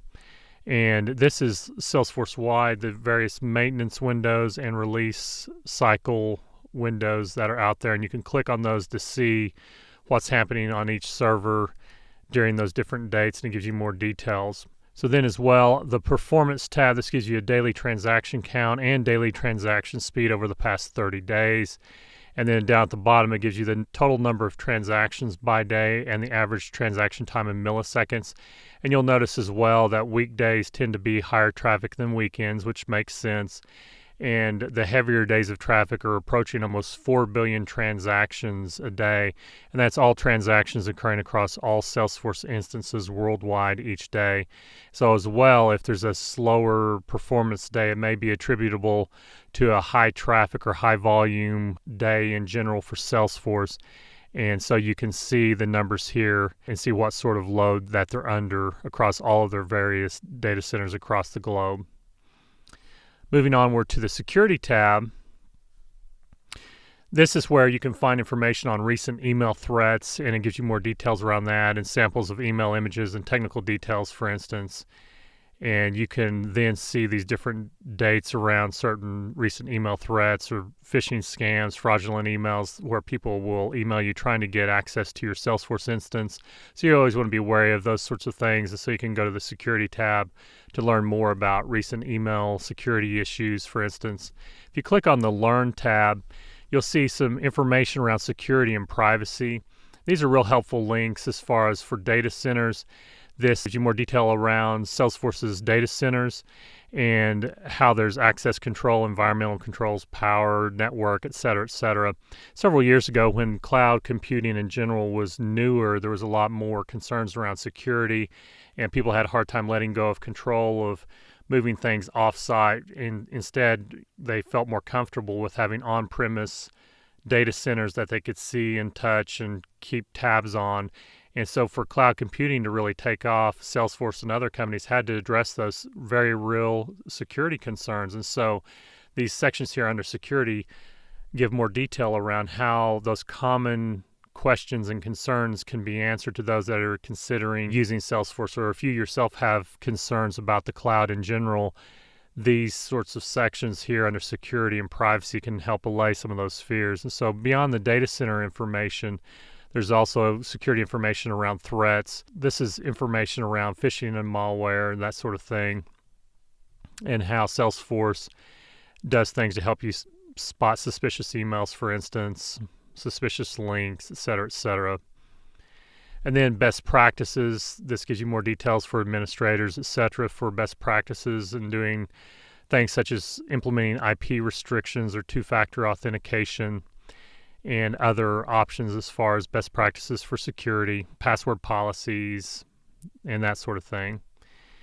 And then for the API documentation, you can select an API endpoint for more information, such as information around instances, calendars, transactions, and I'll leave that to you to explore that further. Going back to the Learn tab as well, for privacy, there's several laws that have been passed globally regarding privacy, etc. The United States, Canada, European Union, Asia Pacific.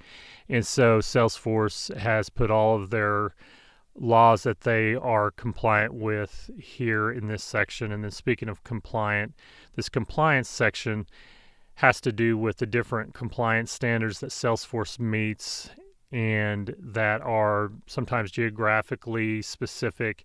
And so you might be part of an organization or institution that is looking for certain compliance or audit compliance, etc.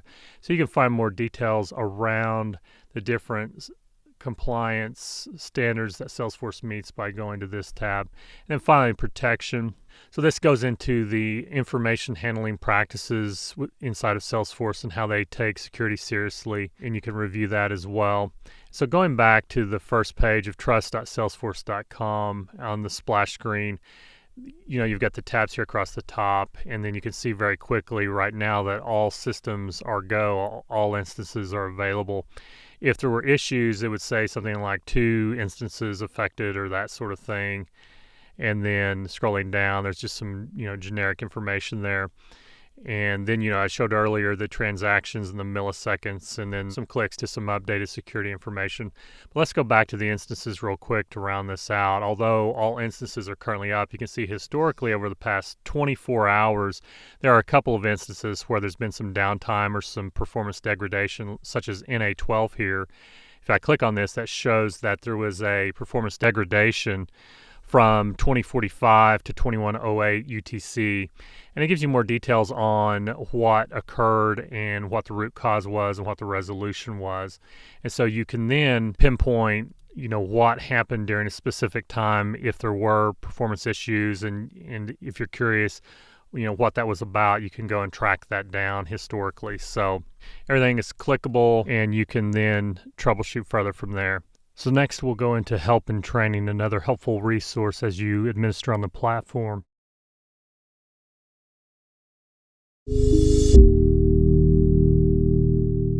Hi guys, this is Mike Wheeler from MikeWheelerMedia.com. I wanted to take a few moments to highlight and show you a few things that have been in the news recently that are things that I point to at least to confirm that we're on the right track here as far as investing time and interest in Salesforce and learning the platform in order to enhance our skills and to improve our career outlook into the future.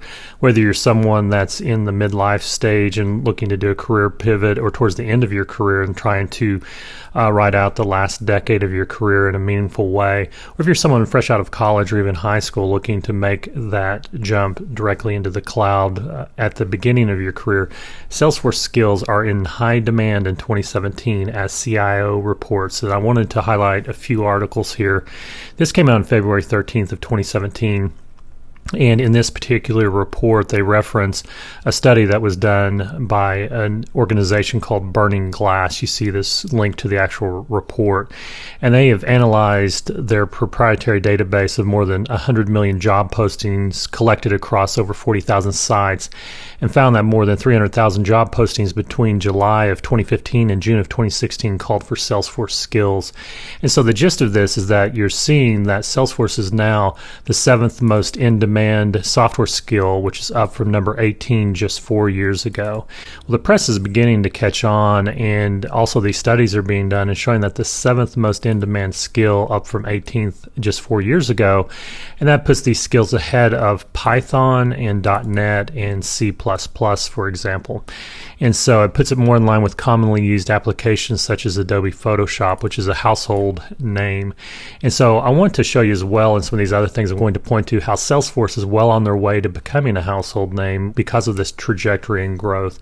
So I want you to be sure and look up this article from CIO, and I'll provide links to this as well in the resources section. And then as well, beyond this particular report, placing Salesforce as the 7th most in-demand IT skill in all job postings, we have the top 10 list for jobs to have in 2017 according to the jobs website, Indeed.com. Now, they're referencing a study that Indeed.com did, and this is USA Today, and they've got information here or a list of the most in-demand and profitable jobs you can be in today, and there's full-stack developer, data scientist, etc. What's interesting on this list is 2 of the top 10 jobs are Salesforce related. At number 4 is Salesforce Administrator, and then number 6 is Salesforce Developer. So I've got courses around both of these paths, the Salesforce Administrator certification course, and then I've got a platform app builder course, which is the beginning track for Salesforce developers. Then as well, if you have these skills, you really are a cloud engineer, and so a lot of these are related to Salesforce. But a great report, though, to see is that USA Today is reporting on this list in conjunction with Indeed.com some of these salaries. For example, they give Salesforce Administrator average salaries almost $90,000. And then developer salaries exceed 6 figures. Then as well, here's a recent article in InfoWorld, and it's saying hot job alert, become a Salesforce coder. I had the opportunity to be interviewed by Bruce Harpham, who wrote this article, and so you'll see me quoted in here as well. There I am. But anyway, and it's got links to a couple of my courses on Udemy, and then as well some more information around not only myself but other people that are working on the platform, and provides the perspective of several different people beyond myself that work on the platform or place people in jobs on the platform. Kind of gives you a history of why Salesforce is as successful as it is, and talks about the shortage of talent. And so that's on Infoworld.com. And then finally, another point to ponder or consider is the Salesforce Tower. Now, this may seem like not that big of a deal, but I want you to think about the implications of the Salesforce Tower. Now, if you go to salesforcetower.com, you can see a virtual tour of what this will look like when it's all built and done. And so this is the new skyline of San Francisco, and you'll notice that it towers over the Transamerica building, and it's reshaping the skyline of San Francisco. And so you think about all the different sporting events and live events that are broadcast from San Francisco and the millions of people that visit. And so this is going to be a very prominent feature of the skyline in the not too distant future. And so here's a rendering of what it's going to look like. And there's also a construction cam. If you click here, you can see where things are at, and you can see a time lapse of the construction progress of the Salesforce Tower. And they're nearing the top here, actually. It's a pretty impressive building. It's not only is Salesforce going to be taking over the San Francisco skyline, but there are also, there's Salesforce Towers now popping up in London and in New York City and Indianapolis and several other cities across the globe. And so you're going to have people for the first time being exposed to Salesforce, not through software, but through architecture and through new buildings popping up and changing the horizon and the landscape and the skyline of cities. And so that's going to raise the visibility of Salesforce as well. And so I think that these 4 things in particular are things for you to consider as you're looking into going into Salesforce for a career, and keeping in mind that it is an attainable path that is that can be done by people of really any age range, either fresh out of school or in the middle of your career or towards the tail end of your career. There's different paths available for administrators, developers, architects, implementation experts, consultants, business analysts, project managers, etc. It is such a robust platform that you just might find a satisfying career if you look into this. And so I want to encourage you to check out Salesforce Tower, the InfoWorld article, the USA Today article, and as well the CIO article, and then decide for yourself if Salesforce is for you.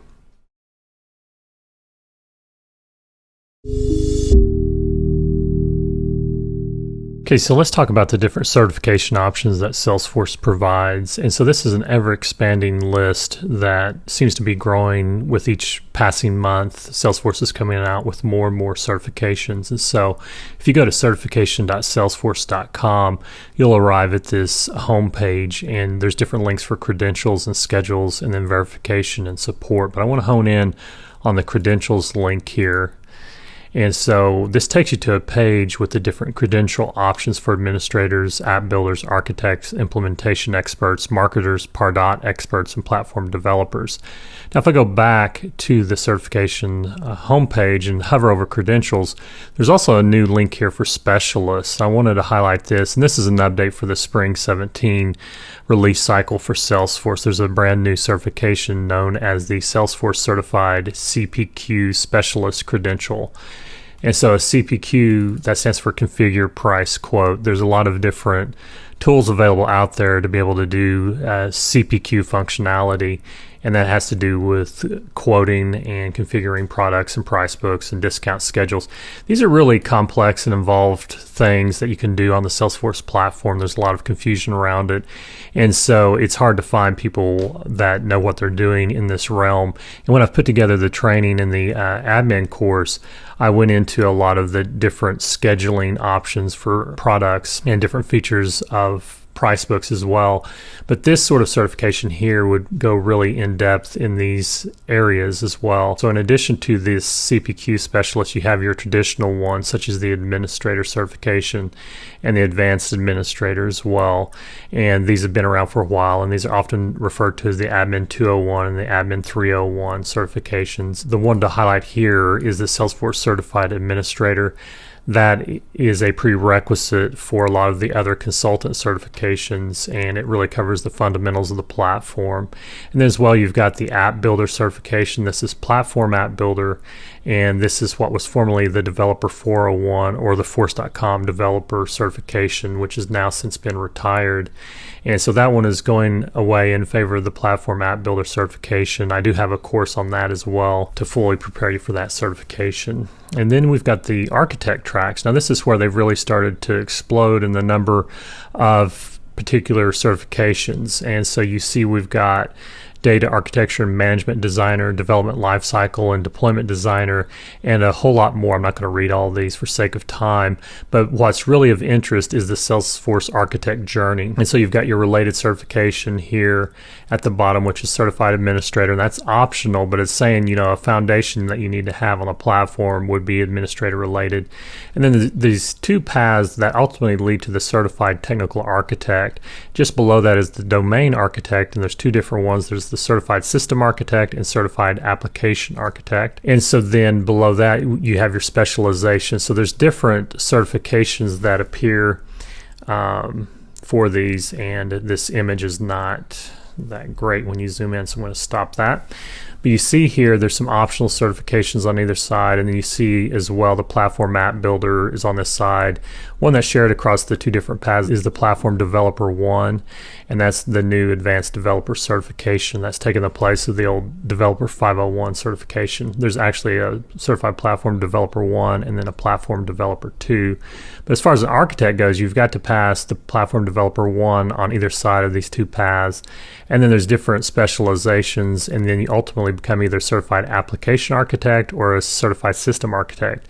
Then once you get both of these, you can sit for the Technical Architect exam, and there's also a board presentation, and that's pretty involved. But you can find out more information around the different paths you can take by exploring these different links here. So such as the Technical Architect, you click on that. That gives you the architect journey overview and the things that you'll have to do as well. And so then beyond that, some of the consultant certifications you'll find in the Implementation Experts section here.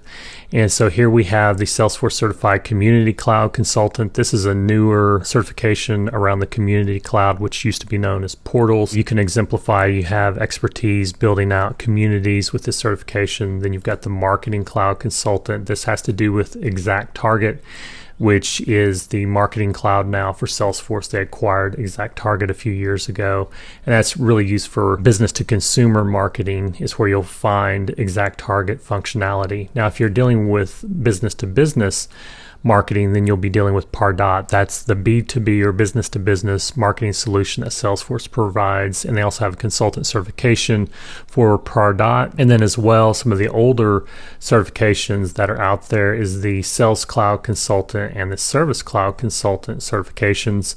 I do hold these two certifications as well and am in the process of creating courses for these.